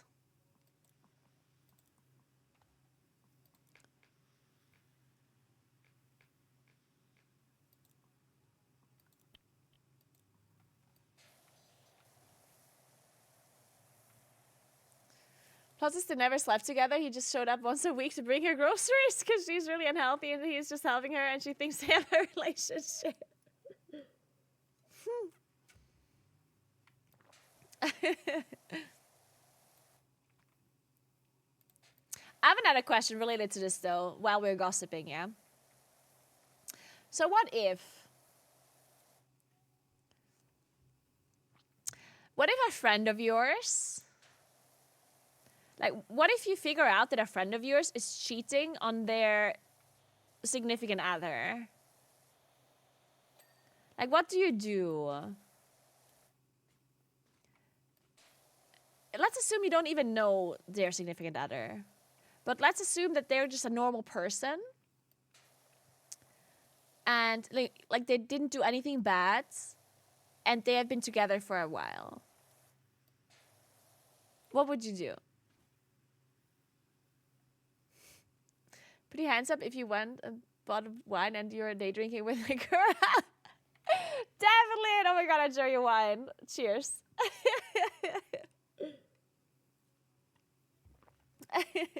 And a male or female? That doesn't matter. Why would... That's irrelevant. Why would you think that's relevant? Like, that's... It actually just doesn't matter, right?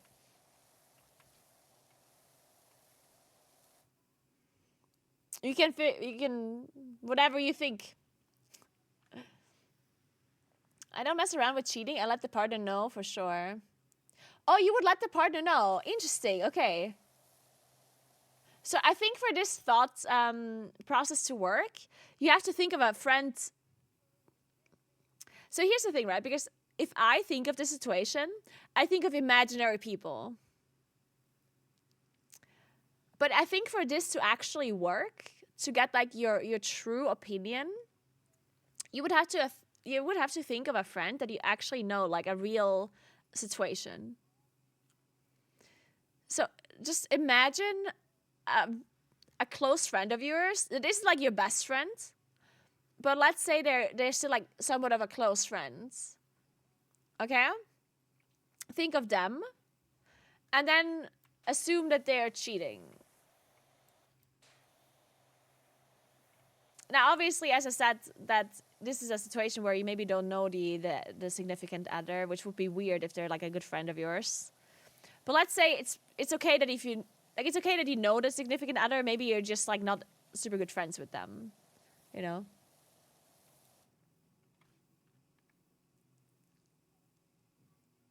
Depends on the friend. There's tiers of friends and loyalty. Okay, but that's interesting already for you to say that. I was in a situation where I was cheated on and my friends knew and didn't tell me. I wouldn't want other people to go through with that. See, that's what I was thinking. See, okay, so my opinion is, like, this is obviously a very difficult situation, right? So I think my approach would be that I would go to my friends and I would have like a real talk to them. And I would say, like, I would tell them or try to help them to tell their significant other. Like, I think that's the first thing that I would do. I would try and like convince them to tell their partner, which obviously will be very difficult, but I would like really try to convince them to tell, and I would check in with them once in a while. Like, I would give them some time. Maybe not like a super long time, but I would give them some time to try and tell the truth themselves. But eventually, like, if they refuse to tell their significant other, and if they're like really not seeing it, and if they're really don't want to tell, then I think eventually I would probably give them like some form of ultimatum where I would say, hey, either you tell them or I will like tell them. And I know this sounds like fucked up, but the problem is like the biggest problem that I have with this situation is the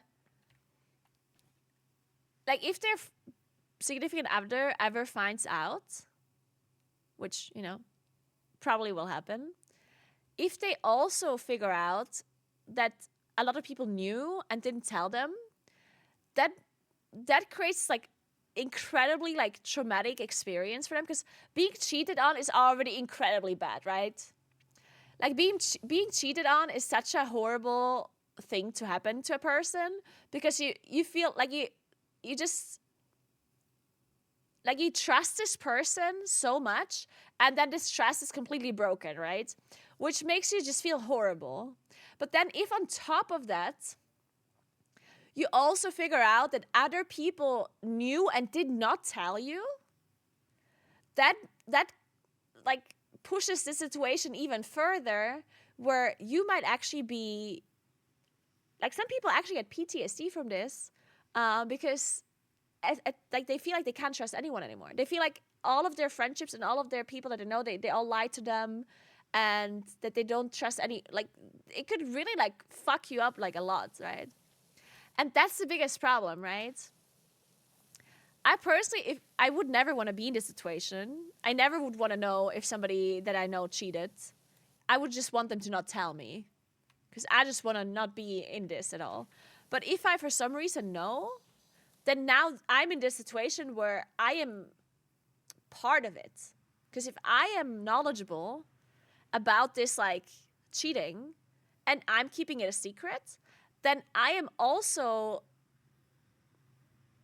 like, guess then I'm also automatically part of it, right? Then I'm also hiding it. And I feel like that's just creating like another level of distrust for this person, and another break of loyalty. It obviously depends how well you know this other person, right? But it's still like, either way, it does matter. Like, even if you don't know this other person well, if you don't have any negative feelings towards this person, then I still think it's like super fucked up to not tell them, you know? But obviously I would give my friends as much, like I wouldn't just go to the significant other and just immediately tell them. I would for sure try to resolve the situation otherwise by, you know, letting them resolve it themselves. But I do think that I eventually would tell if the person just refuses. I don't know.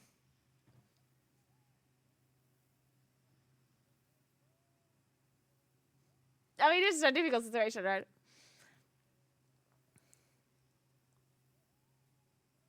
The only thing you really own is your trustworthiness. Do the right thing, even if you think the other party will never find out. Yeah. If someone includes me in it, I won't compromise my morals for it. Yeah, that's it, right? Because if you're hiding it as well, then you're definitely like a part of it. It sounds shitty, but you can't make me a shitty person by association. Yeah, that's it, I guess. So that happened to me. My best friend was cheating on his girlfriend.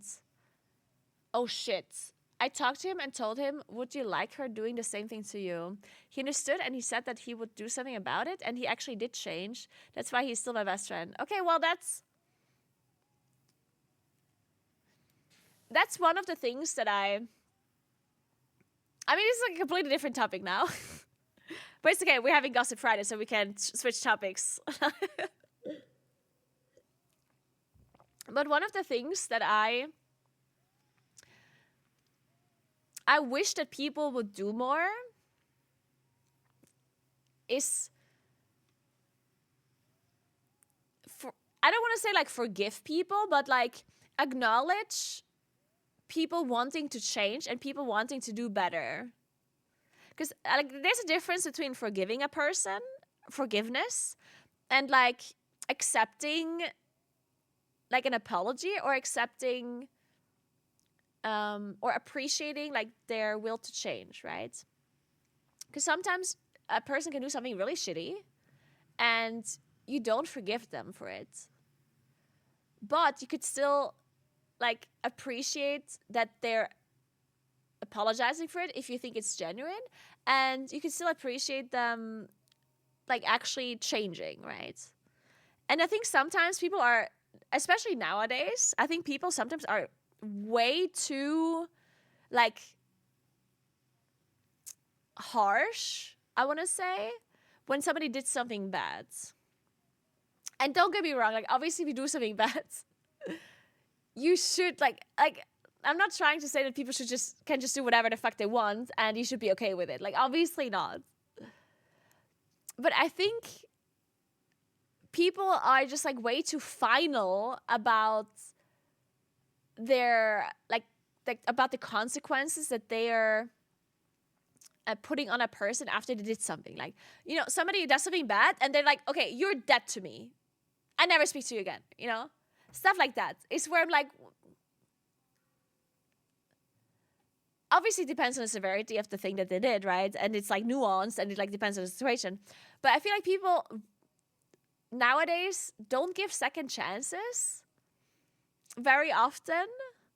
And I feel like that sucks if the person genuinely like is giving an effort to change and really like if you can really tell that this person knows they messed up, knows what they did was wrong, they apologized, and if they really are trying to be better and like to change as a person, I think giving them a second chance and like accepting that they're trying, like I feel like we should do that more as people, you know? Thanks for 39 months, Mr. Hawken. Thank you so much.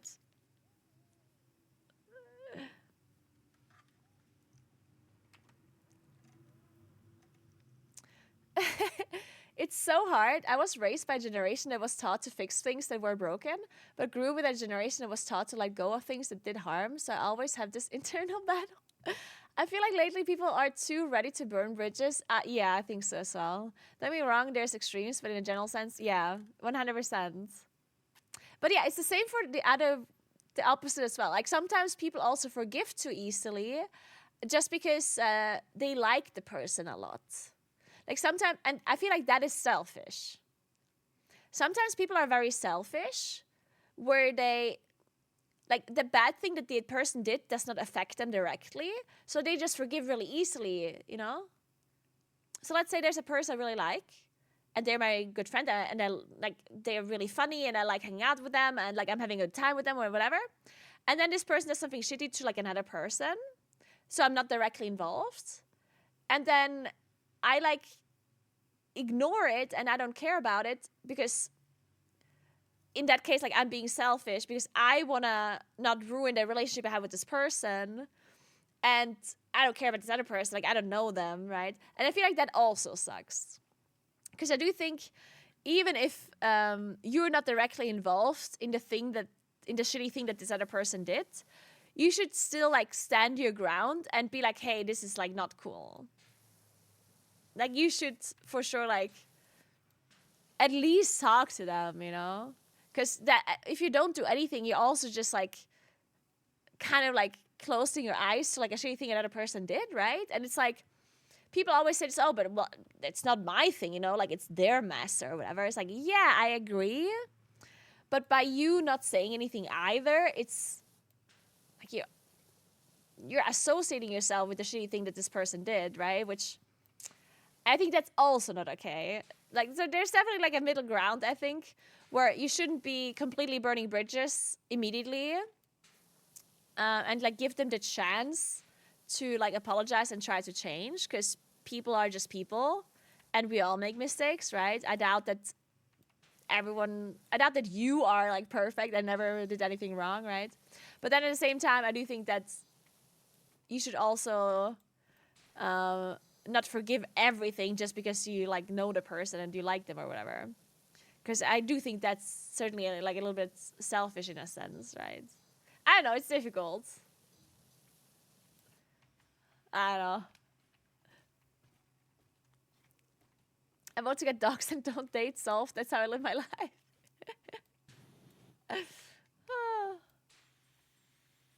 Yeah, all of this stuff is always so messy. Yeah.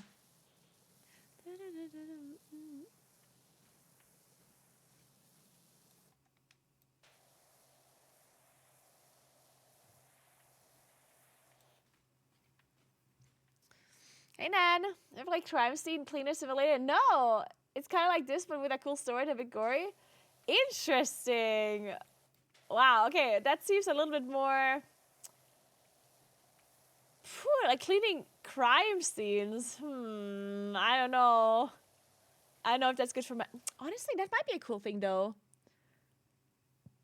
For my variety and gossip Friday? Drinking wine, listening to true crime, and cleaning crime scenes? That does kind of sound nice.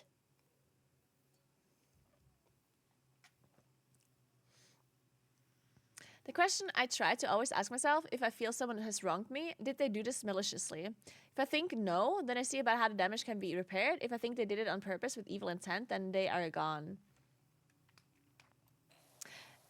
Okay, that's an interesting way of thinking about it, Seawolf. I like that because I do that sometimes too. But then I'm like, okay, this is actually very interesting. Because, okay, sometimes I ask myself this question, like, did they do this maliciously or whatever? But the problem here is that I can almost always find a good reason why they did this. Right? Like, because I feel like there's almost no human being on the planet that will do things out of like pure evil intent. Like nobody that doesn't have some sort of mental disorder, like that isn't like a psychopath, does things in like full malicious intent. Like you can always find like an excuse for their actions. You can always say stuff like, well, they did this shitty thing to me because they had a bad day and they're like self-conscious about this thing, or they're jealous about it, or they, have very little self-worth, and so they feel mentally better if they like say this out loud, or like I feel like there's always some psychological reason that explains shitty behavior, which when you explain it, it always kind of makes sense in your head. Like, it's just like a human thing to do, right? Yeah, selfishness is like the number one reason why people do shitty things almost always, right? It's almost always some form of like being selfish. And then you could say, is being selfish bad? Yes, but at the same time, every human is selfish. To an extent, right? Like, we're all selfish in a way, right? No, like, to say that people are not selfish inherently, I think is wrong. Like, yes, you can be more or less selfish, but every human being is selfish in one way or another. Because you are the center of your world, like, right? Like, obviously. Obviously, things you do are selfish. Some of them are more selfish than others, right? But you're always going to be selfish in some way. It's just how it is, because you think of yourself, right? Fighting to survive is because of selfishness. Grieving death of a loved one is... Yeah, exactly. Like, people think of the word selfish as like a really like bad word, but it's not. To be selfish is the most human thing ever. It's actually very, very human. Because sometimes you do things that are good for you, but they're... And then you find excuses. Like, sometimes you do something that is actually inherently selfish, but you like turn it in your head as if it was for someone else. One of, like, a very good example, we're going back to the cheating thing. So imagine the situation where, let's say you're with somebody, okay? And you went on like a work trip, and you somehow like partied, and let's say you made out with like another person, but nobody saw it, and this person was like a complete stranger, and you were just really drunk, and you were dancing, and I don't know, like let's just say like it just happened, you know, like it was really shitty, but you just did it, okay? Let's say you like cheated with this person, like you made up out with this person. Nobody knows except yourself, okay? Now, you go home and you're like, now you're in this situation where you feel really bad about what you did. Like you obviously, like you betrayed your partner and you know it, right? So you feel horrible about this, but nobody knows other than you. Now, a lot of people eventually will tell their partner because they feel so bad about it. And when you really, like, if you, like, turn it, like, a certain way, you could actually say that it's almost like a selfish thing to actually tell your partner in this case. Now, I know that it's not actually selfish, but you're the one that feels bad for whatever you did. When you like logically think about it, is this gonna affect your relationship? Are you gonna have anything else with this person? No, like you're not gonna have like this romantic relationship with this other person. Like, you don't know who they are. You're never gonna meet them again, right? No one else knows. So the risk of your partner figuring this out is zero unless you tell them, right? Now, is your relationship in danger? Yes, but mainly because you feel bad about what you did, right? So if you tell your partner, like, I don't want to say that it is selfish because I do think that you should tell. Like, I do think that a relationship needs to be built on trust, and you need to be fully transparent with the person. And even though the other person is going to feel bad about it, you should still tell them. So I'm not saying that you should not tell them. I do think you should tell them, right? But there's certainly like a way of thinking where you could say it's kind of selfish to tell them. Because you are making this other person feel bad, even though they were living their life normally and it was all fine, right?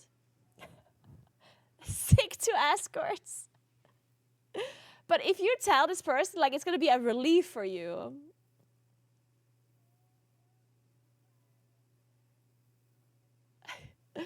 You know what I mean? So, like, again, I'm not saying that that it's like a bad thing to tell.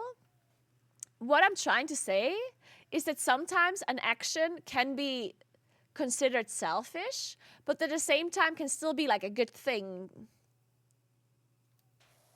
Like, sometimes selfish things are not inherently bad things, but sometimes it is partially a selfish thing to do.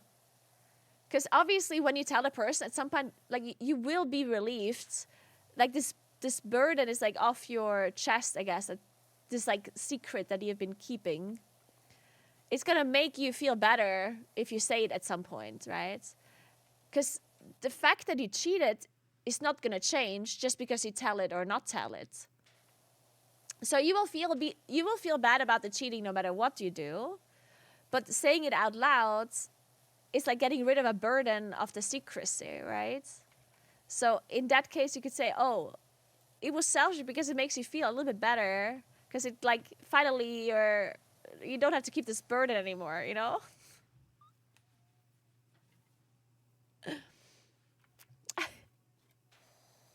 But obviously I still think you should tell them, because I think a relationship needs to be built on full trust, and no matter if it makes the other person feel bad. Because that's your fault too at that point, right? You just made your partner feel bad. Yeah, exactly. But I do think that... So whenever I think of this, because I am sometimes in a situation in like I do sometimes put myself in this thought process when I did things that were less severe, right? Like, for example, let's take like a less severe example. Let's say, oh God.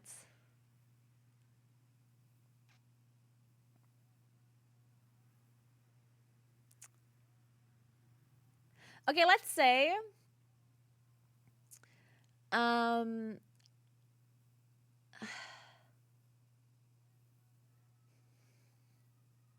okay, let's say, for example, that you're out drinking with like some of your friends, and one of your friends, actually, let's say you're drinking with one friend, okay? And this one friend has like an accident, and they have to go to the hospital. And you go to the hospital with them, and then it turns out that it's nothing. Now you could argue in your head, okay, you shouldn't actually like call their parents, or you shouldn't call their friends or whatever, because clearly, like, yeah, something bad happens, but they're fine. So if you now call their friends and their family or whatever, you're going to scare them, you're going to make them worry. So why not just wait until they're home or something? Okay, this might be a bad example, but I guess you know what I mean. And then you could argue in your head, okay, no, you shouldn't tell them. Like, you should just like, whatever, like, you should just like let this like wait out, because all you're going to do is make them feel bad, right?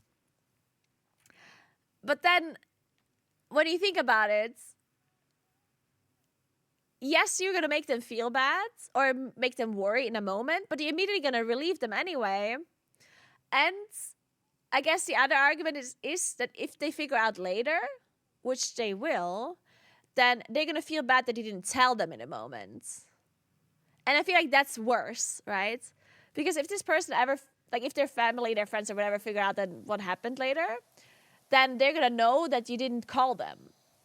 And then they're going to think, oh my God, like, what if something actually like much worse happens?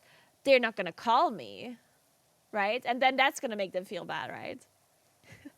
So I do think that sometimes in this case, not telling them is, like, you could like argue like both ways, where it's like, oh, you're just going to make them feel bad for no reason. That's selfish. I shouldn't tell them, right? But then at the same time, you might be excusing your own... Okay, this now gets complicated. Like, sometimes I do this because I feel uncomfortable telling people about stuff like this. Like, I don't want to be in an uncomfortable situation, right? Because in this case, it's uncomfortable to tell the person, right? So sometimes when I'm in a similar situation like this, I tell myself, like, my brain tries to excuse my selfishness in this case. Because I don't want to put myself in an uncomfortable situation. In this case, being the person that tells somebody else bad news, or like tells somebody else like something that is like difficult, right? Because that would be uncomfortable for me. So I try to excuse my behavior by saying, oh, actually, if I tell them, they just feel bad. Like, there's no purpose in telling them. Like, I shouldn't tell them. Like, it's going to be better for them, you know? So I'm kind of like excusing my own behavior. And in that case, you know, like, again, I'm being selfish by not telling them, because I'm trying to think, oh, it's actually better to not tell them, because, you know what I mean? I do this sometimes. In case you were confused, I do this sometimes.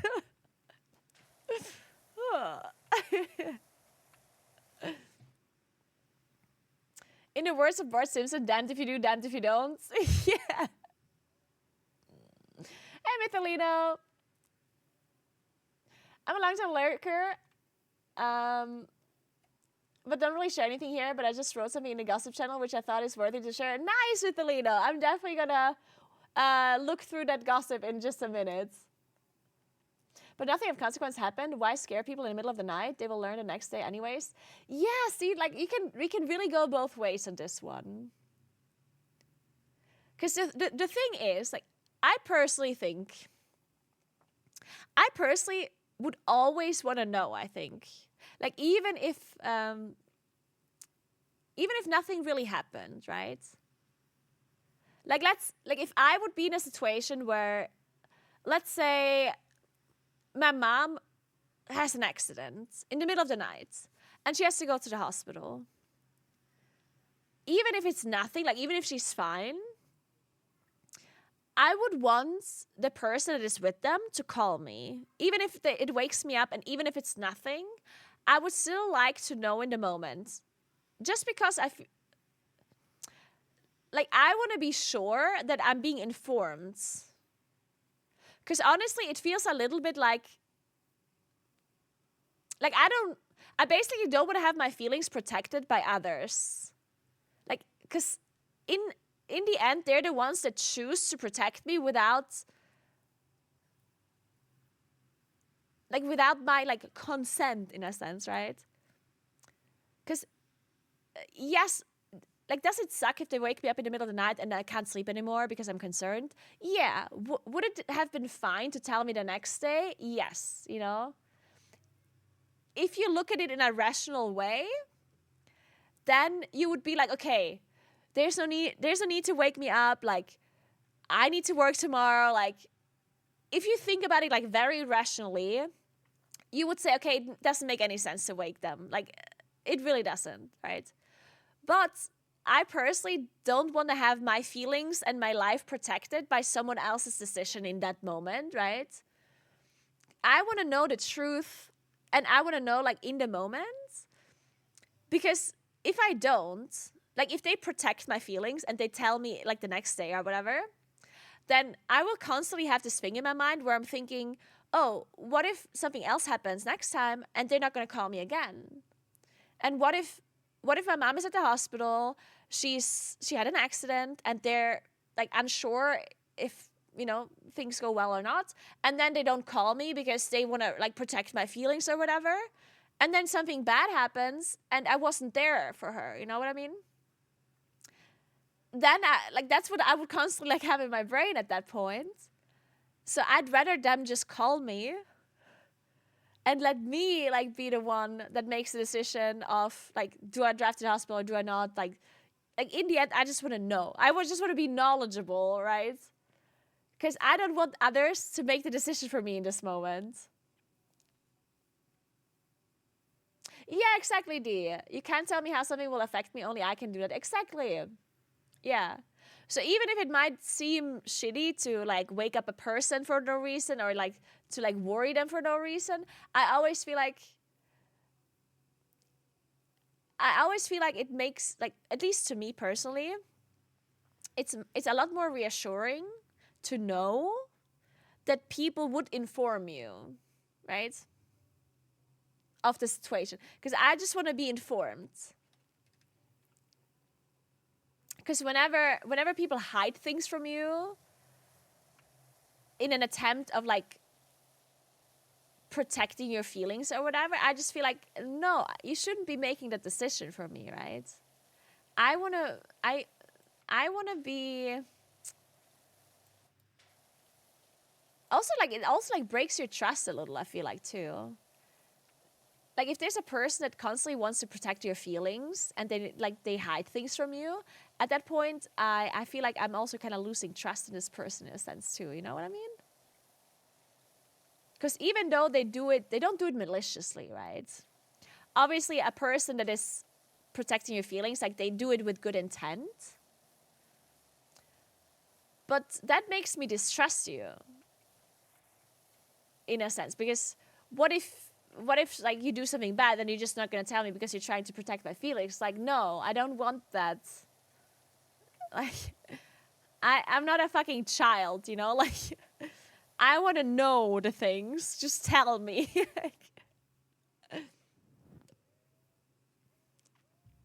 But obviously, it depends on the situation, and it's a little bit more nuanced than what I'm making it out to be. But I do in the end think that telling people is almost always the best way to go. Even if your brain might tell you otherwise. Even if your brain is oh, no, you shouldn't tell them. It's just going to be you're just going to worry them for no reason or whatever. What's going on? Grab a glass of wine. It's Gossipguura Day. It's Gossipguura Day. I've decided not to tell his dad. Oh, wait. I want to see your story, Drusty.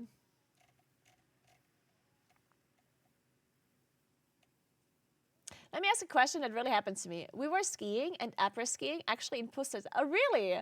Suddenly a work colleague, son, pulls me into a toilet stall and snorts cocaine. A colleague's son. Would you have told his dad that his son may have a problem or not? Ooh, this is difficult. Fuck. Okay. So I think what I would have done, like the first thought that I'm having here, I think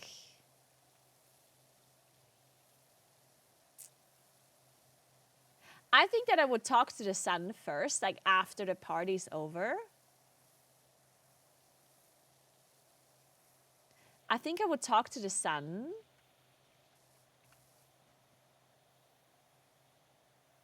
I mean, it's hard to tell. Like, I feel like it depends on the relationship, right? That you have with this colleague. And the relationship that you have with the son. Because the problem is, like, I think, especially with people that are, like, in a bad situation.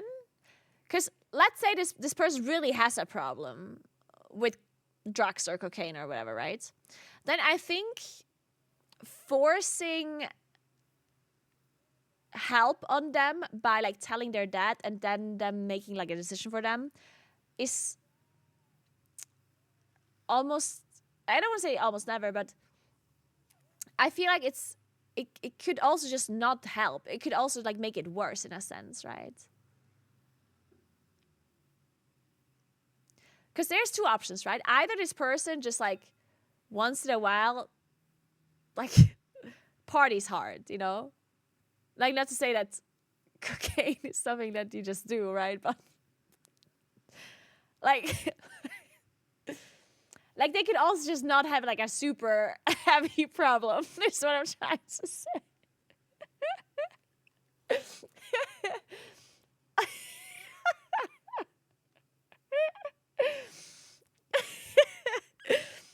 Like, okay, what I'm trying to say is like,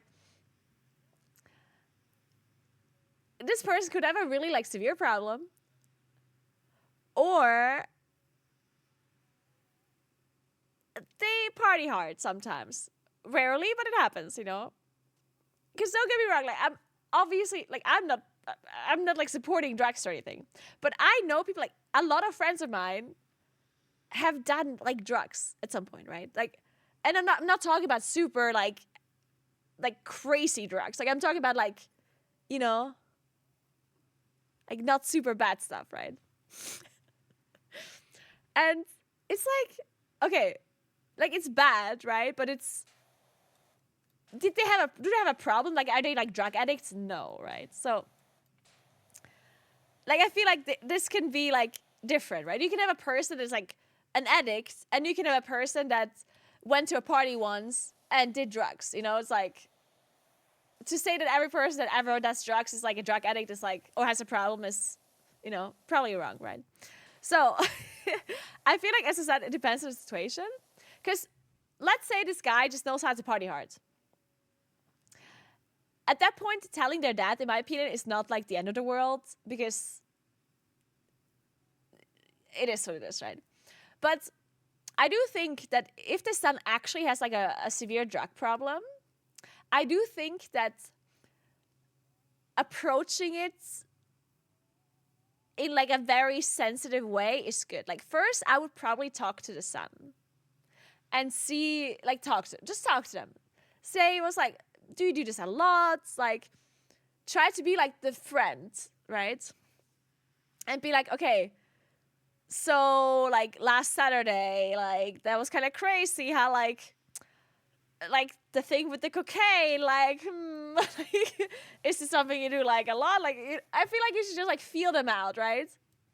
Because as I said, like if you immediately go to their dad and they actually have a severe drug problem, then I'm not saying that you might make it worse, but the reaction of the dads could be bad, because sometimes parents are not like really thinking rationally, and they like might be reacting the wrong way, you know? Because the problem with somebody having an addiction is that almost always the person has to want to better themselves. Because forcing a person to stop their addiction is, like, it's very hard to succeed then, in my opinion. Like, I almost always think that the person that has the addiction needs to understand that what they're doing is bad and they need to want to stop, right? So if you are telling, like, their dad, and then the dad forces the son to, like, go to, like, rehab or whatever, and the son doesn't understand and he doesn't want to, like, get better or whatever, then at that point, like, did you really help in this situation, right? I don't know, like, it's hard to tell. I don't know.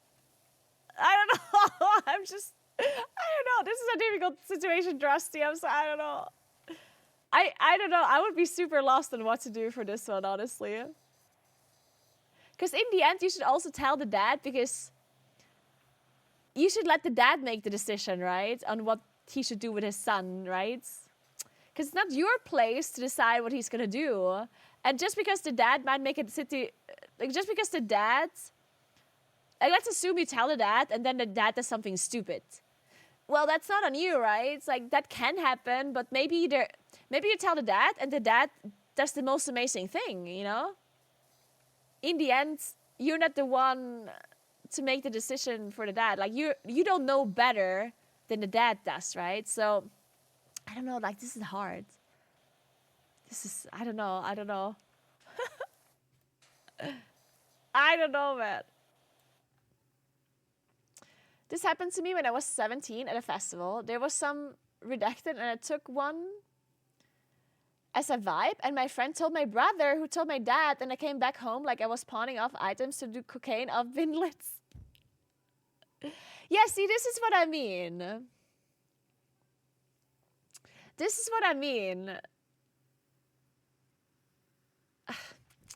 It's difficult. That's why I'm thinking, I don't know. It's a very hard situation. It's definitely a difficult situation because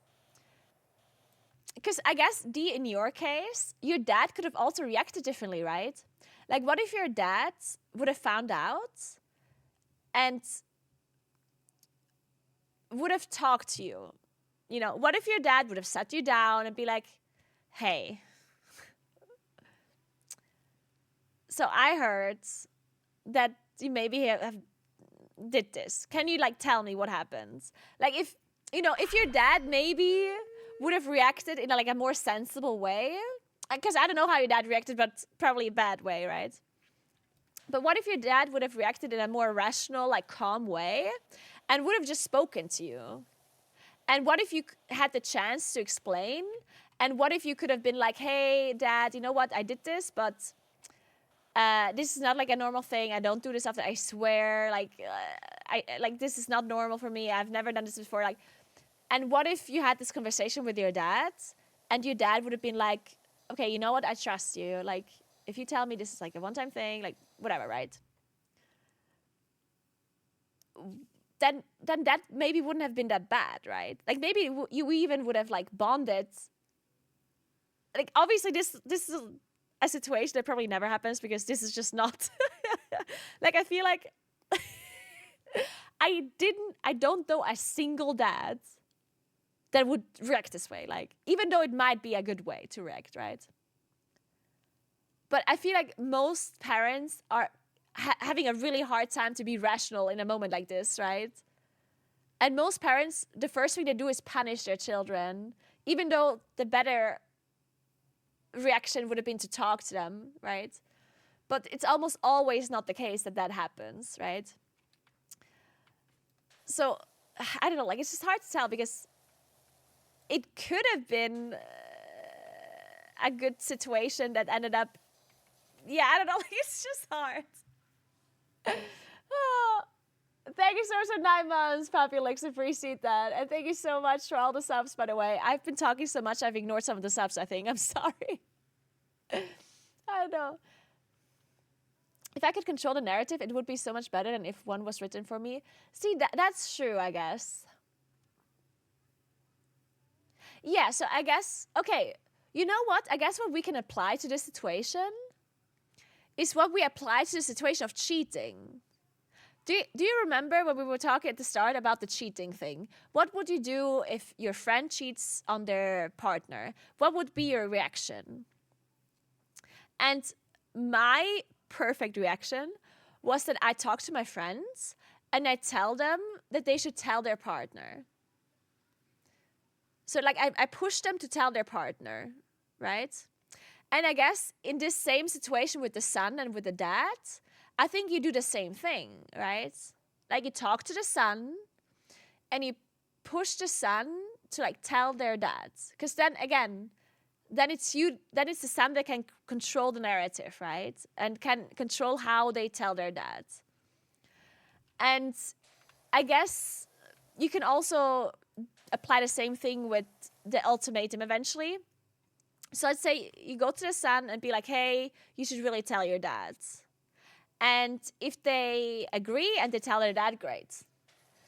If they don't tell their dad, or if they really refuse to, then you could give them an ultimatum, I guess, if you really think it's important that their dad knows. And you could be like, okay, so listen, you're really gonna tell, otherwise I'm gonna have to tell your dad, right? And at that point, I feel like the son needs to understand, because you are part of it now too, right? Because if you're not telling the dad, which is your coworker, then you're also kind of in on it, right? Because then you're also like hiding this from the dad. And if it then turns out to be an actual problem, like if the son actually like is gonna be like a drug addict and does something really bad, then you are at fault for not telling your dad and giving the dad the opportunity to help the son, right? So I think you should really approach it the same way as the cheating, right? Talk to the son, see what the son says about it, give them the opportunity to tell the dad.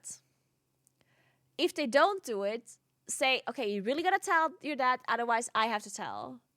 And then if they really don't tell, then you have to say it, I guess.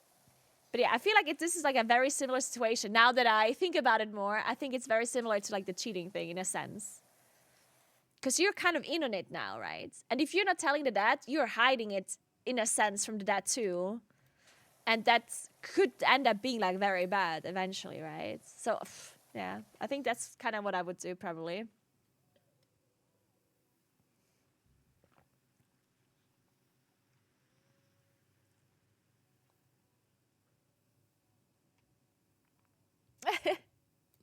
Yeah, I don't know, but these are all very difficult situations. Like this is whew. Ooh, okay, let's read this. Let's read Mythalino's gossip here. Thank you so much for sharing your story, by the way, Mythalino. All right. So let's read this together. Okay, so Mythalino says, hey everyone, I'm a lurker, so I don't really chat that often on stream, but I just have to share this story. Beforehand, I want to say that English is not my first language, that's totally fine, and sometimes I will use German words if I don't know the English one, that is totally fine. So I have this colleague, 29 female, who is obsessed with our boss, 34 male, in a relationship with another man. Wait. She's in a relationship with another man, or he's in a relationship with a man? I feel like this is important information. But maybe I can figure it out through the rest of the story. We work in an office and I share our workspace with her, and she's a heavy talker and somehow just tells me everything that comes to her mind. Okay. A few months ago, she told me that she wants to find out who the boyfriend of our boss is. Okay, so he is in a relationship with another man. Okay. Like, what the fuck? Please just respect his privacy. I agree. And she tells me that she looked up the address of our boss, and then she went there to look at his to look at like the doorbell like name, I guess, to see the last name of his boyfriend. They're not married, so he has another last name. Okay. Oh God. Okay, that is very stalkery. She tells me the last name of the boyfriend and now she's looking for him in all social media platforms and is trying to figure out where he works. Okay, that is super messed up. Obviously, I told her that this is fucking creepy. Yes, of course. Good job. And that she should stop doing that and that she shouldn't tell anyone else that she did that. Yes. I don't know if she listened to me. A few weeks later, our boss walked through the workspace to greet everybody. He does it every morning. And my colleague asked him, You slept with your window open last night, right? What? With a serious voice. In that moment, I choked on my coffee. Couldn't believe that. I just heard and started laughing because I found it so absurd. Yeah. And my boss had a really disturbed look on his face and just asked, how do you know that? She then just replied, oh, you sound a little bit ill, like if you had a cold. But I think it really left the impression that she just stalked his apartment at night. What the fuck? Then a few days ago, our boss told us that he is flying to New York end of November with his boyfriend. And guess who is flying there as well at the same time? Yes, my creepy colleague. She told me that, and now she's trying to figure out at what hotel they are staying. And I told her again, this is super creepy, but I don't think she's listening to me. There are a lot more of these incidents, and I don't really know if I should feel sorry for her because it really seems that she's hopelessly in love with him, or if she should be crept out by her. Or maybe she just has an obsession with gay guys. I'm a gay guy myself, and she asked me a lot of weird questions about it. Should I confront her more about this and try to help her not being so creepy, or should I just lay back and entertained by the situation? Because to be honest, sometimes it's just fucking funny, and that comes up with ears. Okay, this is, oh my god, okay. Oh god, Mythalina. Okay, so this is actually like a little bit fucked up. And not just a little bit, this is actually a lot fucked up. This is very wild, by the way, and I can see how you sometimes think this is funny. So the first thing I do in a situation like this, I was really engaged too. Yeah, that was really well written, Mythalina. So, okay, the one thing I would do in this situation is reverse the genders. I personally think reversing the genders is not always fair. Because, like, obviously, like, a man, like, it depends on the situation, right? I don't always think that reversing the genders makes sense, like, completely, right? But I think in this situation, it does make sense. Because imagine your coworker is a guy. And imagine your boss is a woman. And imagine this guy would be stalking this like your boss, this woman, and would go to their home and like look them up and like fly to the same place and whatever. I personally think like that would put up a lot more red flags. And I would probably like do something more about it. Now, obviously, reversing genders sometimes doesn't make sense because of the like power difference, right? Because obviously, like, a guy usually can overpower a woman, just like physically, strength-wise, right? And the worst, I don't want to say the worst, but like one of the bad things that could happen, like when you have like a stalker, is like them like doing physical harm to the other person. And of course, a guy, not always, right? But a guy could do potentially like more physical harm to a woman, you know, just because of, you know, on average, right? Obviously depends on who these people are. So sometimes you could like in your head lower the severity of a situation because you think, oh, what is this woman gonna do? Like, what's the worst thing this woman could do to this guy, right? But then you have to think of the fact that stalking is actually very, like, you can do such bad things with stalking that don't have anything to do with like physical attacking, right? Stalking can be so extreme even without any kind of physical like strength involved. You can like lives have been ruined through stalking, right? Because you can you can harass them online. You can like there's just so many things a stalker can do that affects another person badly that I think that he shouldn't necessarily take this lightly. Even though this woman might seem like, oh, it's just a woman, like what could she possibly do, right? Because that's probably sometimes what's in our minds, right? It's like, oh, this tiny little woman, like what is she supposed to do to this guy, right? But I do think that stalking is very like dangerous and has like lots of like super, super bad like, because I mean, I had a stalker I am still fucked up because I had a stalker, and this stalker never did never physically hurt me. But I still have like there's still things that I do and have like mentally, like that affect me mentally because I had a stalker at some point in the past where I have less trust in people. I don't like sharing certain information with people because I feel like they might, like, I just have this like really deep distrust of people because I had a stalker at some point. And it still like affects me to this day for what like this guy did to me. Even though this guy, like, as I said, never physically hurt me. And I think like a woman could do the same thing to a guy. Like, this has nothing to do with genders, I think. So we shouldn't, just because like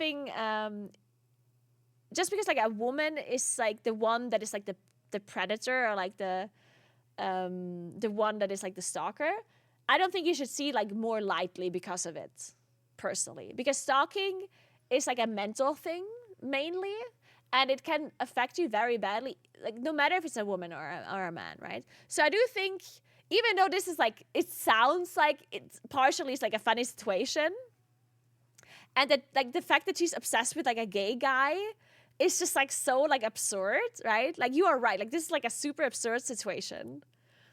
But I do think that like some of these things that she's doing, like they are like very red flags, right? And she has the potential to like really do some like bad stuff to the boss here in this case, in my opinion, right? Like, this is like very red flag territory. So I personally would probably, if I were you, just because I personally have been in a situation where I have been stalked, I would want to like, if I was the boss, I would want to know about this. And I understand that you would put yourself in like a bad situation and you want to like stay out of it. Like, I get that. But the thing is, like, this is what she shares with you. Like, all of this stuff, she shares this with you.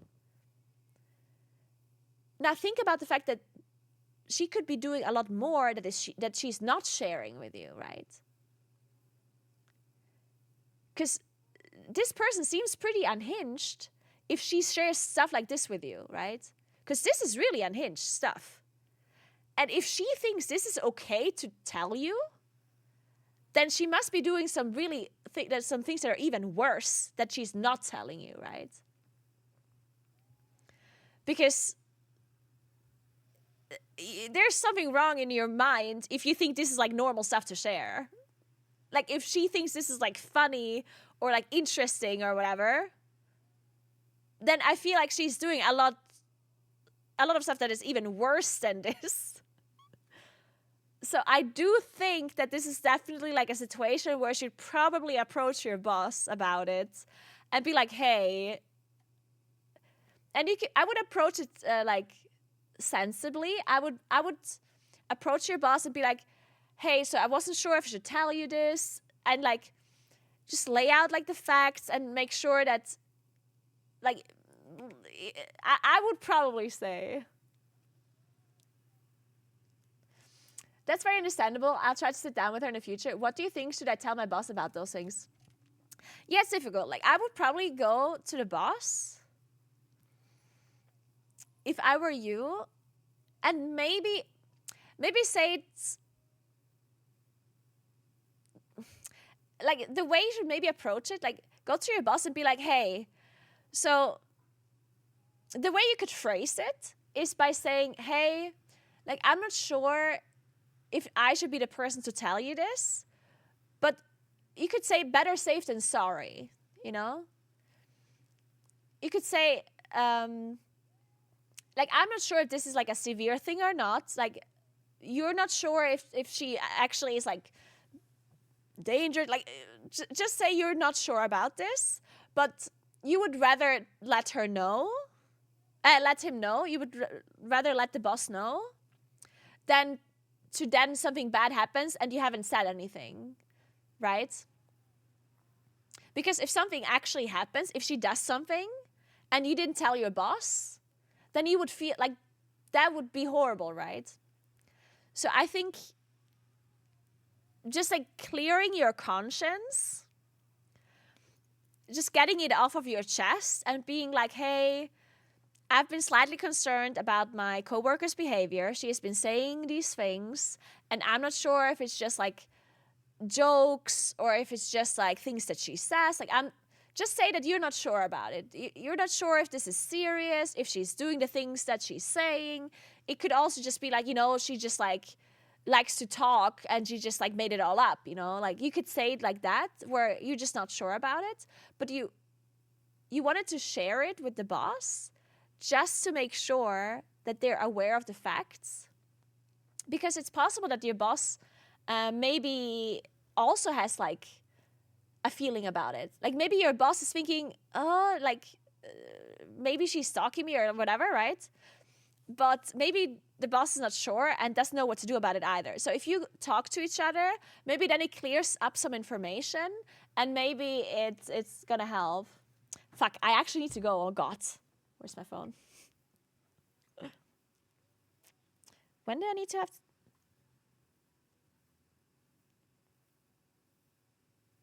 Okay. Okay, I do have time, but I have to leave soon. No more yapping on, no. Man, this is so much fun. I like hanging out with you guys and talking about gossip and like stuff like this. But yeah, I feel like this is certainly like a little bit unhinged. I definitely think that my boss does know, but I'm not quite sure. Yeah. Yeah, it's possible that your boss already has a feeling about it, or that maybe your boss knows some stuff but doesn't know all of it. I don't know. I feel like if I were you, like, you're obviously in a like weird situation, right? But I think just telling your boss at least puts the pressure off of you, right? Because if she actually does something bad and you didn't warn your boss, then you're going to feel really bad about that, right? And I don't want that to happen to you. Because it's definitely better to be safe than sorry, right? In this case, I think. Because then the boss can figure out how they handle it. And yeah, because, I don't know, like, because she could do something bad, right? She could... Because this, I mean, it seems really unhinged. I don't fucking know. I don't know what this lady is capable of, but she seems a bit crazy. Thank you so much, Mythelina, for sharing this story. And I hope that our opinions helped you out a little bit on what you should be doing, because I can see that this is a very difficult situation for you for sure.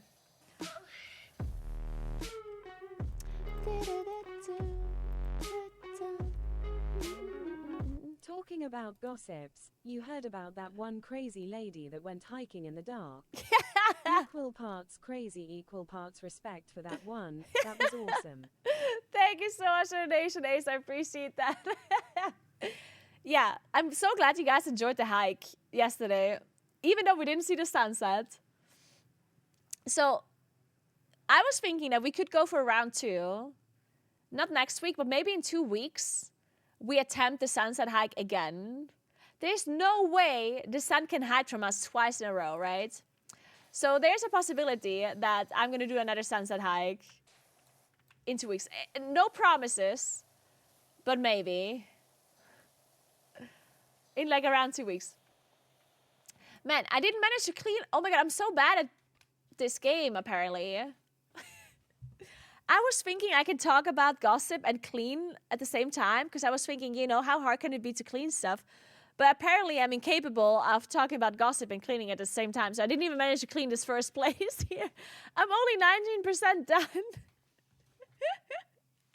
But yeah, unfortunately I have to leave, guys, because I'm going to go for dinner and I'm going to have to be at someone's place very, very soon. I didn't even manage to drink my wine. That's how engaged I was with these discussions that we had. Oh my God. Jesus Christ. All right, guys. Okay, I really have to go. Thank you so much for hanging out. This was super, super chill. I really enjoyed the blind wine tasting. I enjoyed the the talks and the hanging out. Even though we didn't really play Power Wash Simulator, at least we gave it an honest try. I hope you all have a nice rest of your Friday. Have an amazing weekend. Really enjoy yourselves. Only do fun things. And if you have some more gossip to share that we want to talk about, then maybe we do something similar next Friday or something. Actually, wait, next Friday, actually not. I think next Friday we play a party game. But there's certainly more time for gossip in the future. So if you have any stories to share, then we'll maybe bring back the Gossip Friday again at some point. But yeah, thank you so much for watching. Remember to follow my stream if you haven't yet. That would be very appreciated. And also check out my YouTube channel. I might be posting a video about the sunset hike on my YouTube channel soon. Check that out. I will be posting stories on my Instagram about the dinner tonight because we're going Terkel, which is the thing with the roasted chestnuts and like the blood sausage thing and whatever and the wine. So definitely check out my Instagram for that. And I'll see you guys on Monday. On Monday, remember, I'm doing the IRL stream on Monday where I'm going to go through a city in South Tyrol, Brixen.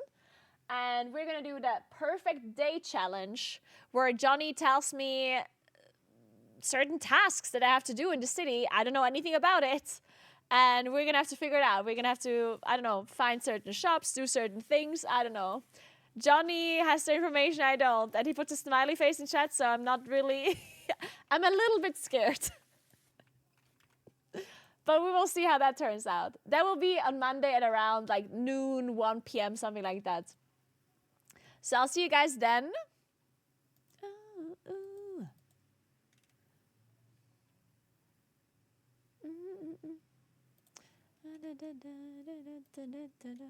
Okay, let's see. Who are we hosting? You want to watch Makes? I miss Makes. Yeah, let's host her.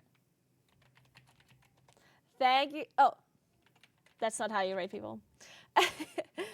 Thank you, Calandra. Have a great weekend yourself. Oh my God, I'm so excited for tomorrow because tomorrow I'm cleaning out my apartment. I already said this earlier, but I'm going to like uncover all of the furniture and everything, and I'm going to clean the apartment out tomorrow, the new apartment. Oh, I'm so excited for it. I don't know why I'm excited about cleaning stuff, but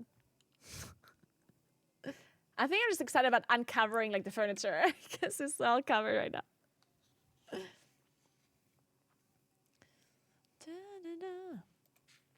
Alright guys, have fun watching Makes. Thank you so much for hanging out. I did so much yapping today, Jesus Christ. Like the amount of yapping I can do about stuff like this is insane. Oh, Jesus. But yeah, thank you so much for watching. Have fun watching Makes, and I see you on Monday. Goodbye.